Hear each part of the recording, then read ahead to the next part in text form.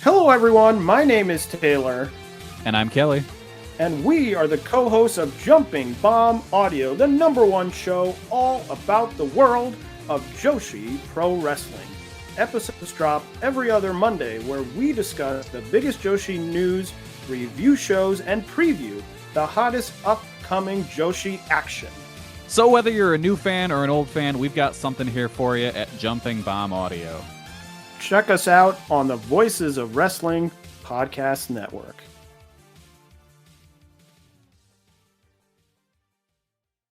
This podcast is a member of the Voices of Wrestling Podcasting Network. Visit voicesofwrestling.com to hear the rest of our great podcasts, as well as show reviews, columns, opinions, and updates across the world of wrestling.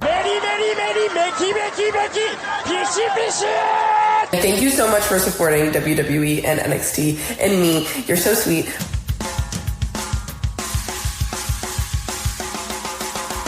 You are listening to the Flagship Podcast with your hosts, Joe Lanza. Let's pull over and have a wank, and then they pull over and have a wank, and then they do what they do, I don't know, that's sex positive. Rich Prince. No offense to anybody that's listening that's a pilot or a boat captain, but you know what I mean? It's Who do you think's listening to this show? I don't know. And we are live on the Flagship Podcast. I am Rich. He is Joe. Joe, what's happening? How are you? Caught me off guard. I had the I clicked the link for the instant reaction live coming up Sunday instead of the link for this show. So I'm like, why is there nobody in the chat? Why do I not hear anything? And then I realized that was dead night here on the in the No Dopes chat room. No, that's Sunday, man. That is Sunday. Instant reaction live. AEW Revolution 2025. We back here Sunday night covering that show, which should be, man, on paper, that is a hell of a show. The builds have been great. Matches look great. That is going to be a newsworthy, very, very fun show. Cannot wait for that Instant Reaction Live coming up this Sunday. Yeah, we did an Instant Reaction Live this past Saturday.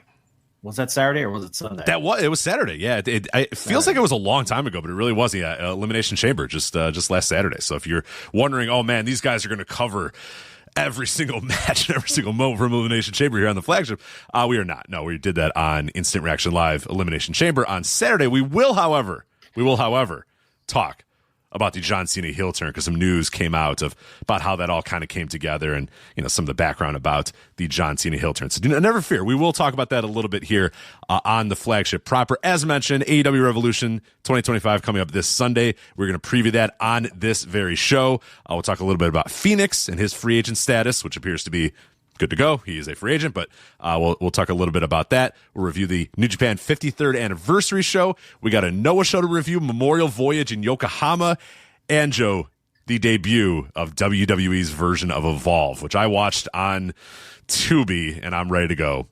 WWE Evolve #1. I that's the doozy. Did you catch the Evolve or no?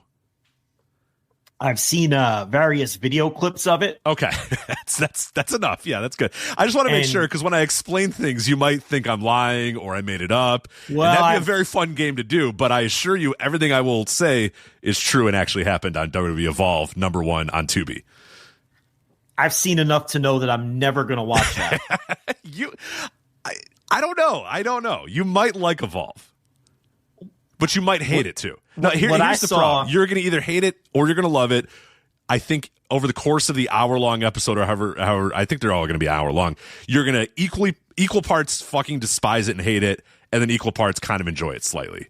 No, what I saw, and to be fair, I didn't watch the whole show like you did, but what I saw was like a dollar store NXT, and I despise NXT. So this is like what I saw was a worse version of NXT with the same cartoonish characters and terrible promos and just people who I'm going to have trouble respecting as pro wrestlers involved. So no, I'll give it a try because I can't officially form an opinion until I watch it. But based on the clips I saw, I'm going to fucking hate it and do everything in my power to never have to watch it. It's a perfect balance of, and you have to decide if this is what you want out of your professional wrestling, which is probably not what you want out of your professional wrestling, but it is a perfect balance of like late late stage territory wrestling, like like AWA grasping at straws to try to figure out what the fuck they can do, like the Team Challenge series and the AWA thing where they had like the video screens on both sides when the guys did the entrances or whatever, like that, like late stage AWA or Paul Alperstein's AWF. It's like that level mashed together with NXT.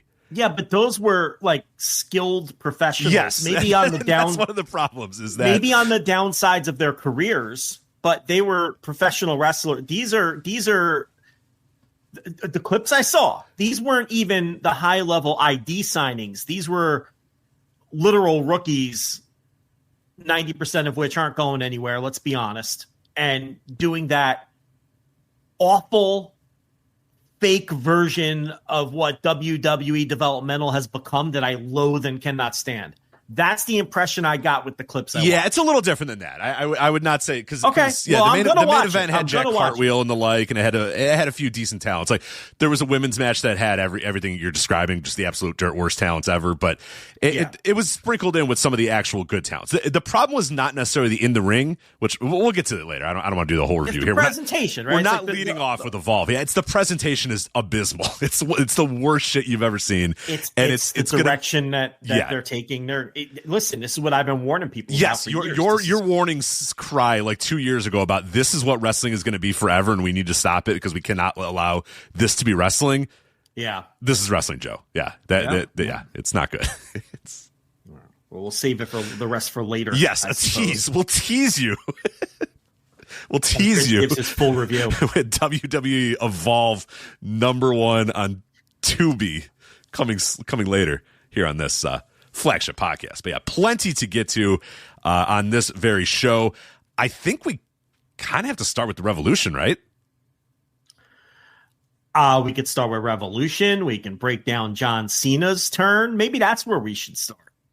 Okay, let's do that. Let's do Cena's turn. Let's do Cena's turn because the Revolution's going to be long. That preview is going to be long. So let's Revolution is going to be long, and Instant Reaction Live coming up this Sunday. But I mean, the biggest story in wrestling is the Cena turn, right? And I think that demand's breaking down. But like we said, we had the Instant Reaction Live this past Saturday for a full review of Elimination Chamber. That is on the $10 tier that will also grant you access to this Sunday's Instant Reaction Live for AEW Revolution, which on paper, as Rich said, looks like it's going to be an incredible show. That $10 subscription will also give you access to everything else we do, which lately has been a lot. I don't think we've ever, it's not a sales pitch. I don't think we've ever pumped out more content in a 1 or 2 week period than we have over the last couple of weeks. So, $10 gets you access to both Instant Reaction Lives and everything we have ever done and ever will do. So I probably shouldn't say that. Who knows? Because now if we roll out some new tier 4 years from now, somebody will pull up this clip. Like, we got to grandfather him in because we're men of our word. So, we don't want to do that. No. But yeah, so without question, there's so much going. I don't think we've done more Flagship pluses in that short period of time. And we got to have 6 new ones back there, right? At least 5 or 6 new. Yes, I did 5 myself, I think, and you did a couple. So we got 5 or 6 back there. We got the new watch along deal that I'm doing, which is exactly what it's called. I mean, you guys know what watch alongs are, of course.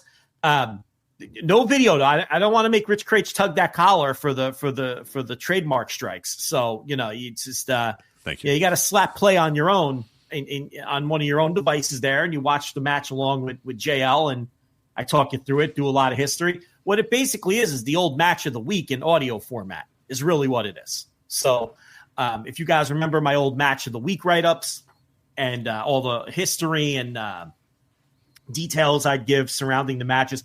It wouldn't just be a match I'd throw up there and say, okay, everybody, go watch this. Nah, I'd give you a little history, a little backstory, break down the match a little. That's what the watch along is as well, except it's an audio version. So there's two new editions of that up. Rich has a bunch of written pieces. So there's just a ton of content. My suggestion is to get those 2 Instant Reaction Lives, which is probably the most popular thing we do.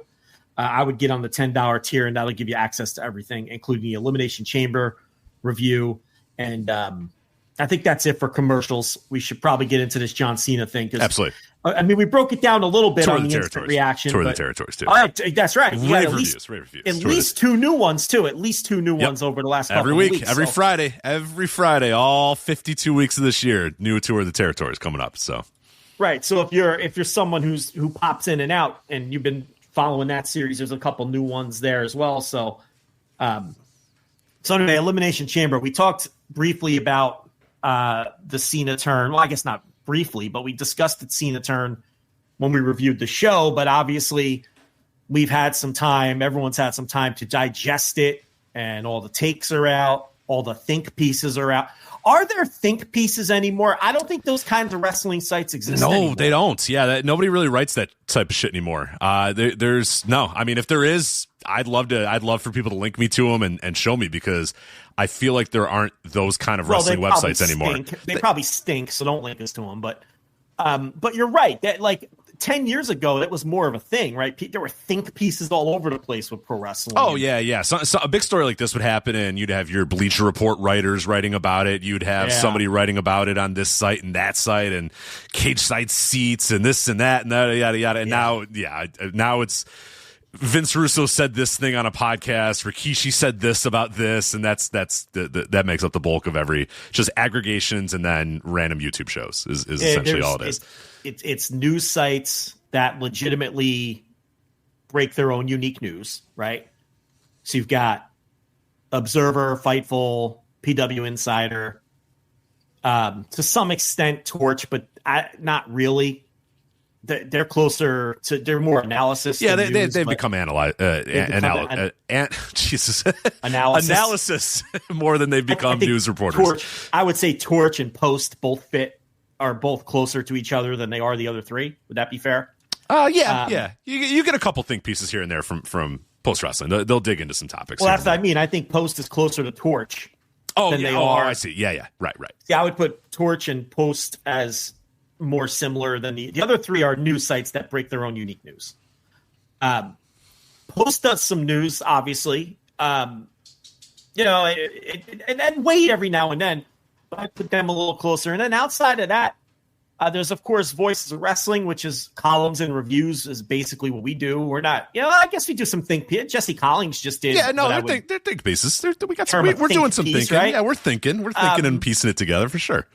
But and then outside of that, like you said, a lot of these places like that were more prominent maybe a decade ago, like your cage side seats and your Bleacher Reports, they're not really doing much of anything. And in a lot of these places, like I think cage side seats still exist. It's just trash, right? It's just bad. Yeah, I think it's just bad now. Yeah, I think they might still be trying to do think pieces, but I think they're all bad now. So not like that they were ever pulling in Pulitzers before, but I mean now it's like really low level bad.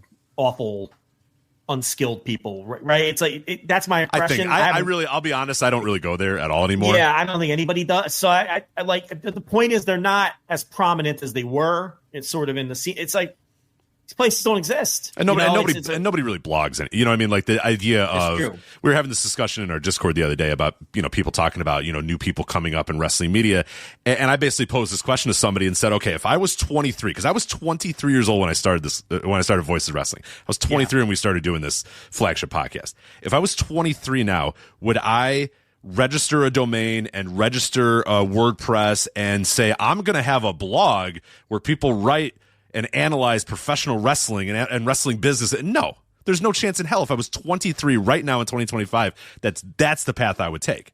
It's impossible. No one's going to do that. No, I mean, and when we got in, there was a lot more competition. Of course, yeah. We were trying to carve a niche out in an area that wasn't very easy to do. That's why we had to pounce on New Japan Pro Wrestling and that sort of stuff. Of saying, hey, no one's covering this stuff, so we'll cover that, because doing long form analysis on WWE or whatever, everybody was doing that. That you could get that in 1,000 different places from 1,000 different blogs and podcasts and websites and all that sort of stuff. So our idea was, okay, let's I'm going to kind of carve that out a little bit in terms of, and you also had like Grantland at that time with the Masked Man was doing really important work at that point. So like.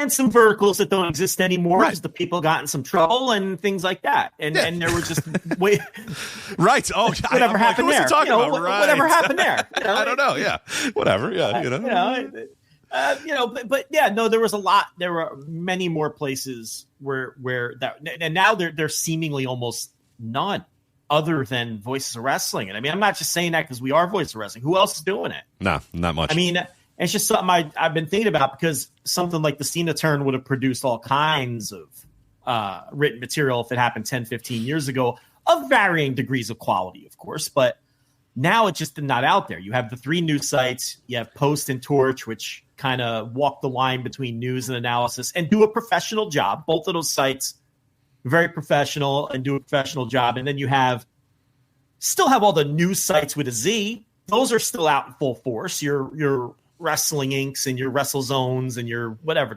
all those various sites, which they're just aggregation sites. They're not doing they're not breaking original news. They're not, if they are pumping out columns or written pieces, they're obviously not making any dent anywhere. Nobody talks about or reads any of them.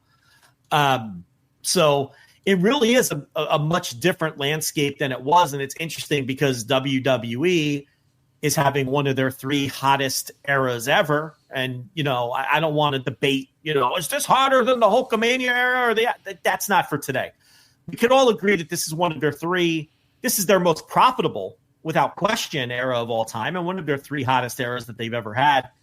And you would think that there'd be an explosion of content, and it really has gone backwards. And I find that very interesting. And a lot of that, I think, is obviously the business of the internet, right? Like, people realize you can't make money on the internet, like, especially writing about wrestling. No, trust us. It's very hard to make money on the internet. You can do it. It's not going to be a lot, and it's going to take a long time. Yes. It's gonna...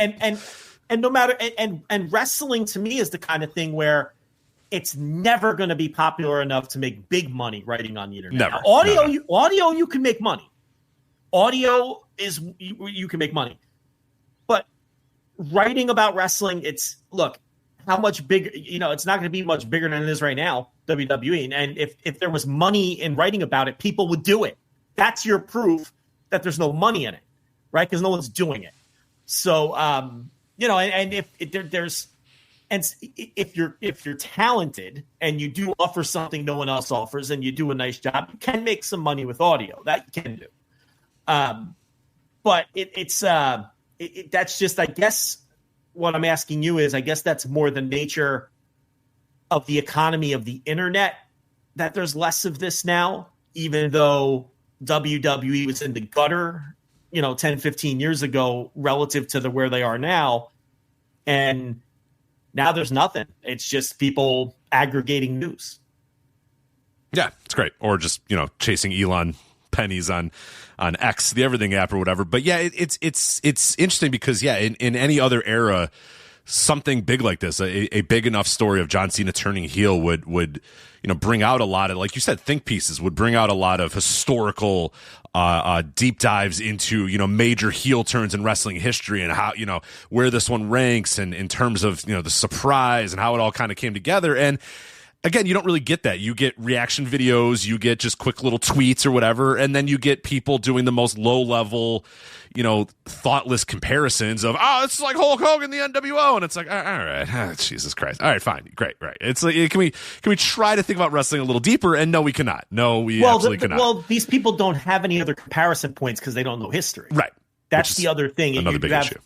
Yeah, you just have a bunch of people who don't know anything and have never seen anything, and we talk about it all the time. There's a whole new wave of fans who are brand new fans who don't get any of CM Punk's references, and they don't have anything to compare it to. So everything they're seeing is the greatest thing they've ever seen.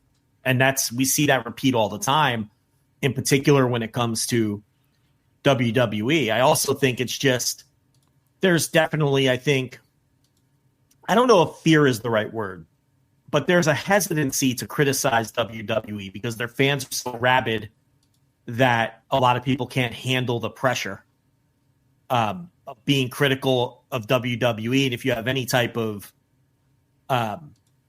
exposure, right, you're going to get dogpiled. You're going to get beat up. And a lot of their fans are younger and not particularly mature, and they're going to go after you, and and a lot of people just don't want to deal with it. So I don't know if you would classify that as fear or hesitancy, or strictly just bad business, because it's all right. Well, where's the money? The money isn't going to be in being critical of WWE. The money is going to be in praising WWE, or at least not being critical, right? Which are two different things. So not only are there no outlets really doing anything, but the few outlets that remain, they're just going to stick to reporting their news. They're going to stick to handling WWE very lightly, as to not run off customers. And I don't know. I don't know where we fit in. We just have the same niche we've always had, where it's just, I don't know, we're going to tell you what we think, and the chips are going to fall. You know, I mean, maybe we're dumb, but we've never tried to maximize, a customer base. We've just said, look, we're just going to give opinions, and the chips are going to fall where they fall. And we've not to pat ourselves, we've done pretty well. We do okay. It keeps growing, and so there seems to be at least some kind of niche for that, so I don't know. I feel like if it's I guess my larger point is, if the Cena turn really opened my eyes to, wow, the landscape really has changed a lot. You know, it's like you're saying, no one's writing anything. No one's putting, we're not seeing even a lot of new podcasts being created. You know, all these people that got a lot to say, they're busy saying it on Twitter. Do you know what I mean? Like, no one's. Oh, I know. Yeah. No one's trying to create anything anymore. No one's trying. Not that I want a lot of those people creating anything, because who needs it? But it's strange. It's odd, because you think with as hot as WWE is, people would find a way to turn that, to monetize that. But there's not a lot of ways to monetize wrestling, even when it's allegedly hot. There isn't. There's no money in chasing these Elon pennies. There's no money in this content creation and making faces, recording yourself making faces while you're watching the matches. There's no money in this stuff. These people are all slapping the alarm clock on Monday morning and going to their day jobs. There's no money in this shit. So if there's no money in it now, when wrestling inevitably takes its down cycle, because we all know this is cyclical, there ain't going to be any money then either. So are people just chasing the wrong things in terms of trying to monetize this? I know it's a slightly different topic than Cena, but no, absolutely. Yeah, they are. I mean, you should probably, instead of wasting your time on horrific apps where you'll get, pennies. The thing is it's more instant gratification to get the little drip of dollars here and there that you get from buying a blue check mark and getting something, put into your PayPal every single month, versus doing what we did, was essentially eat shit for years and years and years in that podcast game. There's not much money there. Or, kids see, and I think this is a problem with a lot of kids.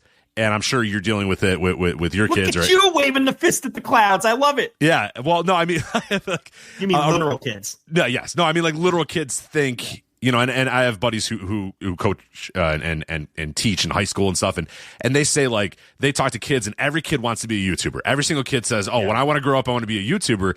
And it's like, brother, like, not that many people make money. I know that you see a couple of the really, really, a few of these are making millions and millions of dollars or whatever, but, like, that's really hard. That's really rare. It doesn't really happen. So a lot of people get discouraged right away. They go and do a podcast because, and we get this too when people reach out and say, "Hey, I want to do a podcast on the Voice Wrestling Podcast Network. Here's my idea, and I think it's gonna be great. And I'm really excited about getting big." And I'm like, don't pitch, "I want to do this to get big and make money and stuff." That's not, no. Do it because you want to do it, and then if you make money, that's great. But do it because you want to do it first off, because the money might not come. And if it does come, it's going to take years and years and years and years when you build up that audience and work things. Like, there's a lot you got to do to get to that level. And that's the same thing with YouTube. Like, yeah, it's one thing to go and make a podcast, which nowadays feels like ridiculous. Again, if I was 23 years old and I was starting this thing, I'm sure as shit not starting a podcast network. I'm starting a YouTube channel, right? Like, I'm starting a Twitch channel. That's the thing I'm doing. But that's really discouraging too, because you put out a lot of videos and you get 3 views and you get 5 views and you get 10 views and you get 12 views and you get 11 views. And it's just like, fuck, this thing's going nowhere. And you can either say, I don't care, I'm just going to keep working and I'll get there eventually. because I'm going to try really hard, and I think that there's value in what I do, and what I do is better than what anybody else does or whatever. So you can sit on there and grind for years and years and years, and people don't look at that. When you look at Mr. Beast, everybody thinks that he woke up one day and he was a millionaire. No, that dude had to grind like hell to get to where he got to. He was doing, Fortnite videos for 10 people for a year until he finally got to where he got to. And now, obviously, and with that, he had to work every fucking minute of every single day and stream and grind and do all that sort of stuff. And a lot of people don't want to do that. That's hard. That's a lot harder to do. So what you do is, for most people, is you go on Twitter, you sign up for, you pay your $10 a month or whatever the fuck it is for a blue check mark, and you just say outlandish shit enough every single month, and eventually you make $8 or $10 or $11, and you go, you know what, yeah, it's fine. Or even $100, right? Or maybe you make $100. It's $100, right? It's better than you're gonna make on YouTube with 12 views. It's better than you're gonna make on some fucking podcast with 12 listeners. So yeah, I get it. I get the intoxication of I'm gonna go on, but like you're offering no value, you're giving yourself no value, and you're making money for X, and you're making $8 a month or whatever. What the fuck are you doing? But again, it's that instant gratification. It's the endorphin boost of retweets and likes and that sort of stuff that you're not going to get if you go make a YouTube video and you say, hey, you know what, I'm going to review wrestling on YouTube. And unless you're really, really, really, really good, and you're probably, even if you are really, really good, you're not going to get 1,000 views and 10,000 views within a week. It's going to take a long time to build that audience, and nobody really wants to do that anymore. Instant gratification, endorphin boosts. What I say all the time is, even some of the more popular and successful wrestling YouTubers are only getting 40 or 50,000 views. And that, again, that's not like, they're not making significant money on that. I really think there's a cap on what you're going to make off of wrestling with any of these social media, whether it's YouTube or Twitter, or there's just a cap on it because it's wrestling. And wrestling can only be so popular. Cody Rhodes and Roman Reigns are still unknown to the general population. As hot as the company is, nobody knows who they are. Especially Cody. No one knows who Cody is. He hasn't passed any kind of mom test. They haven't broken in. As much as their fans will tell you that it's mainstream, or it's not. No one knows who these people are. The stars of the WWE. You think Rhea Ripley is famous outside of... She's not. He knows who that is. It's like, so to me, there's a limit. And I feel like these people are just... I don't know, the kind of... like you're saying, these are content methods where you can make money. They see other sorts of content creators making money taking these paths, but how... in wrestling, though, I think it's you're wasting your time. It's just because it's wrestling, and there's a limit and a cap to that. The key to me is direct to consumer, and sell your shit. And if you're good and you're charismatic and you're talented and all of those things, I mean, that seems to be the best path. But anyway, I don't know what that has to do with Cena, other than just the way that it's being discussed has changed so much that it kind of led us to here. So I guess what we didn't know on Saturday is how the turn came about. So there was this very interesting Dave Meltzer tweet, which he then deleted, which I think people are making... Well, dumb people are making too big a deal of. I don't think he deleted it. Hold on a minute. Dave Meltzer did something and people are making a big deal about it? I mean, I know we've been banging this drum for a while, but Twitter is so bad now that it's almost to the point where it's of zero use. Yes. Like it's zero. It's zero. Stop using it. Everybody stop using it. It's zero. It's really bad. Like the user base is just... Yeah. Anyway, he deleted the tweet, I think. Well, first of all, when I saw the tweet, and we'll read the tweet in a second, I thought to myself, I'm surprised he tweeted that, because that's the kind of thing he saves for his paywall. Correct. Like, to me, it read like a newsletter bit, right? Not the kind of thing he gives away for free. For all of the ways that we are critical of the way that Dave uses Twitter, which are many. Because I think which is using it at all, which is using it to do anything but new observers out. Here's the link, and I'm out. Yeah. Or a little bit of surface level ratings analysis, and I'm out. Never. I mean, that's how he should use it. Post links, here's the Raw rating. Here's why I think they did that rating. Here's why I think it's good or bad. And then just never read a reply, let alone reply to people. And that's where he goes wrong. And I know many people have told Dave that, and it just pains me watching him continue to do this because it's hurting his own reputation. And the further Dave's reputation gets damaged, okay, what concerns me is the long-term ramifications of that. You know, you have your Bischoffs and your Bruce Pritchards and all these horrible people, and they're horrible people who, you know, at least they have motivations, clear motivations as to why they spend all of their time discrediting Dave Meltzer because, well, he writes the truth, and the truth often makes them and their business and the things that they've been involved in not look so great, right? So that's their motivations. I think we all understand that. You know, the problem is this collection of know-nothing losers who kind of follow suit, and the discrediting of Dave Meltzer long-term, and you're already seeing the effects of it, is if history says he was a liar and a fraud and somebody who just made things up for 40 years, then unfortunately, largely the real history of pro wrestling goes down with that.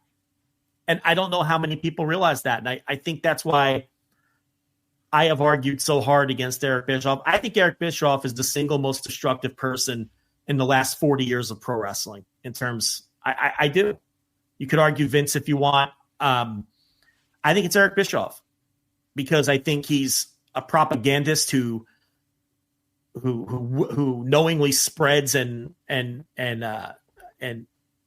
sort of leads the charge on the anti-truth, anti-media, and also anti-AEW. And AEW is important in that they're a legitimate alternative to the dominant brand in the industry. And Bischoff, all to grift a couple of bucks and to protect his own image, you know, he slings propaganda against all of those things. And I think that the more distrustful that people are of Dave Meltzer and the media in general, wrestling media in general, but particularly Dave,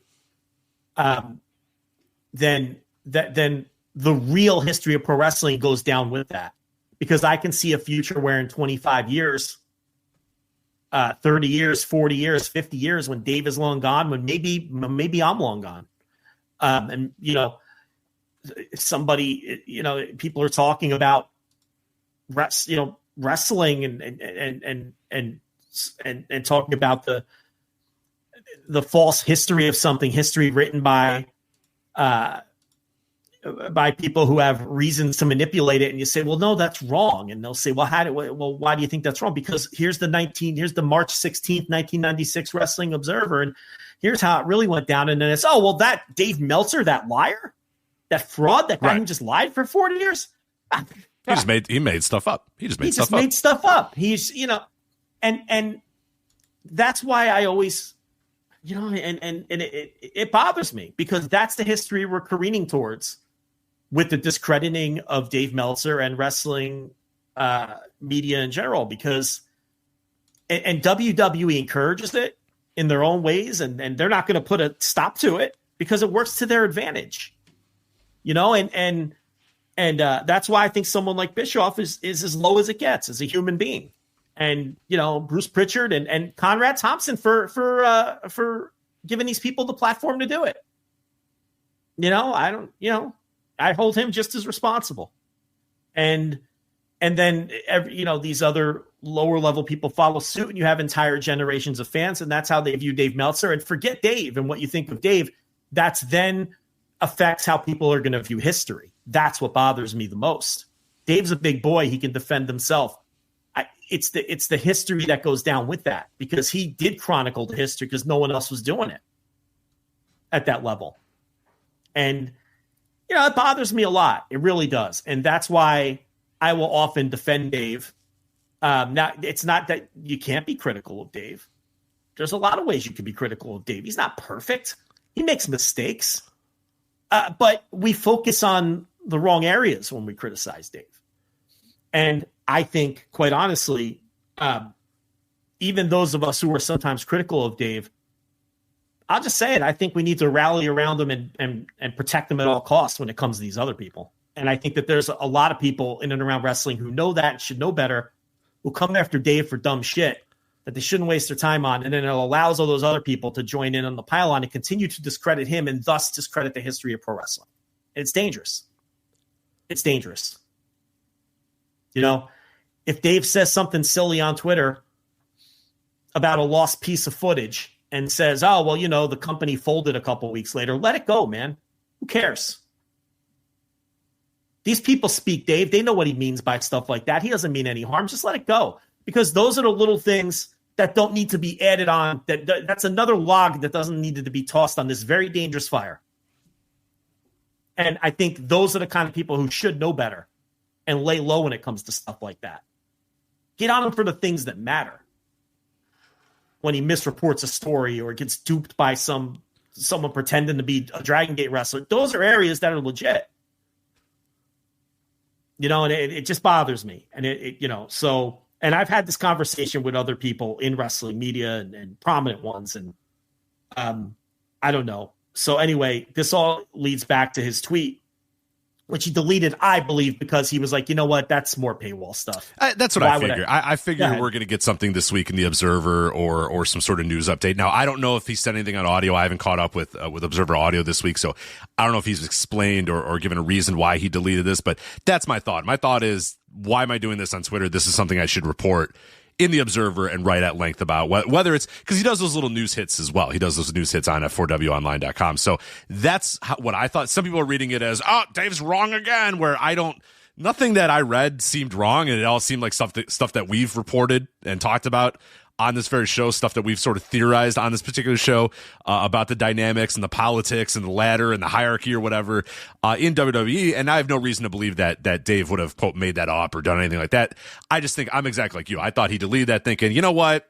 This is not something I need to have on Twitter. You know what? No. I'll write about this at length and get a little bit more detail on here. This is not something that needs to be, 240 characters. And it's just going to encourage the worst kind of people to respond to me and quote tweet me. And that's how I read it.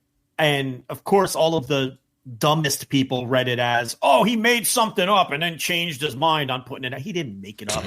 but like, you can't reason with people who are that stupid, and that's why you have to leave Twitter behind, because that's what Twitter is now. I mean, so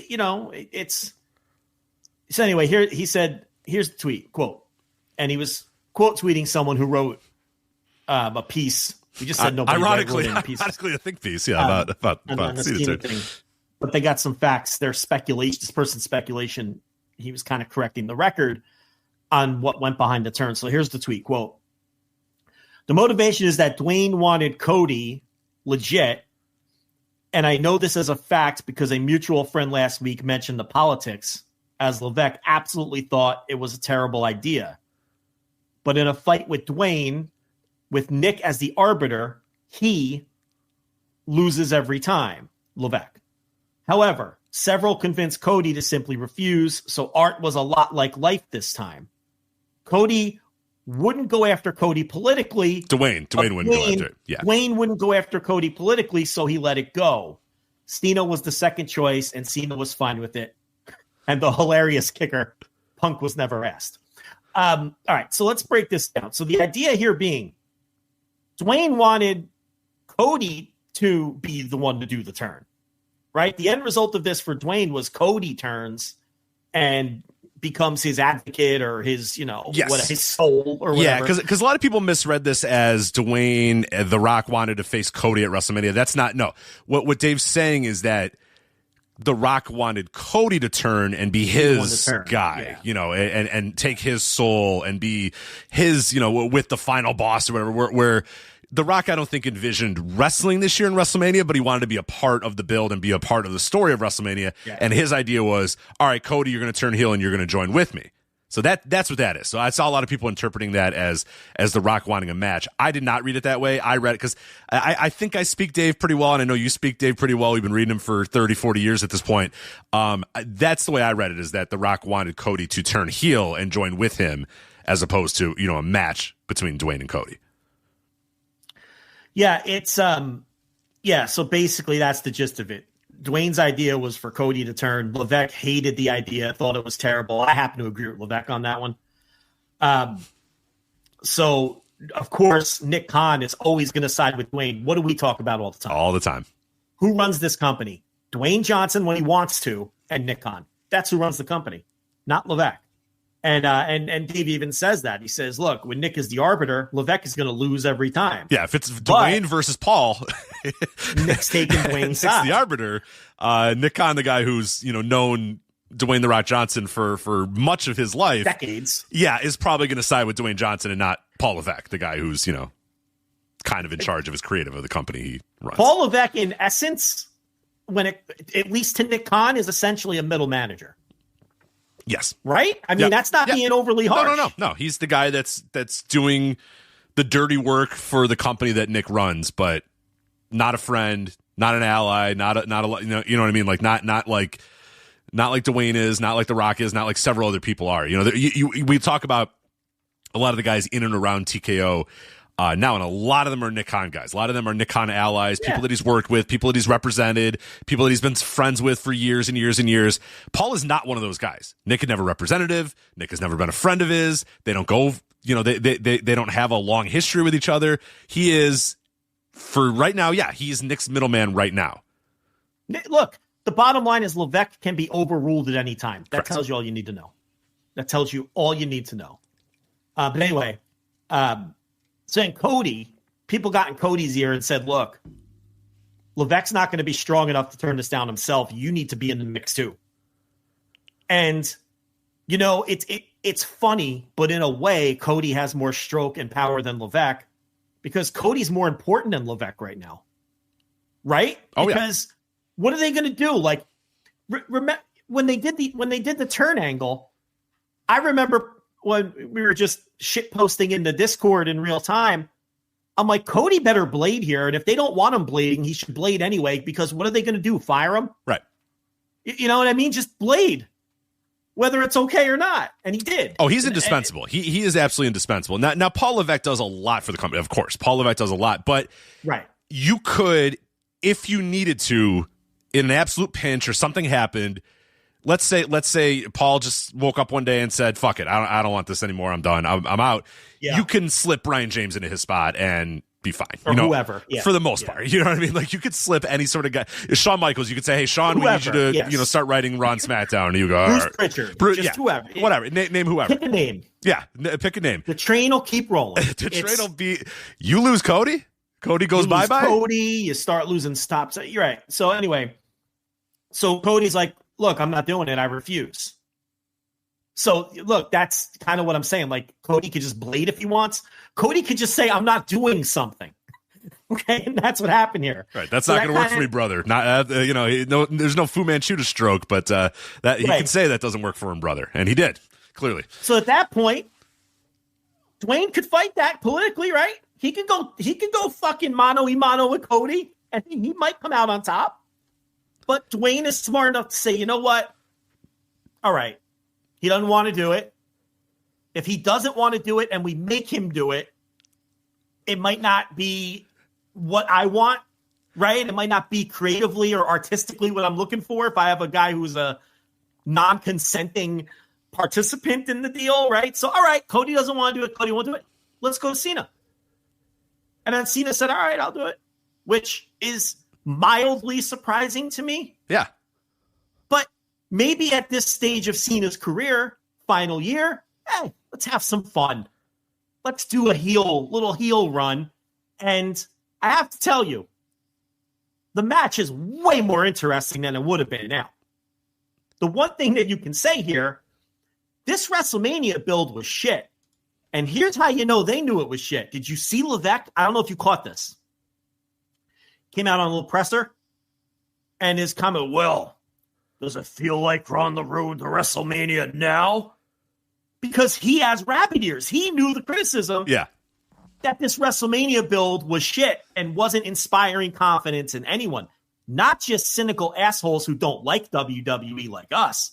Their fan base was like, this WrestleMania build isn't very exciting. There's really not much going on. And Levesque was cognizant of that. by making that comment, he played his hand. He's not as smart as he thinks he is, because he does that a lot. He does that a lot where he thinks he's so cool and collected, but he may not wear his emotions on his sleeve, but he rolls up the sleeves occasionally to reveal them inadvertently when he makes little comments like that. I thought that was such a telling comment. He knew that there was criticism of this WrestleMania build. And the other thing, I saw Ross Sapp say this. He says people inside the company insist to him that the Levesque Twitter account is legitimately run by Levesque and no one else. If there's a tweet from that account, Levesque is typing it on his iPhone. Okay? Which means Levesque is also looking at Twitter. He knows what's going on. And as many people have talked about for a long time, everyone knows Nick Khan has burners on Twitter. Everybody knows that. That's like an open secret. These guys are aware of what's happening. They're aware of the tone and the pulse of things. And I know Tony Khan takes a lot of shit because he does wear his emotions on his sleeve, right? You always know what that guy's thinking, or you can at least read between the lines when he's smiling through it. But these guys aren't any different. They're just not as obvious about it. But I think this is the second year in a row where Dwayne comes in and he actually gives this thing a little life. He does. I mean, Levesque's ideas are boring as shit. The guy is a boring booker. We've been saying this for years. His pay-per-views are boring as hell. His ideas are boring. Nothing ever. The shit. You think Gato moves slow? This is the slowest booker I've ever seen. He doesn't move anything along. Because I think he's terrified that these stories like the Bloodline and the Judgment Day and all these slow burn stories they have, the never-ending Dom, Liv, Rhea thing. I think he's afraid that what's next won't capture the imagination of the fan base, so he just keeps these things going forever. Yeah. Oh, we saw that in NXT as well. Anybody that followed his run as Booker in NXT knows the endless Gargano Ciampa stuff, the endless United or whatever the fuck, Undisputed Era or Undisputed whatever the hell they were in NXT. Like a lot of those things just went on and on and on and on and on forever and ever and ever. And yeah, that was a legit criticism of his NXT booking as well, is that, those takeovers would always deliver. It's a little bit different than what's going on with the Levesque pay-per-views on the main roster, but the takeovers would always deliver. And if you just jumped in for the takeovers, you just looked at the takeovers, you would say, wow, man, NXT is really firing and it's really hot or whatever. But the actual week-to-week booking and the actual NXT show moved at a snail's pace and ended up being something that kind of did them in eventually. Once AEW came out, came to be, and once fans that were into, like, I don't really like WWE, but I kind of like this NXT thing because it's decent, work rate and stuff. They all found an alternative and they all jumped over to AEW and checked out AEW or whatever. And NXT really struggled in the post AEW world because they were still kind of doing their same thing and resting on their laurels. And now here's this new thing that's coming out and being interesting and being different and being unique or whatever. And Paul couldn't just fall back on, I have good takeovers. And those takeovers stopped being as good. And there were other good wrestling pay-per-views out there. AEW was producing really, really good pay-per-views at that time. In large part, New Japan was doing great jobs as well during the 2017, 2018 or whatever era when NXT started to lose a little bit of its market share.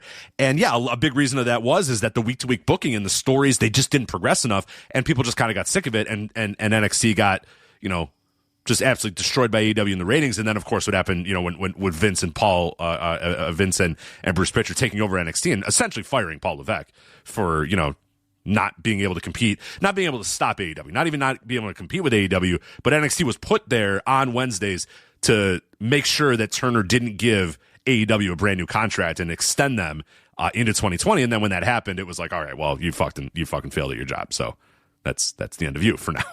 And, yeah, we're kind of. I'm with you. I think that still plays out in large part on the main roster too, because I just don't think he, like you said, I think he's afraid of that unknown. When he clicks with a story, when a story works, he doesn't really want to get off of it because he's worried about, do I have that follow up? And you see that with the Bloodline. They don't necessarily. And I think we're starting to kind of see that a little bit right now with the Bloodline, where the Bloodline's kind of done after 5 years, for God's sakes, but it's kind of done. And a lot of those guys are just kind of floating around in nothing land. Like, what the hell do we do with any of these guys post-Bloodline?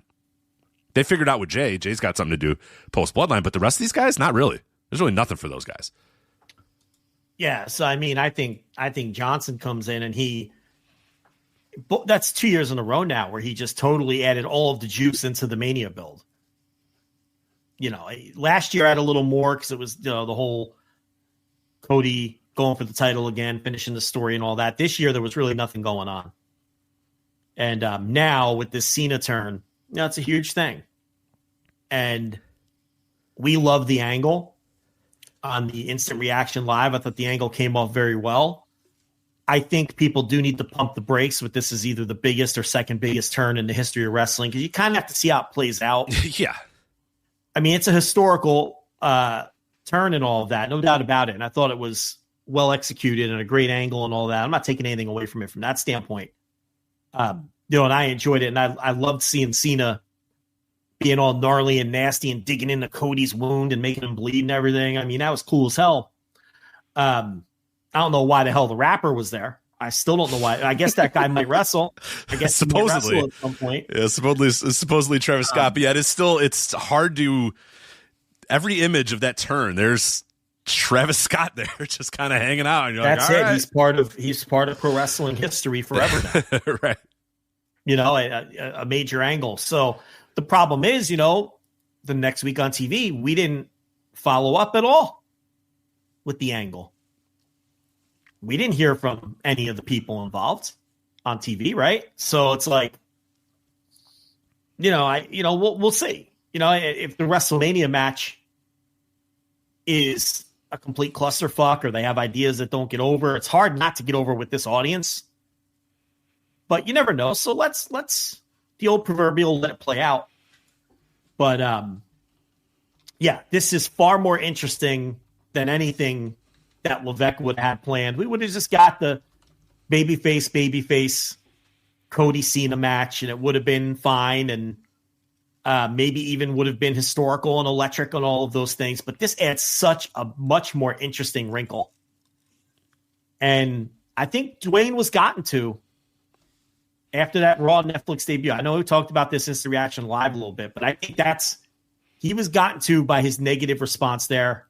He showed his hand on NXT. That NXT, yeah. If people have not seen that NXT, and we talked about it at the time, but go back and listen to and watch that NXT appearance from The Rock. That is, I am gotten to and I'm mad about it. But I'm not mad. Don't put in the papers that I am mad, but I'm fucking mad. And I'm annoyed and I'm angry and I may have had a little bit of tequila before I came out here and I'm mad. Just to let you guys know, I'm mad, but I'm not that mad. I'm fine. I'm cool. I'm not mad. You're mad, but I'm fucking mad. And I'm livid at how that all, because there's no doubt that he got in the back, got on his little phone, had his publicist, whatever it might be, check what happened after that Netflix thing. And everyone's like, dude, what is this guy doing? Why is he burning all of his stories? What's he doing? What's this? What's that? And that NXT thing was the exact opposite of that. That was Dwayne Johnson kind of, again, like you said, showing his hand, that he was very clearly upset and angry. And I would guess that from that point forward, the wheels were put in motion that, okay, I'm going to be a part of this WrestleMania. I'm figuring out a way. Yeah, I'm weaseling in. Now, I don't know if I'm ready to wrestle. And maybe he tested it. Maybe he got in the ring a little bit, maybe did some cardio and said, nah, you know what? I don't think it's that, but I think I have a way that I can get in. And that's when we get to the point where Dave's talking about here, where he pitches, okay, here's the deal. Cody, you turn heel and you join with me. And Cody smartly and absolutely rightfully, and Paul Levesque as well, saying, no, Dwayne, that's a terrible idea. That's not what we're going to do. We're not going to do that. And I'm like you said, I'm a little fascinated that Cena said I'm okay with it. Now, my theory on Saturday on the Instant Reaction Live was that this is not a 6-7 month thing with Cena being a heel. I don't know if it lasts beyond April. I think this is probably something to get us to WrestleMania. And then at WrestleMania, it concludes in some way, shape, or form where Cena turns on The Rock or The Rock does something and turns on Cena and Cody helps Cena and helps him to his feet and they hug and they shake hands or, something like that. Where I think that they're probably going to get back on track with the Cena retirement tour after this all goes. But I think maybe he thought, you know what? I've been a heel in 20 years. Fine, let's do it. Let's have some fun for a month or so. He's not retiring as a heel. No. But and look, I can't entirely rule out Rock wrestling at WrestleMania. Look, I know that might not even be the plan right now, but all it takes is for him to wake up one morning with the desire to do it, right? I mean, and then he'll make it happen somehow. There's 2 nights of this thing. We all saw last year. If he wants to, again, as we alluded to at the beginning, if he wants to, there ain't nobody stopping him unless Nick Khan says no. And Nick Khan's probably not going to say no if The Rock says, I'm getting in the ring and I'm wrestling this guy. The Rock's going to do whatever he wants. And we love the chaos he brings. Oh, absolutely. How could you not? How could you not love this? Not only does he make it, we wouldn't be talking about WrestleMania right now. Fuck no. The segment wouldn't even be happening. But now we're talking about it. And it's interesting because it's interesting. And nothing concerning this WrestleMania build to this point had been interesting. It's Levesque's boring booking in a company that we're not particularly that fond of. But The Rock brings the juice. He shakes things up. I mean, look, he's the disruptor. He is the disruptor. Drama sells, man. Drama sells, and drama's entertaining. And it also breaks the facade that this is one, big happy family and they're all moving in the same direction and everyone's, all on the same page or whatever. When you get this Rock stuff, he comes in and he disrupts. The final boss comes in and says, all right, here's what we're doing. You could, whatever plans you had, Paul, rip those fuckers up because The Rock's here to say this is what we're doing now. And that I like, how could you not find that interesting or exciting or, it's chaotic, no doubt about it. Nobody would ever doubt that it's chaotic, but I don't work there. I don't give a fuck. Yeah, that's the thing. See, we like the chaos because we're not emotionally invested in anything that happens. I could see why maybe their fan base gets annoyed at him. Oh yeah. I have a friend. I have a friend who gets very upset. He's like, God damn it, The Rock's back, and I'm like, I love it. I'm great because he likes what Levesque's giving him. He likes the plans. He likes seeing everything out. He's the classic kind of prototypical modern WWE fan. And I'm like, oh baby, this is awesome. And he's like, no, it's not. And I'm like, oh, it is. It's so good. He's doing headcanon to make things make sense that really don't make sense. Yeah, he's that guy. Yeah, yeah. And I'm like, nah, The Rock just showed up and said, this is what's happening. This is what we're going to do. And you can tell the story if you want, but we don't even have to bother because this is what's happening. This is what The Rock's going to do. And I've seen people try to do that a little bit of, oh, actually, Cena was, hinting that he was going to be a heel. And all right. Bullshit. They're like, oh, he held up 3 fingers and The Rock held up 3 fingers. Stop. Stop. I know that stuff is fun and everything, but please, you sound like these elite fans, these being the elite fans who are like, oh, they all stood in the same place in the ring when they did this attack that they did in 2019. Stop. Right. In episode 21, Johnny Hungy did this, and it was actually a reference to this. It's like, shut up. Stop. And maybe that's true, but no one gives a shit. Right? Right. You sound like a dork. You sound like a dork. It takes a fucking detective to figure it out, then they didn't do a good enough job. You know what I mean? Like there's a needle to thread there where you want to be subtle. You don't want to do the subtlety hammer, but people also have to understand what you're doing. Otherwise it's pointless. Otherwise you're Bray Wyatt. You know what I mean? And then it's just gibberish at that point. I'm sure in Bray Wyatt's mind, all of that Fiend shit and Bray Wyatt shit made all the sense in the world. But if it doesn't make sense to the people consuming it, then it doesn't make sense. You know what I mean? So, look, he absolutely 2 years in a row comes in, looks like it's going to suck shit, but then ultimately it ends up making everything better. The same thing happened last year, where it's just more interesting and more exciting when he's around versus when he isn't around. And I think he kind of gets off on letting the plans settle and then coming in and fucking them all up. Of course. You think he calls himself a disruptor. You think, Joe? No, he does not think. Say it strong. Say it with your chest. What would The Rock say? You think he would say it with his chest? He literally calls himself a disruptor. Exactly. That's what I'm saying. I don't think he gets off on telling Paul Levesque, a man that he's never been all that fond of, hey, nice story you got there. Rip that shit up. The Rock's here. You know what I mean? Dwayne's in the house. Here's a free bottle of tequila for your troubles. Here's what we're doing now. I just talked to Nick, and this is what we're doing now. Like, you think he gets off on that? No. I know for a fact he gets off on that. All right, so the kayfabe story here. Let's look at this because I've been thinking about this, right? So The Rock asked Cody for his soul or whatever. And Cody comes out, tells him to go fuck himself. And then he gives Cena the go-ahead. He does the throat-slashing gesture, which will get you a 15-yard penalty in the NFL and a letter from the commissioner and a $50,000 donation the NFL's charity of choice. But in wrestling, you could do the throat slashing gesture, right? So he does the throat slashing gesture, and Cena does the turn. So what's the kayfabe here? What if Cody would have said, yeah, sounds great, Rock, I'm in. Then what? I don't know. Are the three of them together? Like, that doesn't make sense because they're wrestling each other. Like, did the execution of the angle itself and the shock factor of Cena turning and the performances of everyone involved kind of glaze over the fact that none of this shit makes any sense?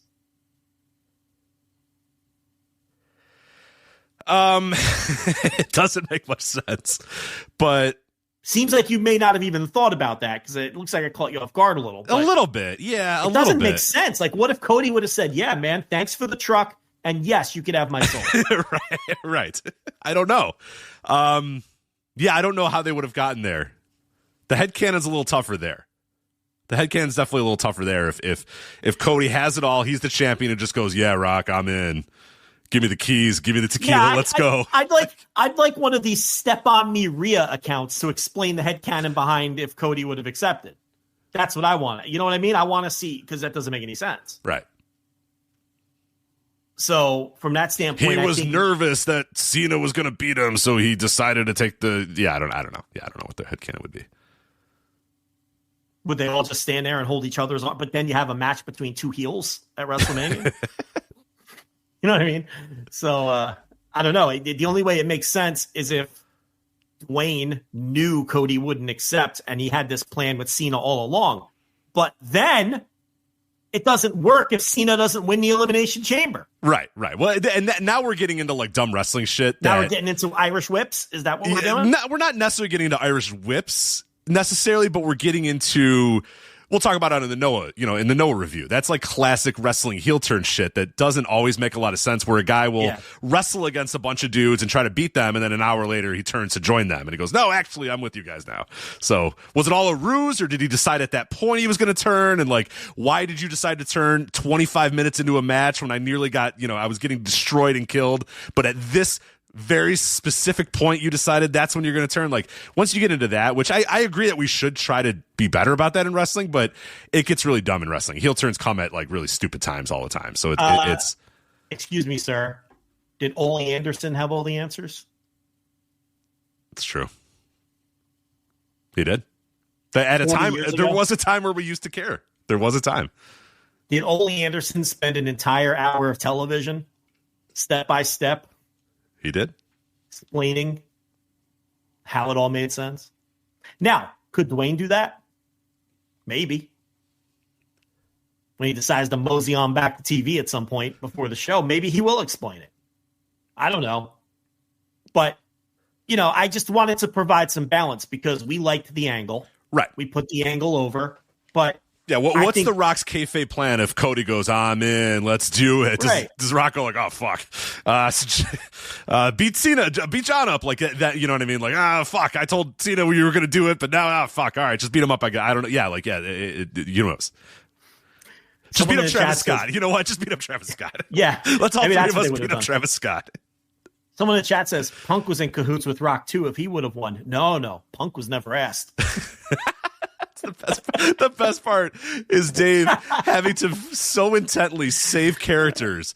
Fuck, I gotta some punctuation's got to be lost here. I got to lose a space or two here. I must add in these final 4 words. Punk was never asked. I must add. I have to save all the, because I don't think is Dave a blue check, or is he beholden to like the actual? He has a blue check. So he had to make sure he had a tweet ready to go. Kill all the apostrophes. You know how to do it. Yeah. Save characters wherever you can. Skip a word or two. So Punk was never asked. That's so good. No, Punk, you got your 3-way and you're going to like it. How does Seth freaking Rollins sound, Phil? How about it? And he has through gritted teeth, so he sounds great. Yeah, I never really wanted to main event WrestleMania anyway. Yeah, oh my God. How bad does he come across when he said, we all know you're full of shit, Phil. We all know you're completely full of shit. man, he just sounds like, the guy who gets rejected for a day. Oh, I never liked you, you bitch. Yeah, right. Yeah, what a bitch. Yeah. Well, you're just a slut, so I don't even care. We all know that's garbage. Punk was never asked. We all saw the 2011 tweet. It's been circulating again. The Rock tweet. See it where he says CM Punk. Remember when Punk was chirping about The Rock coming back to work Cena at WrestleMania? Mm-hmm. And what's the tweet say? It says CM Punk, The Rock main event. First person. The Rock main events WrestleMania. Because The Rock will draw. I got it right here. June 29th, 2011, 10:14 a.m. CM Punk, it's simple business, dash. The Rock is the main event at WrestleMania because it draws more money in one night than you will in lifetime. Had to save some. That was the 140 days. So he had to go, then you will in lifetime. Yeah, he had to really condense it back in those days. Yeah, really condense it those days. Yeah, it's simple business. The Rock is the main event at WrestleMania because it draws more money in one night, than you will in lifetime. And then Drew McIntyre. You can hear it in his voice, too. Yeah, of course. And the best part about it is this week, Drew McIntyre, who also appears to enjoy his role as the disturber and disruptor, I quote tweeted, 14 years on and still relevant. Cry more, you bitch, Punk. I'll see you down the line. Who said that? Drew McIntyre. Yeah. Did you ever see the Rock tweet at TJ Perkins? I don't know. I don't know if I did. Where he was like, I don't even know if he was tagged, but TJP said something about, I don't even know what it was. But The Rock replied to him, and this was long after TJP had, I think it was after the WWE stuff. I think it was fairly recent, And he's like, I don't know who you are, kid. And it was just like, oh, man, this is dirty. This is dirty. I don't even know who you are, kid, but keep working hard. It was like one of those. Like, oh, my God, it's so good. Okay, you ready? Found it? I think so. Oh, it's so good. Okay. It's from Dwayne Johnson, November 29th, 2019, 5:54 p.m. Yeah. By the way, long after TJP had he's like in WWE. Yeah. I think he is Cruiserweight Classic at this point. Right. Or a little post Cruiserweight Classic. Maybe a little after. A little 205 Live. I think he's a 205 Live at this time. So, that Rock fella has a big mouth. I never heard of you, CJ, but I wish you the best of luck in the wrestling biz, champ. CJ, it's so good. Just emasculates him so quickly. CJ. I never heard of you, CJ, but I wish you the best of luck in the wrestling biz, champ. I never heard of you, CJ.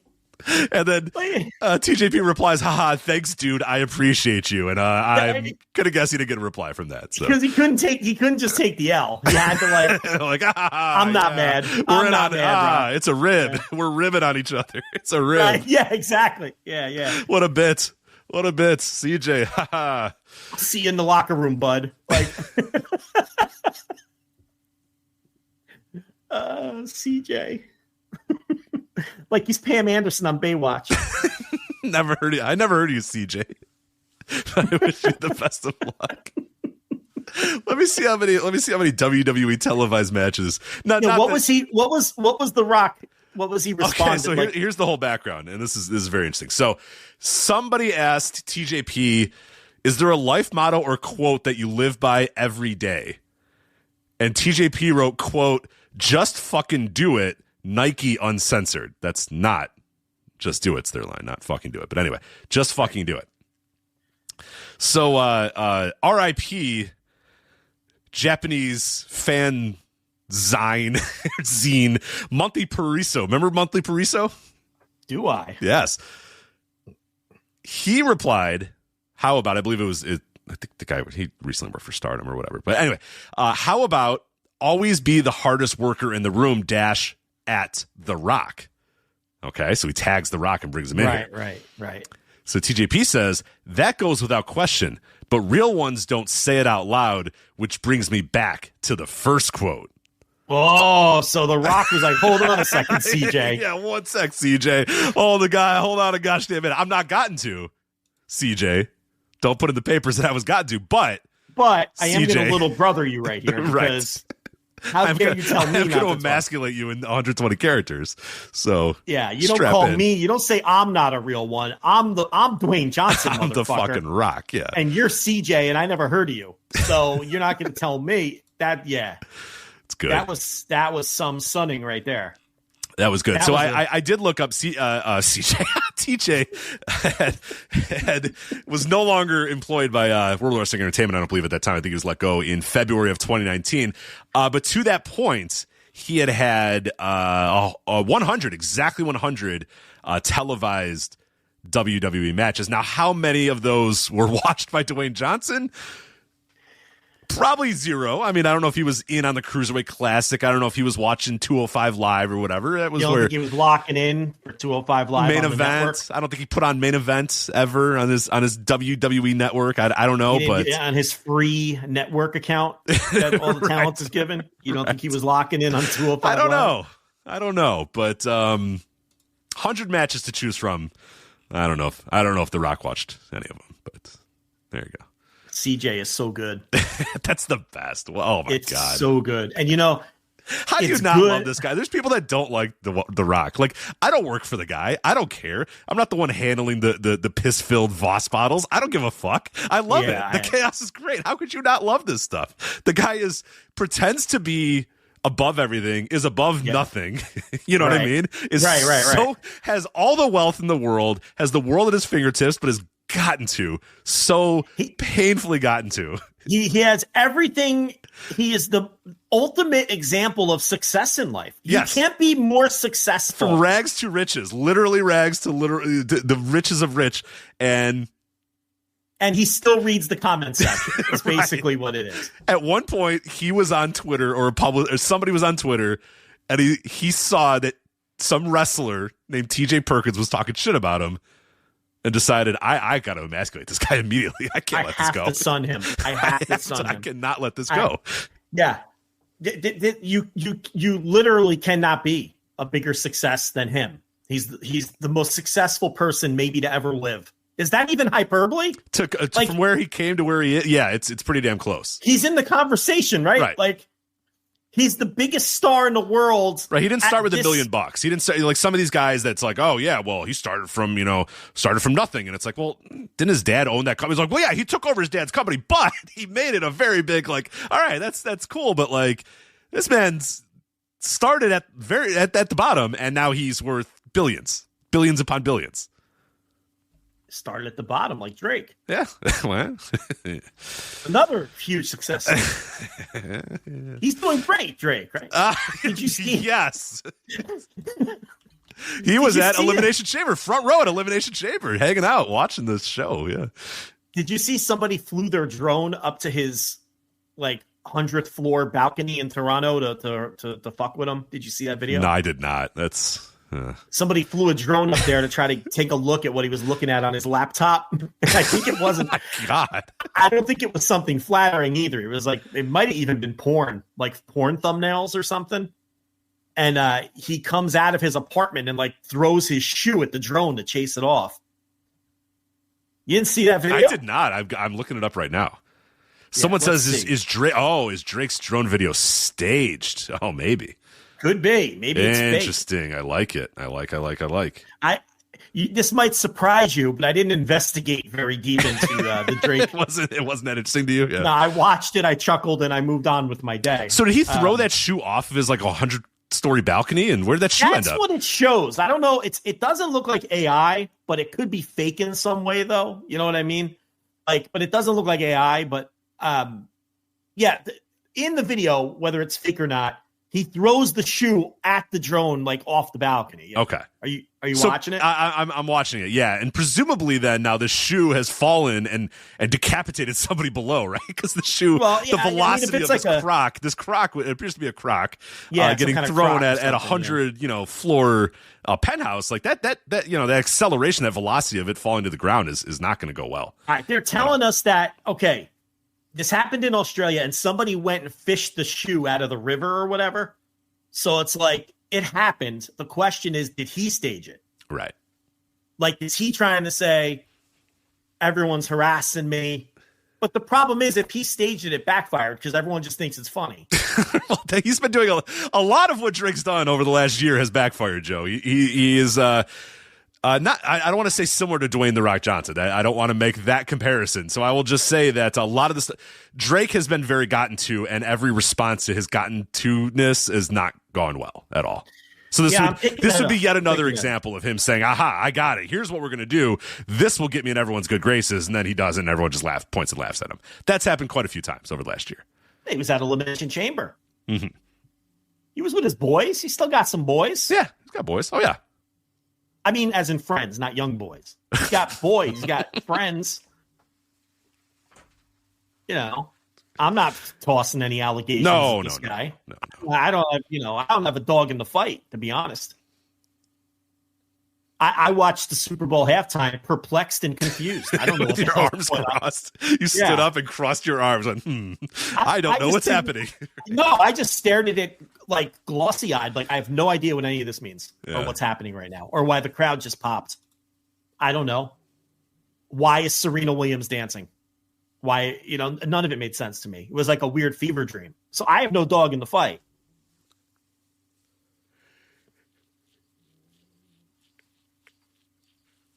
Oh, I think did Serena Williams date that man or something? Yes. Yeah. There's a lot. There's a lot. There's think. You want think pieces, Joe? There's a lot of think pieces about. There's a lot of lore here. There's lore. Yeah. Rich in lore. Isn't Serena Williams like married with children now? Yeah. But why is she still concerned with some ex from 1,000 years ago? Yeah, someone called her and Kendra called and said, "Hey, you want to dance on his grave?" And she said, "Yeah, sure." So. Oh, right. How did her husband feel about that? I don't know. All right. I don't know either. I don't know anything. I know that he threw a shoe at a drone. I know that.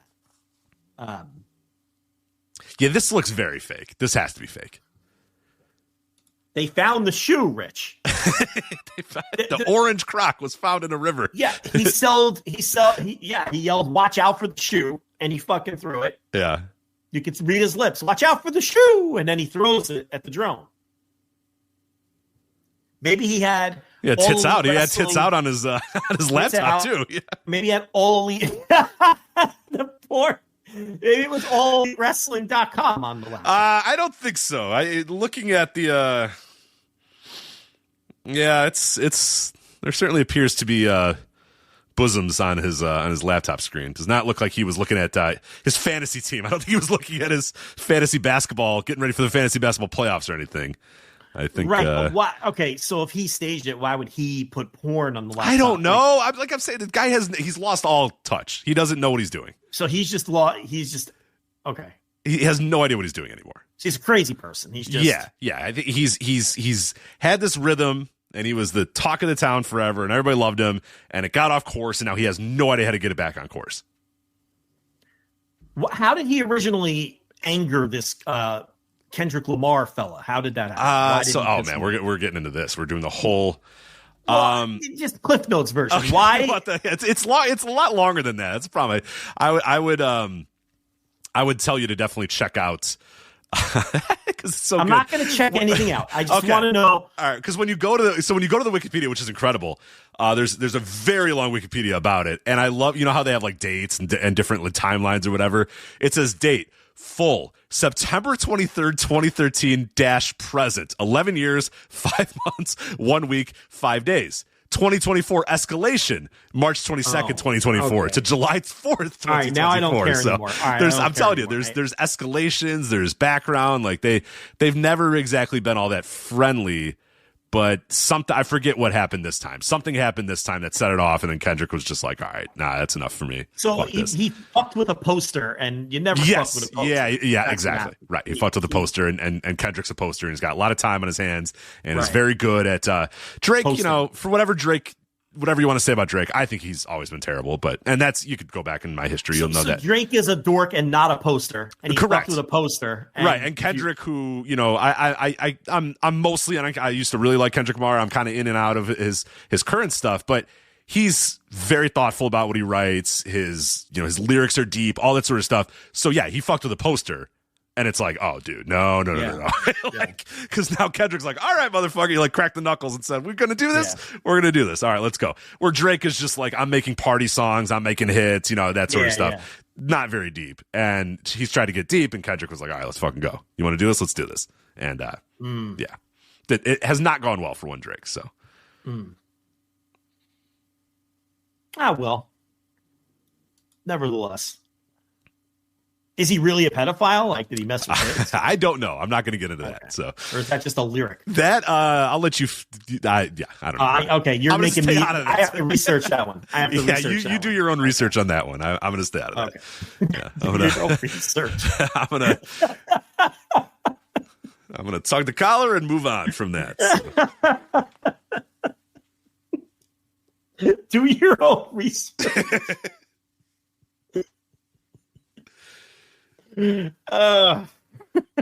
Andrew Highland wraps it up perfectly. Kendrick is The Rock and Drake is CJ. There it is. Yeah, pretty much. Yeah, there it is. That's how we got here. I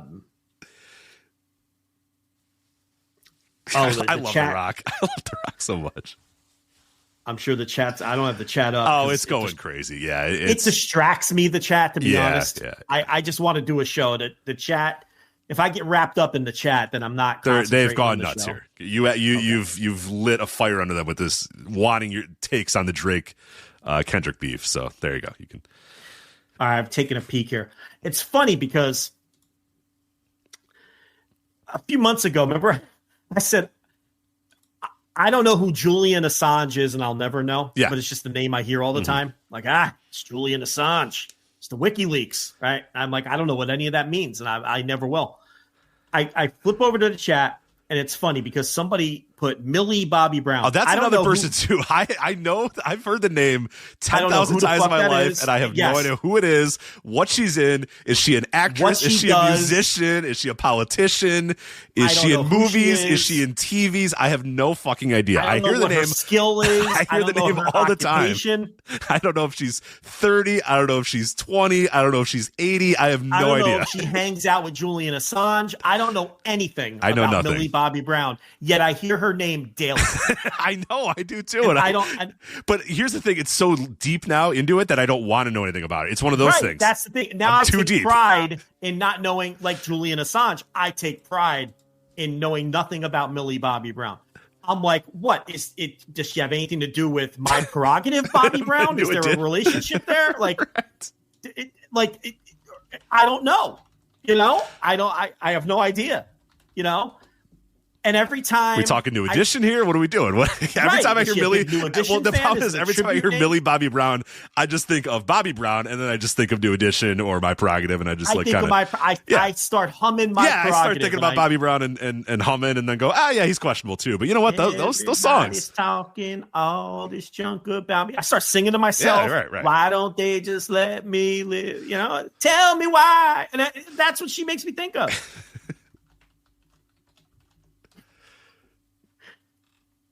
It's a powerful song. That's so good, yeah. I don't need permission to make my own decisions, Rich Craig. I don't. I agree with Bobby Brown. Not Millie Bobby Brown, because I don't know who that is. And I don't know what she does. And I'll never know who she is or what she does. I don't know if I've ever laid eyes on Millie Bobby Brown. I don't know. I probably have, but I don't know that I have. Is she related to the other Bobby Brown or no? I don't think she's related to that. Why doesn't she just go by Millie Brown? It doesn't make sense to be like, it's too confusing. Well, and that's not exactly a name you want to, that was pre to cancel era. He was get away it? With are we good? We're good on Bobby Brown? Counts. Yeah, we're good. Oh, okay, good. Whew. It's like, it's...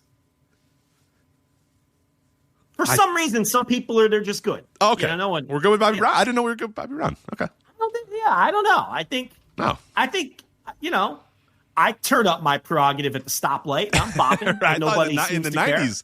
In the 90s, it was like you could, he was like an early kid, but then, it didn't really last. I guess it didn't. Okay. All right, cool. So I think it's all right. I mean, it's not like if you were doing the same with R. Kelly, you're going to get some dirty looks. Bobby Brown? But R. Kelly lasted way longer than he should have. As I've said on audio many times, the fact that man lasted until like 3 years ago is unbelievable. Yeah. He was flaunting, very publicly flaunting his affection for the young ladies. And it was only until 3 years ago when everyone's like, all right, are we all done? Are we all done with Trapped in the Closet? Because I think it's time we cancel this guy. Like, we everybody listen to it. Like, there's 8 more years of listening to R. Kelly, but now it's over. Now we have to do this. We're sorry. It's finally been enough. But, yeah. All right. There you go. I give you one more name. I don't know who this person is or why they're famous. Now, I don't hear their name a lot anymore, but I heard their name a lot like 10 years ago. You ready for this one? Yeah. What do you got?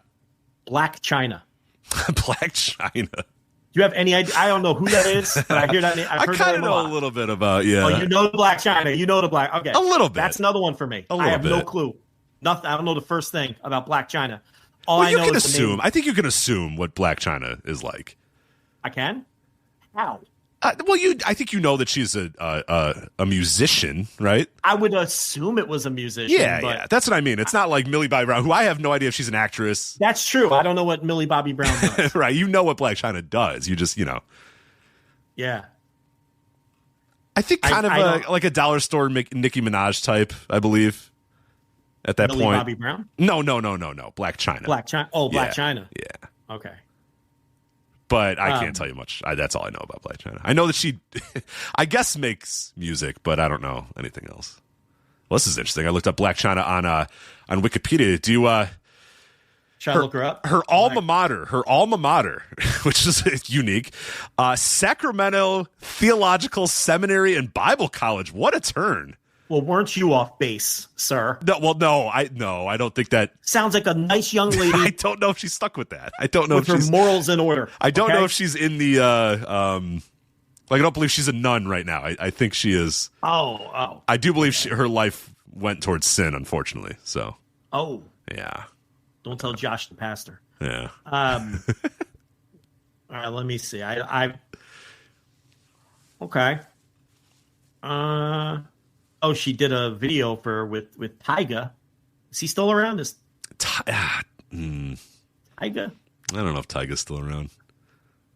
I think Tyga might be in. You know how we were talking about the boys on the Elimination Chamber Insurrection Live. I think Tyga may have had some problems. He's hanging out with Drake, or he had other issues. No, I think he had other issues. More of the Bobby Brown style issues than the Drake issues. Little punchy, I think. All right, I read Black China's. I scanned through her Wikipedia. Yeah, what do you got? I still don't know anything about her. Don't know anything that I she's still ever have done. no idea why this person is famous. I still don't get it. Yeah, well, I don't know. I couldn't tell you that. Yeah. I just love that she went to Sacramento Theological Seminary School or whatever. So she's stuck with that. I'm sure. Yeah. Equal money. All right. That's what Dwayne will do to you. He did it to us on the Elimination Chamber Insurrection Live. He's doing it here. But anyway, if you want a full recap of Elimination Chamber, you could do so on Insurrection Live last Saturday, $10 tier, Flagship, patreon.com. So this chat has a lot to say about Millie Bobby Brown and Black China. Yeah, not a peep about Julian Assange. So that tells you nobody knows. You're right. No one knows what that guy is, who he is, what he does. Not a peep. Apparently, like, oh, Julian Assange, he's the guy who blah, blah, blah. Nope. Yeah, nobody's saying, Joe, come on, it's this guy, of course. No big WikiLeaks fans but here. Everyone's got Tyga. You want a Tyga? Yeah. You got a lot of Tyga chat going in there. For sure. Joe, I'll be right back. Can you start the what Revolution? Are we doing next? Let's go Revolution. Let's start previewing Revolution. I'll be back in 1 minute. Revolution? Yeah. The Beatles song or the pay-per-view? Whichever you want. Come back. I'll jump in on whatever. Whatever I come back to in a minute. The Nike shoe from 1989 that was a $120 shoe in real time. And whatever Revolution you want to take. Well, hold on. Not you. I shouldn't leave you to your own devices there, because I'll be gone in a minute and I'll come back in for whatever Revolution you want. Yeah, you know what? Screw it. I'll be back in a minute, whatever Revolution you want. Let me take care of this thing real quick, and then we'll get to it. So give me 1 sec. All right. Well, as Rich Craich abandons the show, I'm going to assume that he wants to discuss AEW Revolution, which I talked about briefly this afternoon on the Thursday Dynamite review, which I review every week behind the paywall on the $5 tier. It's the best Dynamite review in the business. Who says? I say. That's who says. I feel like in addition to being a hot on paper pay-per-view, I mean, it looks great on paper. I feel like there's some legitimate excitement around it from a business standpoint. The television ratings for the last couple of weeks have been encouraging. This week's Dynamite notwithstanding, as they did an all-time low, I think, 0.13 this week, which was weird because the overall viewership was slightly up from the week prior, but the demo number was down to the lowest demo number that it's ever done in its regular time slot, which was funny. Which means, for whatever reason, if you look at the down card demos last week, a lot of the female demos were way up for Dynamite. And I saw a lot of chatter. Oh, it's because of the Hangman. Totally ignoring the fact that the Hangman had been on the show for several weeks prior and didn't have that same effect on the female demos. But okay, let's see what happens next week. This week, all of those female demos way down off of being way up the week prior. So obviously, whatever happened last week with those female demos, you got to chalk it up as either some kind of fluke or whatnot. But this week, the female viewers that came in droves last week disappeared.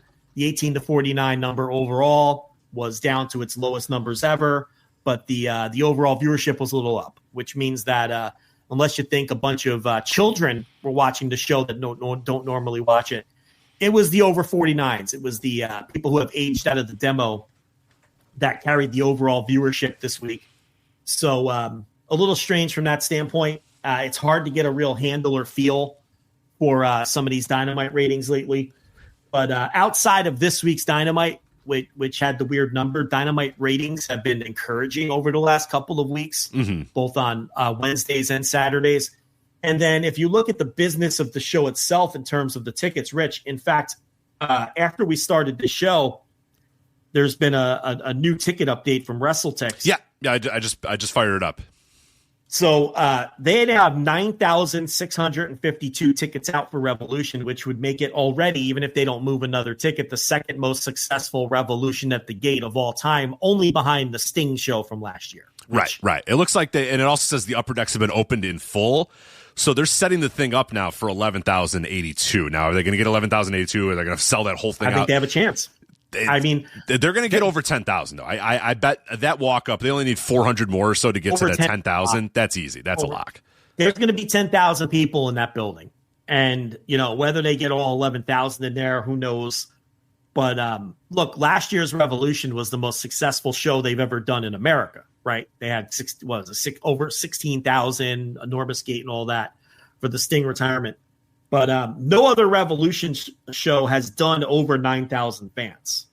Okay, and I went over all those numbers on the Thursday Dynamite review today for the 2022 and 2023 versions of the show, which all did between, depending on the sourcing, 8,000 fans and 9,000 fans. So this would be the second most successful at the gate, which reflects a strong pay-per-view lineup that people are into.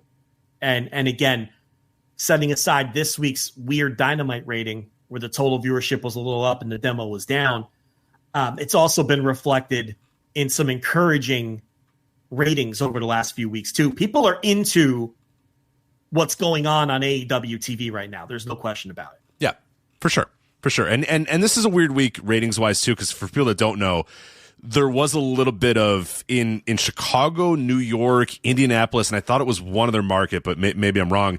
NXT was actually on Wednesday on the CW in those markets because Trump's whatever the thing was on Tuesday preempted. Some of the CW channels decided New York, Chicago, Indianapolis. Oh, was it just those three? I thought there was another one, but those are huge markets, obviously, for professional wrestling. I should say those are the three top 50 markets. Okay. So there could have been others, but if there were others out of the top 50, they're not going to have a significant effect. Right, but Chicago, New York's going to have a significant effect on the CW. So with a sprinkle of Indianapolis, that could be a difference-making set of cities is what the point. Right. So who knows if that's exactly what's going on, but that is worth noting that for, professional wrestling fans, if you're like, I watch it all and I watch NXT on Tuesdays and then I watch AEW on Wednesdays, however many fans there are that still do that, if you were an NXT watcher and you put it on, put the CW on Tuesday,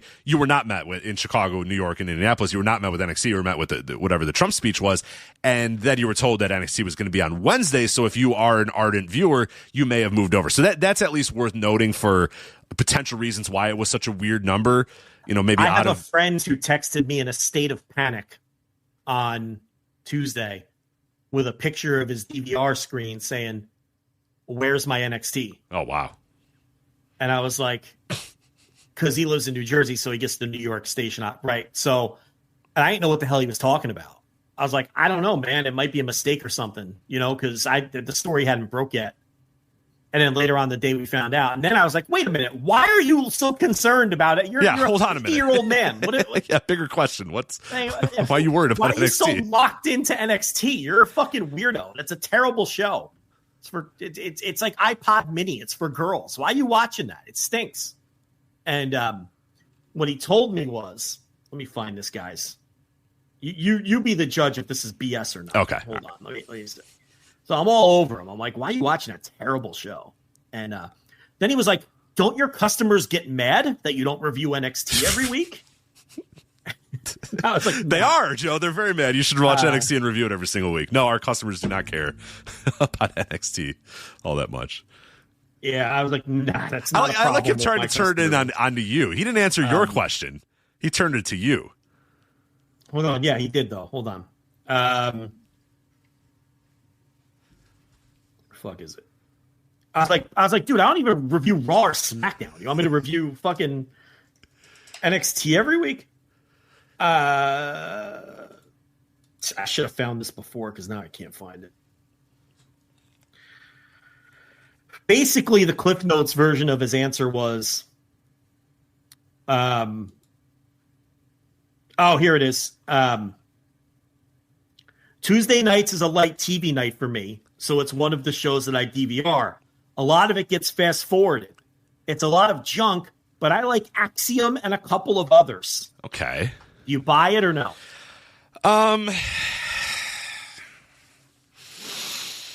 Yeah, I buy it. You buy it? Okay. I buy it. A little DVR. If he's not watching live would be a different story. Like if he's running to the recliner, hitting a little lever, sticking his feet up. Here's why I'm skeptical, though. The sheer panic. That's true. He was really upset. No, he's texting me like 8 o'clock in the morning, and he knows I'm not up. And he's like wanting to know, where's my NXT? Can you answer this for me? That's concerning. That's concerning. He's like, I know you're a wrestling insider. I'm like, take it easy. I don't know why there's. How would I know that? So I don't know. I'm a little skeptical. I think he enjoys a little. I think he likes him some Jada Parker, and he didn't want to. Yeah, he likes Toxic Attraction and Jada Parker and Kalani. He's very curious on the ongoing Kalani Jordan Jada Parker feud. He's I like Axiom. I like Fraxium. Okay, trying to get some cred. Isn't it suspicious? He names the one act he knows I'm not going to rip. Right. Very suspicious. He goes with the one work rate team. Act. Yeah. Come on. Anyway, what were we talking? Oh, Revolution. Yeah. So the show's going to do. And then now look, I feel like when you add all this together, great on paper lineup, tickets are moving, television ratings have been encouraging. I feel like this is going to be a strong pay-per-view business wise from a pay-per-view standpoint as well. And they did the big rollout for the Amazon Prime. So, these cord cutters who, they got to figure out ways to watch these pay-per-views. Seems stressful to me. I don't know. I just press a button on my remote and I order the shows. I don't, so none of this means anything to me. Oh, it's available on Prime. But it means something to some people. Maybe that'll help a little. Although, again, the world's dumbest people seem to think that, it's going to be like free if they just subscribe to Prime. Did you see all that? I did, yeah. I don't know. These people are something else. But I think it's going to be a successful pay-per-view. It's a great lineup, and all the signs are there. And I think, and it's funny because on the media call today, Tony Khan doing the old Carrie Silkin at the ROH show, making sure to shake every hand after a great show, right? That's what he was doing on the media call. Because he's like, did you see his quote about the recent booking? Oh, yeah. I'm more hands-on. I'm doing That's all my ideas. I'm telling people no more often now. Yeah. I took control of this thing. Yeah, of course, when things are going great and everybody loves all the storylines. But we kid Tony, do we? But yeah, so the show looks great, So what do you think it'll lie? I mean, I think it's fucking phenomenal. Yeah, it's an insanely good lineup. I mean, on paper, I think on paper, irregardless of the build. Let's just say let's say the build's been bad or what, or you don't even watch NXT. You don't even watch AEW. You just check in for the pay-per-views or whatever. If you read this lineup, you'd be like, holy fuck, this is a hell of a show. I mean, Ospreay and Fletcher in a steel cage, Takeshita and Omega, right there. That's two matches where you're like, oh my god, those are incredible. I mean, those are two easily bell ring.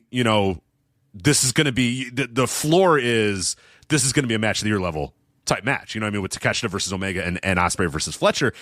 And that alone, you're like, okay, yeah, that's great. Even if you know nothing of the builds, you're just jumping into the show. Those two matches right there catch your eye. Adam Page versus MJF, I think you would also, if you're just jumping in for the pay-per-view, look at that and say, wow, that sounds pretty good. And then you throw in Ricochet and Swerve. You go, hey, fuck, that sounds really good too. Tony Storm, Mariah May, hey, they've had good matches in the past. That should be pretty fun. And fuck, Okada versus Brody, like all these sort of things. And then you add in the builds to a lot of these matches, which I think have been phenomenal, have been really, really good. Similar to what you've thought and you've talked about on your Thursday Dynamite reviews. I think that only makes it even more because even you take a show that looks very good on paper, that has a lot of very good looking matches on paper, and then you add those in with what I think has been very solid booking and very good builds. A couple weeks ago, I talked about how, John Moxley and Cope was going to be kind of the match that we're all dreading, and all these other matches are going to kind of prop up the show that's going to have a terrible main event or whatever. That was, I'm kind of exaggerating there because I think, when the bell rings, Moxley and Cope are probably going to have a good match or whatever, but I wasn't into the story. I wasn't buying all much. So I was just like, that's going to kind of stink, but everything else is going to be good. Now that story is, in my mind, turned around, and we'll talk about it a little bit more at length. So when you add that in, you add what I think has been a very good story with Ricochet and Swerve. You add in, I like the Callis stuff, so I'm into the Ospreay versus Fletcher and Takeshita versus Omega. The Tony Storm, Mariah May stuff, I think, has gotten a lot better in the last couple weeks. Now I'm very ready for it to be over. I'm very ready for this to be the final match. So with that said, hey, they've done a pretty good job the last couple weeks. I've liked the stories there, so I'm more into that match than I would have been a couple weeks ago. And then Adam Page versus MJF is got to be like one of the best. That is an incredible build that they've done for that match. So that's a match that even on paper you're like, yeah, that sounds pretty good. That now I'm like, I cannot wait to see Adam Page versus MJF. So when you combine all of those things into what is already a good on paper show, we're cruising here. This is going to be, in my mind, I'm going in with the expectation that this is one of the best pay-per-views that AEW's ever done because the builds are all working, the matches all make sense on paper. It's all peaking at exactly the right time, and I cannot wait for Sunday. So to answer your question in the longest way possible, yeah, it looks like a really fucking great card. Amazingly great card. So I think there's about 5 or 6 matches that are all peaking at just the right time, and they all feel like really big matches. I think Ospreay Fletcher is peaking just at the right time. I think that peaking matches at the right time for pay-per-views has been very much a weak point in AEW since the beginning of the company. That's always been a problem they've had. They've struggled to peak things at the right time. And there's about a half a dozen matches on this card that are peaking right now, and the pay-per-view is in 3 days. Yeah, they're very good. They're very good AEW in the past, not to interrupt, but they've been very good in the past, like peaking like 2-3 weeks out, and then just kind of like sputtering those last couple weeks. Yes. Where you're like, oh, you didn't have any other stories. You didn't know what else to do, did you? Exactly. They run out of ideas 2 or 3 weeks before, or a match comes together on his media call or on fucking Collision. You know what I mean? Like, and then it's the next day. But Ospreay Fletcher, absolutely peaking the right time. MJF Hangman Page, which feels like it can be the kind of feud that carries them through the summer. Yeah. If that's what they're choosing to do with it. And I'm going to get back to that one in a second. Swerve and Ricochet.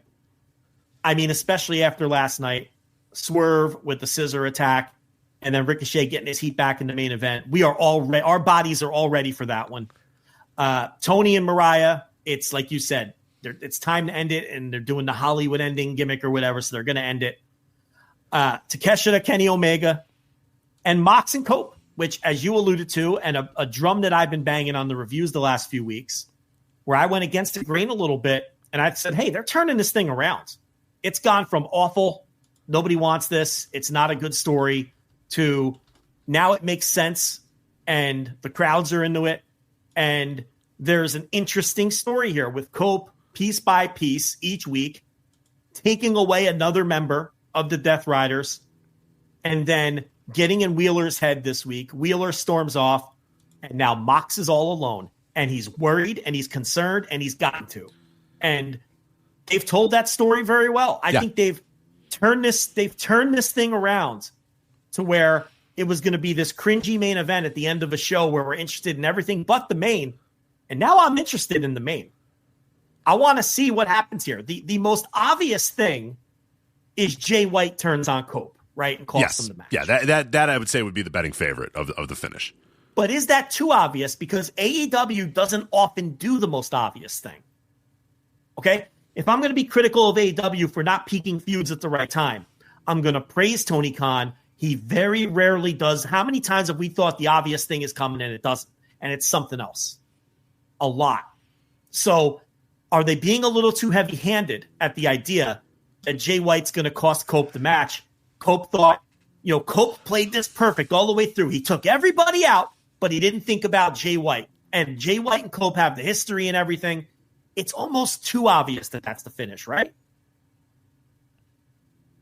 I would say the two most obvious ones are Jay White turning on him or Wheeler Yuta. But you're right. The Jay White thing, I think everybody looks at that and says, oh, okay, it all makes sense. He's knocked everybody out, but now Jay White's there to kind of swivel the hips and turn on him or whatever. Yeah, but that like you said, it might be a little too obvious. It might be a little too on the nose. And sometimes that's good. Sometimes you want to go with the obvious story, but AEW, historically has not always gone with that most obvious story. Or it doesn't happen at the exact time you think it's going to happen. Like everybody knew that Wardlow was going to turn on MJF at some point, but we all predicted it for like a year and a half before they actually did it. You know what I mean? Like that.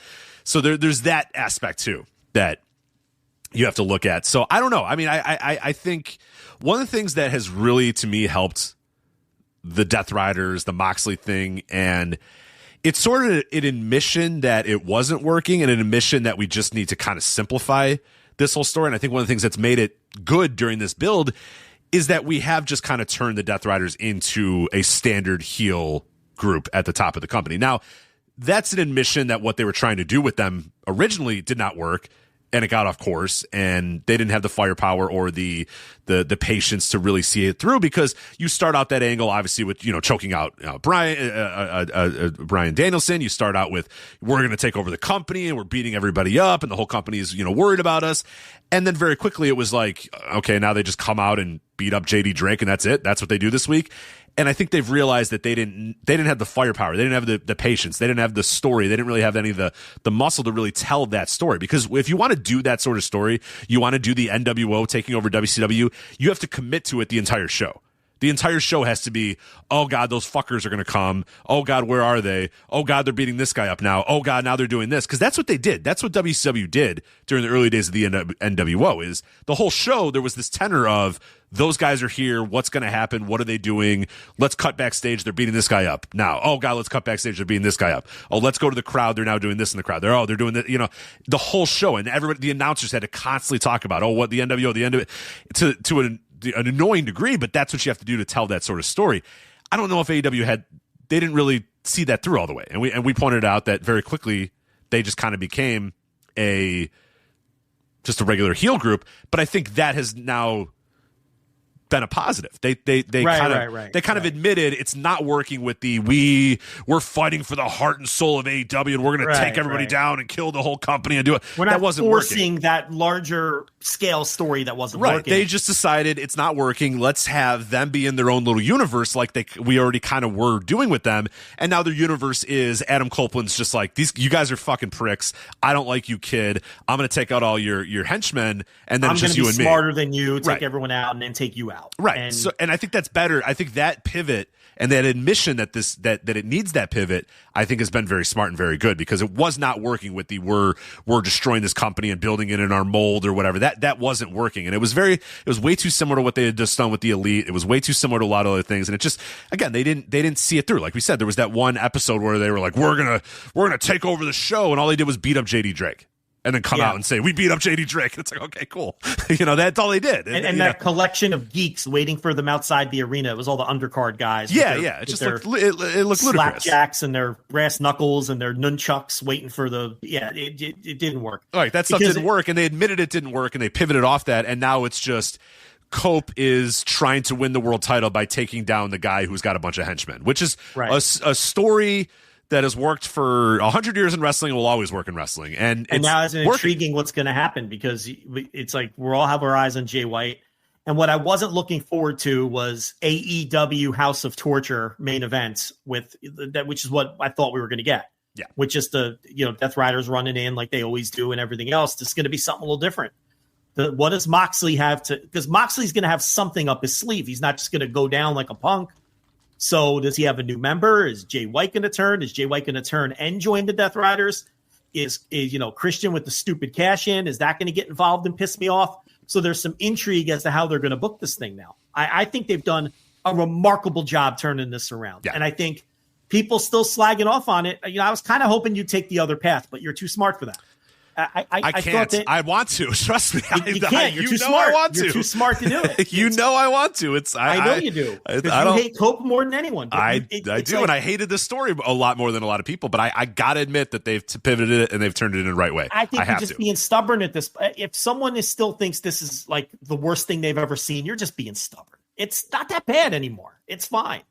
I'm not saying I'm like, it's my favorite story in wrestling. What I'm saying is it's fine now. Right. As long as you as long as you divorce it from what the Death Riders initially were supposed to be and start realizing that they're just a heel group. They're just a heel group that has the world champion with them. It makes it a lot more palatable. And that's what they've done. And that's not me saying like, oh, you're doing headcanon. That's like literally what AEW's done. They don't permeate the rest of the show. They're telling me. Yeah, they don't permeate the rest of the show anymore. They're not a major part of the show anymore. They're a major part of the main event, but they're not no in every longer single pushing, segment. we have to Excalibur's no longer saying, we have to save AEW.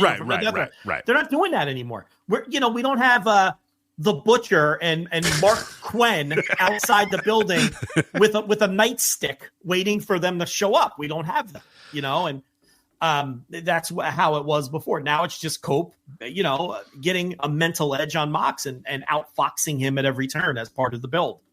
So, now we see how it turns out. I want to talk about MJF and Hangman, because the big theme I've been discussing behind the paywall is both of these guys have now been whose characters have just gone astray over the last 2 years. Let's be honest.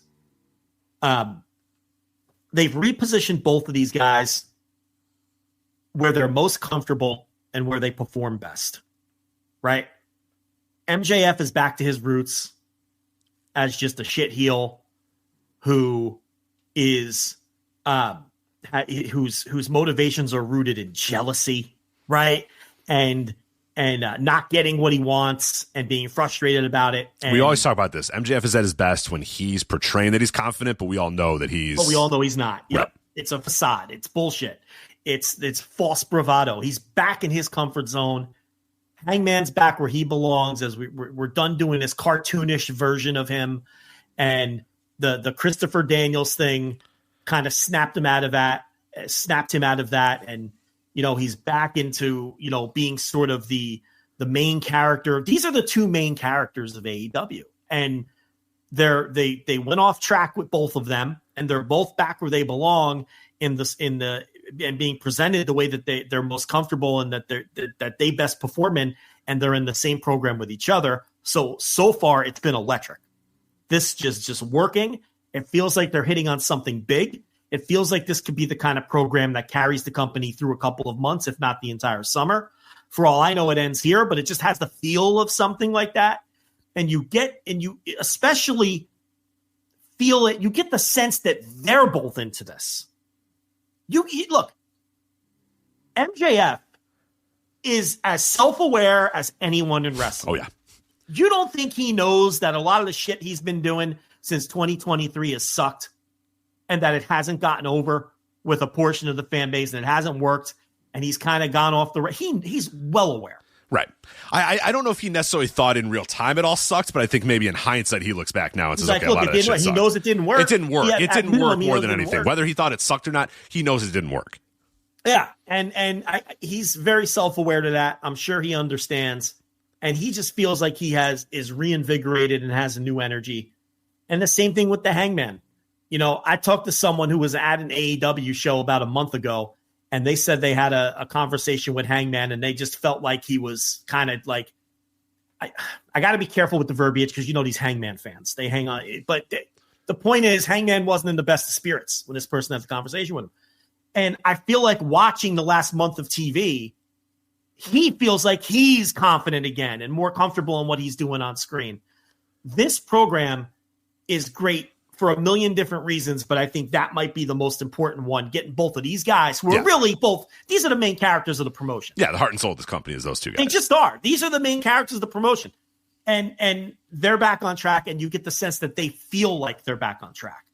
But these guys, and it feels like a hot program. So, and it's MJF at his best because it's so funny. His whole motivations here are, the Hangman's no different than me, but you all cheer him and you despise me, even though he's no different than me, even though, and it's like Hangman with his self-righteousness burned down somebody's house and you love him for it. But when I have self-righteousness, you don't like, see, because MJF is so, the character is just unaware of the fact that people, like what Hangman says about him, we see through you, Max. The difference is you're full of shit. The people believe in me because I'm genuine. The people don't believe in you because you're always just about you and you're full of shit. But MJF can't understand that. He thinks they're the same, but they're not the same. It's good shit. This is good shit. Yeah, it's great. Yeah, like you said, it's putting both guys where they need to be in the hierarchy. Is you need Adam Page to be a babyface with an edge.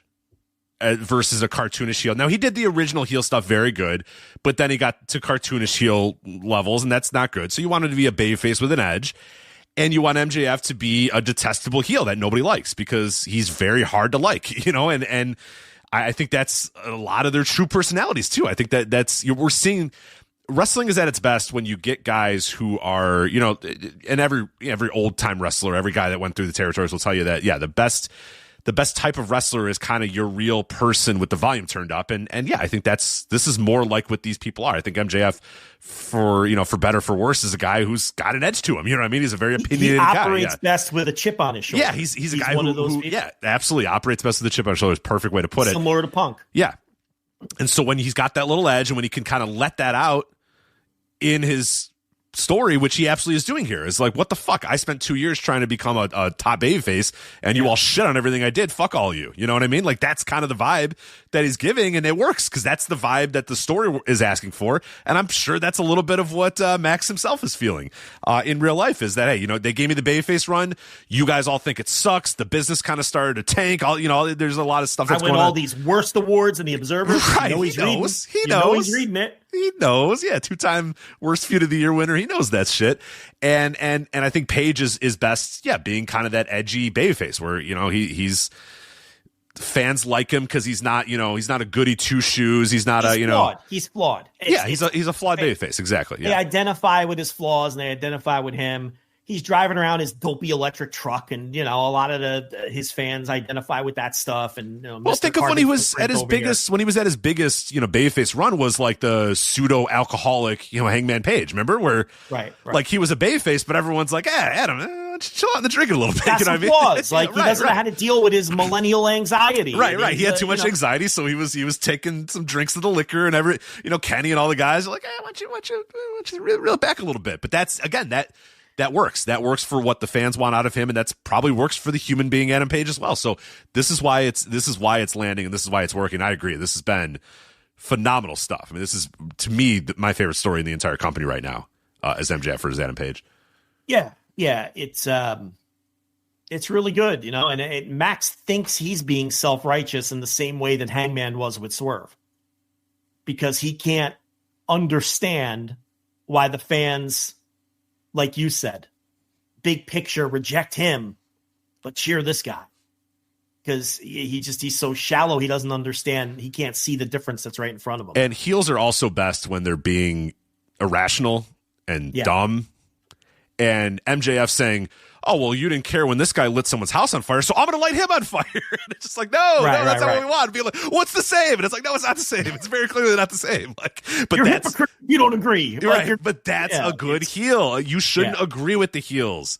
So for years in wrestling, we made heels cool and smart, and no, they shouldn't be cool and they shouldn't be smart. They should be kind of dopey. They should be kind of dumb. You should not want to cheer them. And yes, Max saying, well, it's the same thing, right? If I light him on fire, he lit the house on fire. You guys all like that. No. Nobody that's not, no.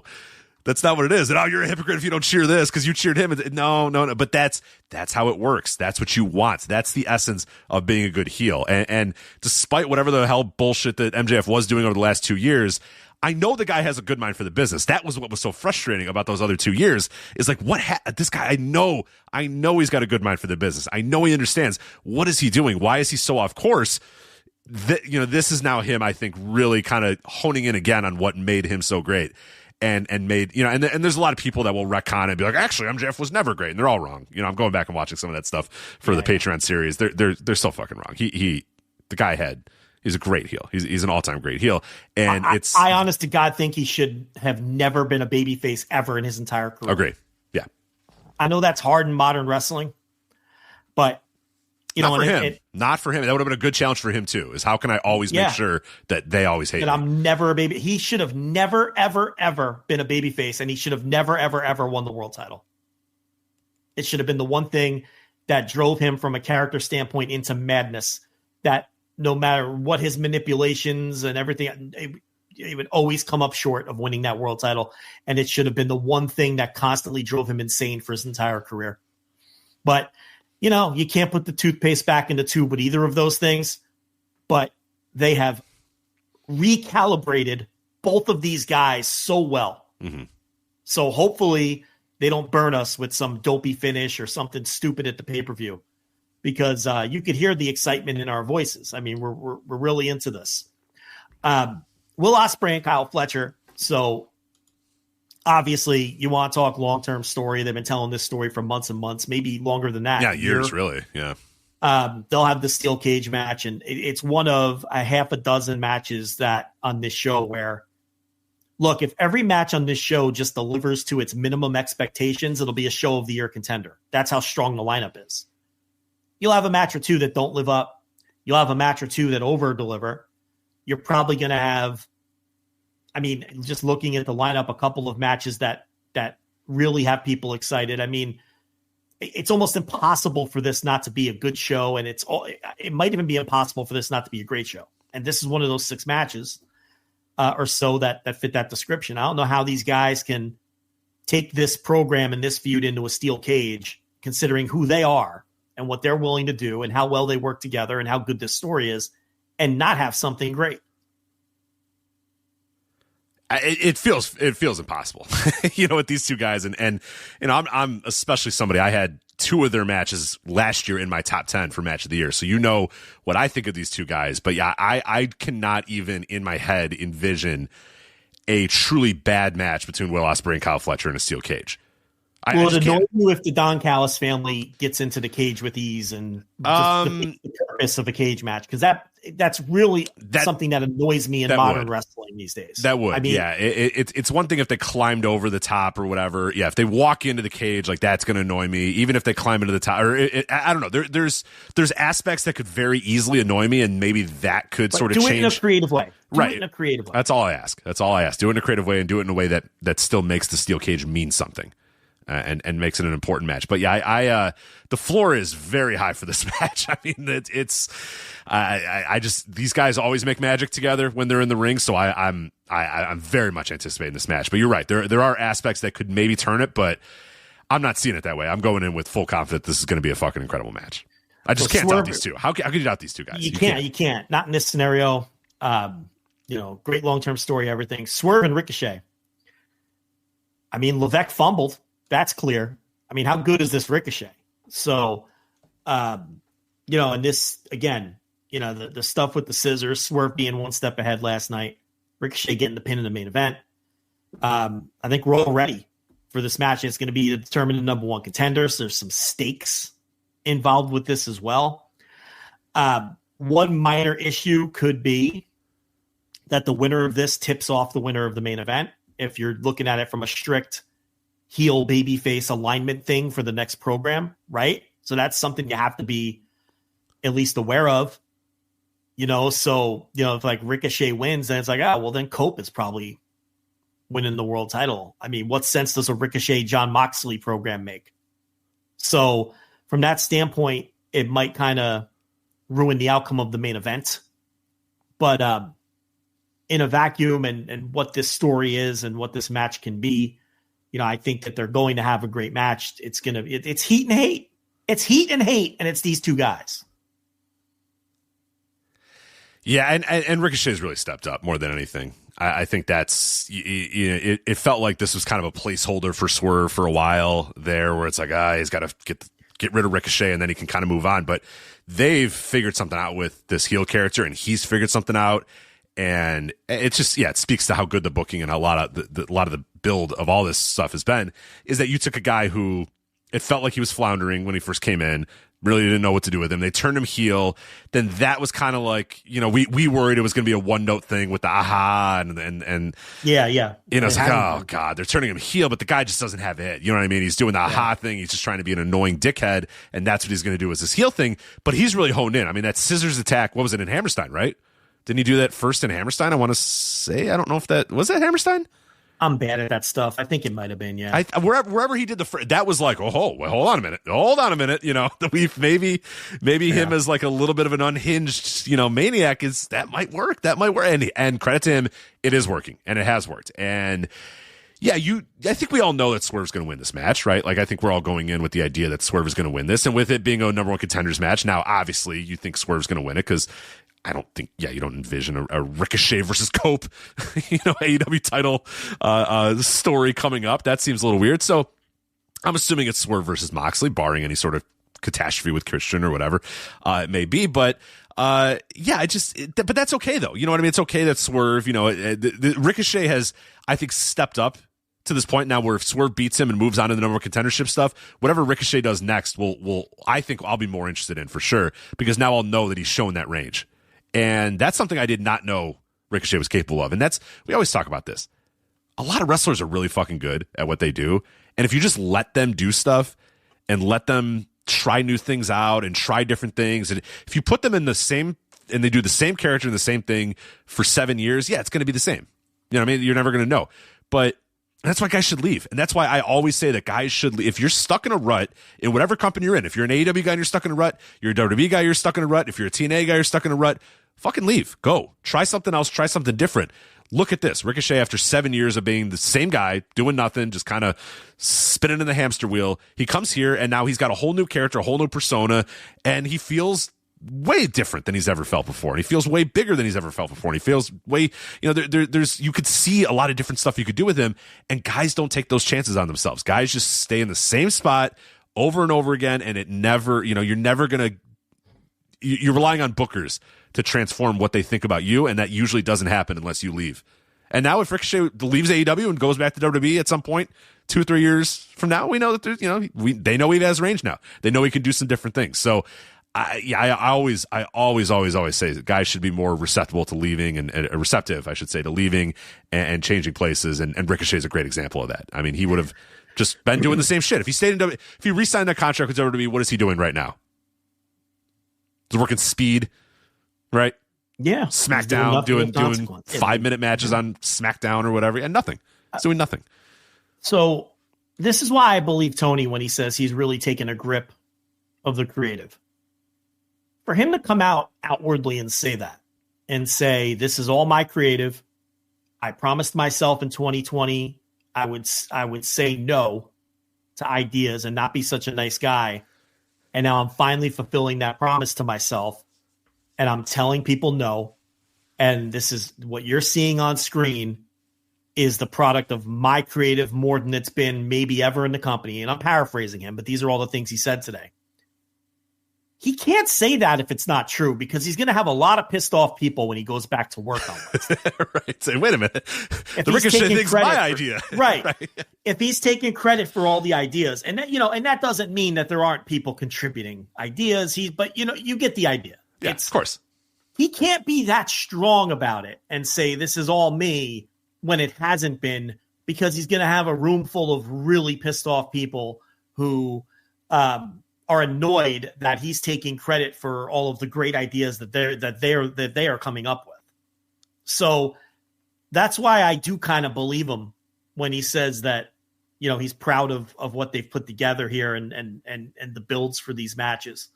Because I really, you know, I said this behind the paywall today, and I really believe this. This is the best built pay-per-view top to bottom that I can recall. Now, I might be able to find one if I go back and look at every single one of them and go back and listen to what I said. Without question, this is the best built pay-per-view since the beginning of 2023 when it's all started to fall apart for them. With that's easy. Oh, from top to bottom? Yeah, top to bottom for sure. Top to bottom for sure. This is the best built pay-per-view since MJF's ill-fated 4-way feud with the Pillars for the title, which then led to the Brochachos and everything else. Yeah. We're in 2021 territory here with that sort of where everything's firing on all cylinders. I think Full Gear 2021 was one that I remember being a great show with a great build going in. Or we're 2021, 2022 range here where it's just like up and down the card, you have 7-8 matches that you're building and peaking at very good times. With long-term stories. Right. I mean, you know, that's when you can easily dismiss criticism from people and expose them as not paying attention and being frauds. If, you know, when you look at Will Ospreay and Kyle Fletcher and Tony and Mariah May and Swerve and Ricochet and all this, I mean, AEW doesn't tell stories. Just block that person, ignore them. They're not worth your time anymore. Ever again. And these aren't even just single pay-per-view window stories. These are long ongoing stories telling. So timeless Tony and Mariah May. Now, my take on this is, do I have any interest in this? Not really. I don't care. It's very off-putting to me, the Timeless Tony stuff. But with that said, I can't sit here and tell you that this doesn't feel like a hot match. That would be disingenuous. And that's not what we do here. I think it would be just as disingenuous for me to come on this show and tell you that this match hasn't been built well and doesn't feel like it's peaking and doesn't feel like it's a big time important match. That would be just as disingenuous as someone saying that Mox and Cope is still the worst thing they've ever seen. You can't do it. Even if it's not for me, even if I'm not excited about this match at all, because I'm not, it feels like a hot match. So that's my take on it. What do you think? I'm with you. I'm in lockstep there where I'm ready for it to be done. I'm very much ready for the AEW women's title to not be in the Tonyverse anymore. And I'm ready for one of the things I always love about this Tonyverse story is like, why does no other woman on this roster want the AEW women's world title? You know what I mean? Like everybody comes in and they challenge for Mercedes' title. But for some reason, only Mariah May and only Toni Storm want the AEW Women's World Title. We've gotten to the point where it's like, okay, we need to eject on this story. We need to move on. We need to move forward. These two people need to move on. New things have to happen with this title. So I'm ready for it. But with that said, the last couple of weeks, I think they've gotten this thing on the track that I like it, where there might be goofy characters involved, but the promos they're cutting are not goofy. You know what I mean? Tony's out there laying it all on the line. You know, Mariah's out there. She's angry. She's pissed off. Tony's pissed off. It's hate and heat. You know, it's hate and heat again. And that's fine with me. I'm okay with that. It's not goofy. It's not tongue in cheek. It's not wink, wink, nudge, nudge like so much of the Tony stuff has been. Now, the character in of itself is a little bit of that, but I can't say the last couple of weeks has been that. The last couple of weeks has been hate, and it has been heat, and it has been very, old school wrestling. It's an old school wrestling feud now, and I'm okay with that. But I'm ready for it to be done. With that being said, I am going to give them this match, and they can have their Hollywood fucking ending. And please, dear God, we've had enough. We're ready to get off this ride. Enough Mariah, enough Tony. But I can't call this build bad. I can't. Even if I don't like it, even if I'm ready for it to be done, I can't call this build bad. It's been very, very good. I have deep concerns for Mariah May when all this is over. Yeah. I don't have any confidence that she can deliver when she's not playing off of Toni Storm. I agree. Yeah. I think that is a gigantic concern. And she's been outclassed these last couple of weeks by Tony doing the serious promos and stuff that Tony's been, Tony can get to that level. We know Tony can. You're right. Once Mariah's out of this universe, which presumably she will be, because I'm assuming Tony's going to win then and retain the title. She can't just be the whatever you want to describe her as, the jealous doppelganger of Tony Storm forever. She's going to eventually, this feud has to end, and she has to go off and have a feud with fucking Thunder Rosa or something. Right. You don't understand what I'm saying? And right, Mariah May and Megan Bayne have to have a match together in a feud and figure it out, which is worrisome. She gotta mix it up with Red Velvet. I don't know. She's got to stir it up with Red Velvet. God, fuck Damn it! Come on. Stir it up with Red Velvet. I'm thinking, did he try to do that, or did he just kind of get there on accident? I meant to say stir it up. Damn it! It's all right. It's all right. So we'll fix it in post. No, we won't. That's a good idea. I'll send you a 1 second clip of me saying this. Send me an audio clip of you nailing it, and then I'll replace it. Yeah. This is why you listen live, $10 listeners. This is exactly why, because you get the unedited, uncut, car crash, busted joke version of the show. I have deep concerns that she can perform competently not playing off of Tony Storm. I have no confidence she could do that based on what I've seen. I'll tell you exactly why, too. When Tony Storm was gone and away, everything Mariah May did stunk. Her promos, her matches, her little mini feuds that filled the time before Tony came back, none of it inspired confidence. And again, she was still doing this character, but she's got to get away from this character. I don't know. That would be a concern, though, for later. They're going to have their match here. Obviously, you think Tony goes over because this is where it ends. Yeah. At that point, I think Mariah May goes away for a long time. Yeah, it takes 6, 7, 8 months off, come back, and we'll try to figure it out from there. Repackaged, fresh coat of paint, do some big angle, and and go from there and see if she could hack it at that point. I have serious doubts. I've never been particularly impressed by her, so we'll see. Takeshita and Kenny Omega. I like how this is like the seventh match we bring up is Kenny Omega versus Konosuke Takeshita. One of the best, probably arguably one of the top wrestlers of the last year, Konosuke Takeshita versus one of the greatest wrestlers of all time, Kenny Omega. Just throw it in there. And I do think this match is contributing to the business end of the show in terms of, I think it's selling tickets. I think it's going to sell some pay-per-views. It's the big time return of Kenny Omega to the company in a big pay-per-view match against a story, a long-term story. The Callis family has really been so much better over the last 6 months or so. It really feels like a legitimate, cohesive heel unit with a purpose rather than something that just drifts on and off onto TV. And the match, again, I think most of us expect it to be great. I think it should be great. Kenny has shown that post diverticulitis or whatever, he's already had some great matches. You get worse at pronouncing that every single time. Who cares?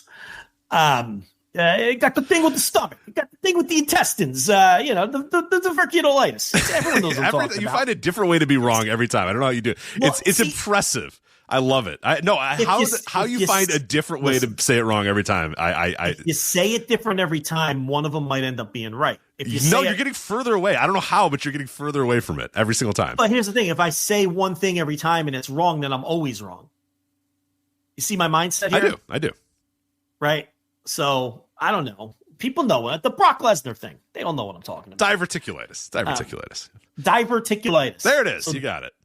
So diver, like a guy with a snorkel. Correct. Diver and articulitis. Like Los Ingobernable. Yeah. Ticulate. Like I think of tickle. Like I'm doing with my fingers. Like diver, tickle. Yeah. The ticulitis. And like meningitis or something. Diverticulitis. There you go. Yeah, you got it. Diverticulitis. Seems easier than I was making it. I agree. That's why I was like, what are you? You're way off, Face. You're not getting anywhere close.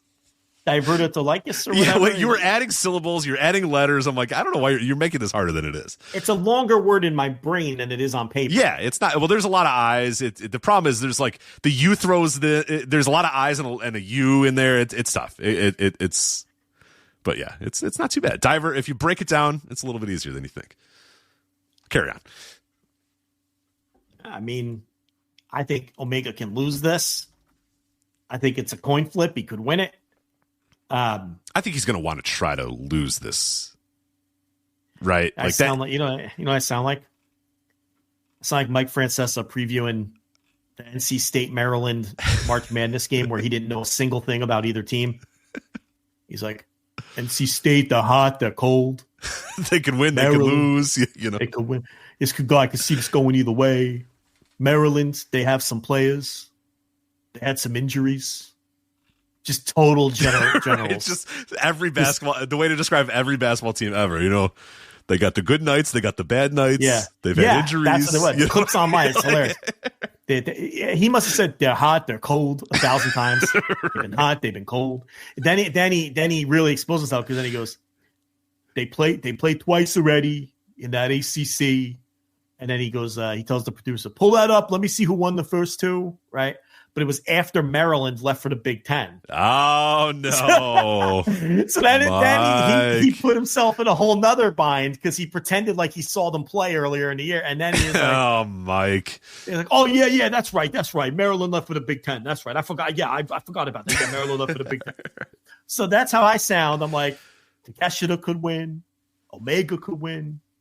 I feel like it's 50-50, you know? So I don't know. Either guy can win, though. I mean, I really don't have a good feel for what direction they're going here. What's Takeshita doing for the New Japan Cup? He's in the Cup, right? Or is he not in the Cup? I forget now. One sec. I got the first round of the Cup here on this run sheet. He's not in that. Oh, he's not in that. Okay, so no, he can. He's not in New Japan Cup. Nah, he could win this thing then. I think he wins it. I think Omega's going to want to sell the stomach and sell the injury. That's kind of his shit. That's his out. Yeah, he can lose. So, I think we're also reaching a point too where I think Kenny Omega, and I know some people are like, no, he's got to be in the world title picture. He's got to be, you know, I think Kenny probably realizes he's probably not in the final stages of his career or whatever, but I think he's in a position where I think he understands it would be better for the company, better for everybody if Takeshita beats him. Now the follow-up is important too, because Takeshita's beaten him before already, right? Fire it up. Had the producer fire that up, and let's find out. But no, they had their. Yeah, I'm just joking. He's in the Big Ten now. They didn't face each other. They had their match it all out or whatever. And Takeshita won, but there was obviously no follow up to that, you know, whatsoever. So that would be, you know what I mean? Like that would be the concern. Is like, okay, if you're gonna have this guy beat you again, you really got to have a good follow up here, because the last time they didn't really do much. Because you're talking about Takeshita beating Omega. It was all out 2023. That was like the worst. That was a long time. That's a long ass time ago. But that's what I mean. Like, just they have to figure out a way to actually follow up on it this time. But that was 2 years ago at this point, so it's fine. Yeah, that's what I mean. This is almost like a new program in that sense. I don't know if that result matters here. You know, I don't know. I don't know. They're hot. They're cold. I don't know. I mean, I'm just going to enjoy it.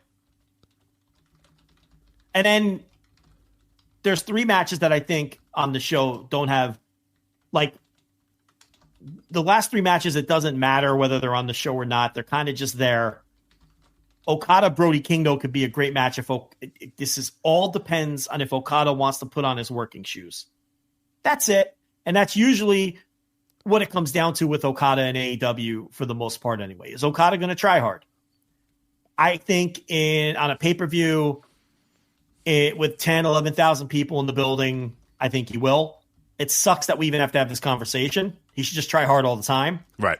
But we're past that. We're past. We can't go in with that expectation every single time. We have to absolutely go in with the expectation of, is this guy going to try or not? Because when he tries, are we getting Continental Classic Okada at the last pay-per-view or World's End, or are we getting, you know, half-effort Okada wrestling with a smirk on his face? Yeah, I don't know. We have to do that. It sucks that we have to do that, but we have to do that. We absolutely 100% have to do that every single time, unfortunately. You know, he's not going to lose the title to this guy. Oh, hell but no. Do I mind this as a late addition to the show? No, this is great. Is the 8th most anticipated match. For sure. Yes, no, thank you. I'm fine with it. No, because we all know that we're going to Omega and Okada at All In. Now, I guess, do you start booking towards that right now? Now, with Okada, it's easy. He just wins, he wins. He holds the title until there. Does Omega, I guess that circles back to the Omega match now, does Omega have to win to start setting up that match, or does No, we're still a ways off. He doesn't think so, have too. to win right now. I mean, you can have Omega just win the International, because then that makes sense. There's this chatter that they're talking about merging those titles. So right. You'd want Kenny to come in with the International to face Okada if that's what you're going to do. I personally would not merge those titles. I would merge. Just book them better. Yeah, just book them better. I would just book them better. Or if you want one less title, I would merge the International and the TNT. I like the Continental title. I know a lot of people don't, because I think if you book the Continental title properly, it feels different and special. To me, it already feels like the second most important title behind the world title. And I don't even think they do a fantastic. I don't even think they do a great job with it. But everyone's like, oh, the Continental Classic shouldn't be for a belt. It should be for a title shot. I disagree. There's a million tournaments in wrestling for title shots. I like that this one's a little different. We don't have to have, a copycat Carnival G1 and where it's just for a title shot, because I also think that limits the way you can book the Continental Classic if you start doing that. So I completely disagree with people who feel that way. I like that it's for this title. I think that's more interesting. I think that's different. I think it opens up different possibilities for winners every year. And I think it makes the Continental title feel important. I think that Okada holding it all this time makes it feel important. I think if you must pare down, do International and TNT. And then, TNT feels like the one that I would cut. See, now I wouldn't cut any, because to me, the TNT just feels like a TV title. And I like TV titles for mid-carders in my pro wrestling. I like that.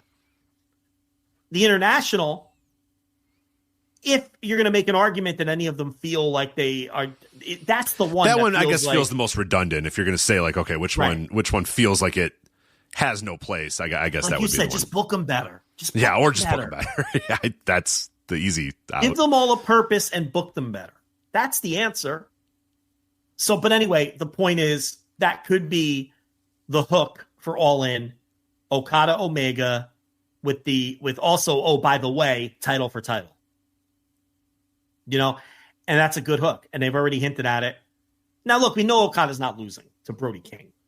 The question is, are we getting full effort Okada? That's really the only question there. Mercedes and Momo Watanabe. Now, again, this can be a great match. But I don't think Momo Watanabe is over at all to the American audience. And to me, that's why this match feels like it's one of the least important matches on the show. I don't think the match is selling one ticket or one pay-per-view buy. But again, it shows the depth of the show when this is a match that we're sticking at the very end of the preview. Yeah. You know what I mean? So... Well, it's just there's absolutely zero doubt. Like we've given ourselves some doubt as far as this match and some doubt as far as that match. There's a 0% chance. There's not a chance in hell that Momo Watanabe is winning this match. So that I think, like you said, the fans don't, the American audiences don't really know much about her. They haven't really introduced her very well on the TV, and everybody knows that Mercedes is going to win. So yeah, it's just kind of, but that's okay. Just a match on the show is fine, because we just talked about how 8 other matches have these like very good, very deep, very long storied histories or whatever. That's fine. Just to have a match. It's just fine to have a match, and Mercedes is going to win, and hopefully it's pretty damn good. But yeah, it absolutely speaks to the depth of the card that this is like whatever. It's just kind of a match, and it's on paper, it looks like it has a chance to be really fucking good. Yeah, and it hurt Syndicate Outrunners, which is just, whatever. Who cares? And Big Boom AJ and his dopey son are going to get booed out of the building, right? Because AEW fans have finally had enough of this. I know Tony likes these guys, and they really do seem like nice guys, but they're adding nothing. It's over. Whatever value you thought you were getting out of them, you're not. And at least at this point, you're not. And man, I don't know. Maybe that's why they're teaming with Orange Cassidy and Mark Briscoe, because no one's going to boo those guys. Right. That's it. Exactly. The two most baby faces they had on the roster is who they put them against detestable heel. Like, no one's rooting for Johnny TV. No one's rooting for Mansoor. No one's rooting for me. So Yeah, whatever. Fine. It's just, I don't care. The problem is I care when people pretend that they care. You know what I mean? Like that's the problem. I don't care. Or that it's a good idea that means anything. Yeah, right. Like, I'm fine if you just bring these guys out and everybody knows, all right, yeah, here we go. But the fact that the news cycle of like, oh, that was one of the best matches of the year. That was great. Oh, well, yeah. Big Boom AJ is going to do a bog standard fucking hip toss, and we're going to have to hear about how it's the greatest work, how it's the best work on the card, and right. he understands you got to do these sort of things so that non-wrestling fans can find out about wrestling. It's like, oh my God, shut up. It's not going to work. It never has worked ever. And it was just a fucking hip toss from a trained professional wrestler. I'm glad. Great. Cool. Like, when irony posting turns, like when you work yourself into a shoot with irony posting, that you have what happened last time when it's like a perfectly fun match, which is how it should have been described. Yes. And people went over the top with it and ruined it. You Right. ruined it. It made us come onto the show and talk about a match that you and I both thought was fine and be like, what the fuck are people talking about? You know what I mean? Yeah. Like, yeah. So, so whatever. I mean, I guess you can track the views on this. I will. Or whatever I will. Actually, I will say the Full Gear. Yeah. It took like 6 months, but it is now third. Oh, moved up. Third, you said. Big Boom. Dude, post the meme of the guy biting the metal and popping the champagne, and then the camera pans back, and it's third. That's a great meme. It's the prods. It's so good. Yeah, it's a great meme. That's a really great meme. Yeah, it's within 20,000 of matching All in London 2024. So, all right. Stay tuned. But I will add Revolution 2025 to that. We'll track it. Great. How many non-wrestling fans are now tuning in and watching the show every week? You know, these guys have only been around a year. They just celebrated their 1 year anniversary. Really? I thought this was a thing for years. No way. It's only been a year of this shit. Their very first TikTok or Reel or what does YouTube call Shorts, yeah. Was the one, with the double chunk chocolate cookie and the fucking walking around the fucking Costco or whatever. Is it Costco or Sam's Club? It's Costco. They're Costco, yeah. They're walking around the Costco. That was the first one. That was like a year. That was only a year ago. Oh my God. These guys, imagine we're in 2 years' time. Imagine the discussions about like, remember that fucking thing? Yeah. Right? Like, this is not even sustainable. It hasn't even sustained a year. I swore to God this was like years ago. Okay, so this is a year. Yeah, these guys, this moment in the sun will end, and in a couple years' time, we're going to look back and just absolutely just ridicule everybody who pretended this was entertaining or good. It'll be like remember when, for some reason in 2024, everybody decided this was hilarious and fun. Man, it's only a year. That's wow. All right. Yeah. That's it. God. Allegedly. Great.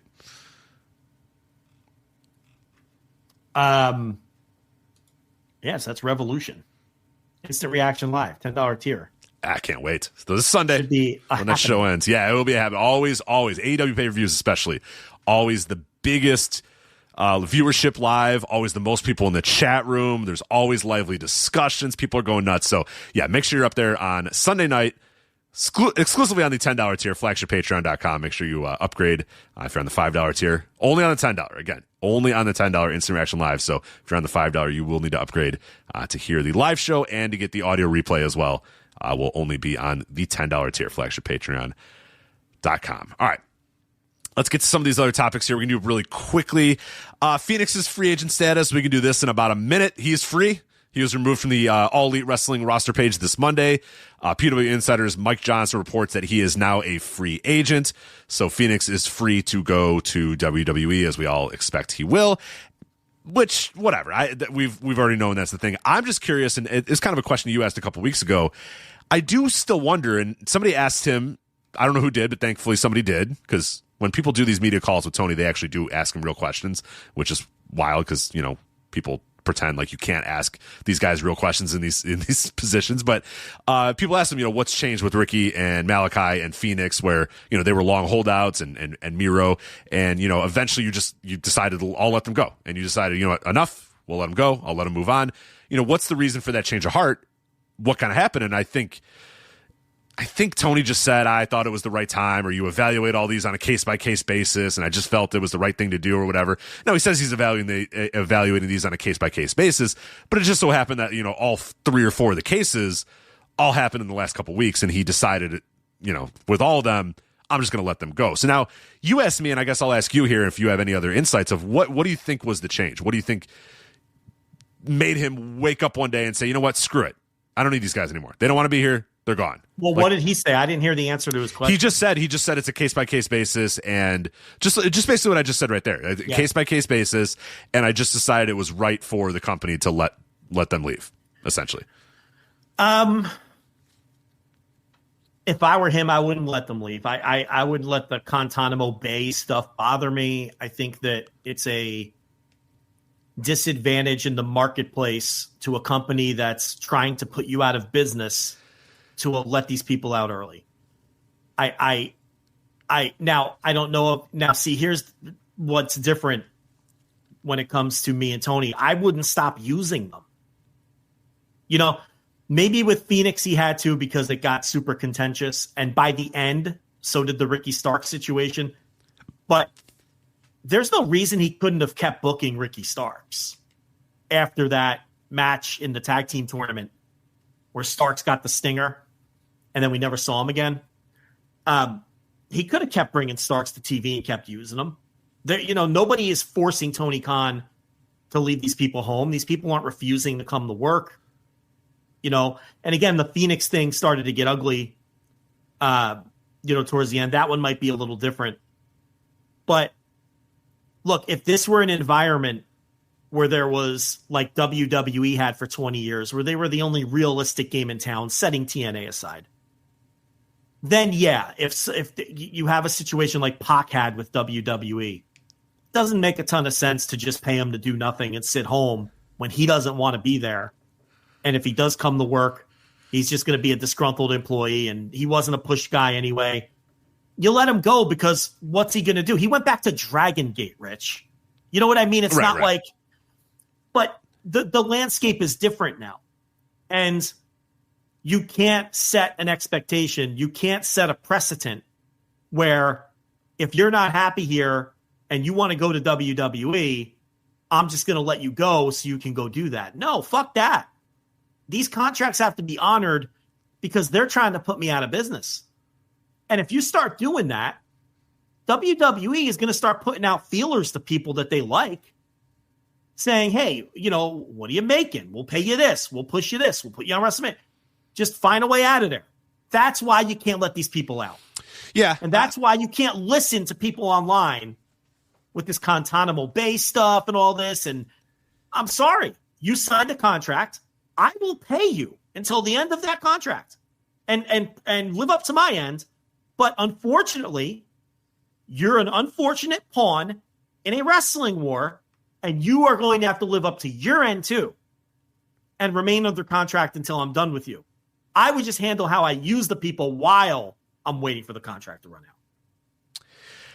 What I think maybe the change here that Tony's had, and I kind of agree with what you're saying too, but I also think that in Tony's mind, I'm not necessarily giving my thoughts here. I'm kind of thinking what he's maybe thinking is, you know what?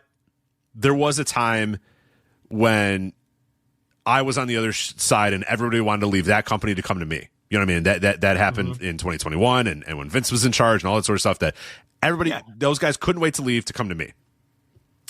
And now, or very recently, there was a position where people wanted to leave me to go there because that was the bright, shiny place, and that was the place where you got all the opportunities, and that was the place that was going to push you to the moon because of Cody. I wonder if in his mind, that worm is turning a little bit. That now there's been that flood of guys that have left AEW, have gone to WWE, have not meant that much, have been booked poorly, haven't been put in positions to succeed, and now he's feeling himself again and saying, you know what? If you want to leave, go. Because we're the place that you want to be right now. We're the place that I think a lot of these wrestlers, a lot of these people on the roster right now want to be. Now, like you said, that's a dangerous game to play because once they send feelers out, now you're either paying through the nose to keep these guys because now they're going to say, hey, those guys are going to pay me X, so I'll stay if you pay me Y, or which is still going to happen no matter what. Or like you said, they're sending, but I think this is is Tony feeling comfortable again in his company and comfortable again in his position as a company to say, you know what, if you're not happy and you want to leave and you want to go there, great, go. I don't think you're going to be happy there, but if this is what you want so bad and you're going to be a malcontent here, then hit the fucking bricks, because I'm positive that I got a locker room full of guys that want to be here. And I think that's a good position to be in if you're Tony, even if it is a dangerous one. Even if it is now setting a precedent that people can just do this to leave. I think he's confident that, you know what, I know my locker room right now, and I don't think any of these guys right here are going to do this. I don't know. Yeah, that's a little naive. This of is going course. to happen again. Of course. Absolutely. People are going to want out. I think he's playing it both ways. I think that he held on to some of these guys long enough to make a point, but didn't hold on to them until the bitter end. In other words, that tells the rest of the locker room, you can pull this, but it's not going to be pleasant. You're not going to just moonwalk into the other place or moonwalk out of here. I'm going to sit you home for 6 months or 7 months or 10 months, maybe a year. Maybe I will trigger the team option in your contract, which he did with Starks. Right. And make you sweat it out for an extra 6 months. You know, so I think he's playing it both ways. He didn't keep any of these 3 recent ones until the end of their deals. Stark's deal wasn't up until about June. Fenix got let go early. Miro got let go early. But he kept them long enough, especially Miro. Oh, my God. When's the last time that guy was on TV? He kept them long enough to really make a point. And he's got the money to burn. The money's not the issue. Not for him personally, and now not for the issue of being solvent as a company, because the TV money is going to take care of that now. So the money is not an issue. This is not a company like TNA or something or ROH before they got bought out, where every penny and every nickel was going to count. You couldn't afford to just sit people home, and the talent would have the leverage from that standpoint. You know, and someone in the chat saying, "Oh, they tried to freeze Pac's contract and not keep him under contract indefinitely." Let's not misremember that. I'm not misremembering anything. What I'm saying is they should have let Pac go, because there was no other. There's no damage in letting Pac go. Where else was he going to go? He was going to go to either TNA, big deal. Pac going to TNA wasn't going to matter anything to WWE. Yeah, they didn't care. But he went back to Dragon Gate, and he had a great run in Dragon Gate. So I'm not saying that they should have kept Pac. I'm saying the landscape was different then, and that's why I advocated for letting Pac go. I'm not advocating for letting people go now, because you can't let people have that kind of power when they're under contract and exploit you, and you can't let the other side exploit you. WWE is not going to let people say, "Oh, let me go." All right, sure. Thanks for your contributions. See you on Dynamite next week. You think they're going to do that? No. So why should you do that? Why should you be the nice guy and get taken advantage of and walked over? Who cares what people online say?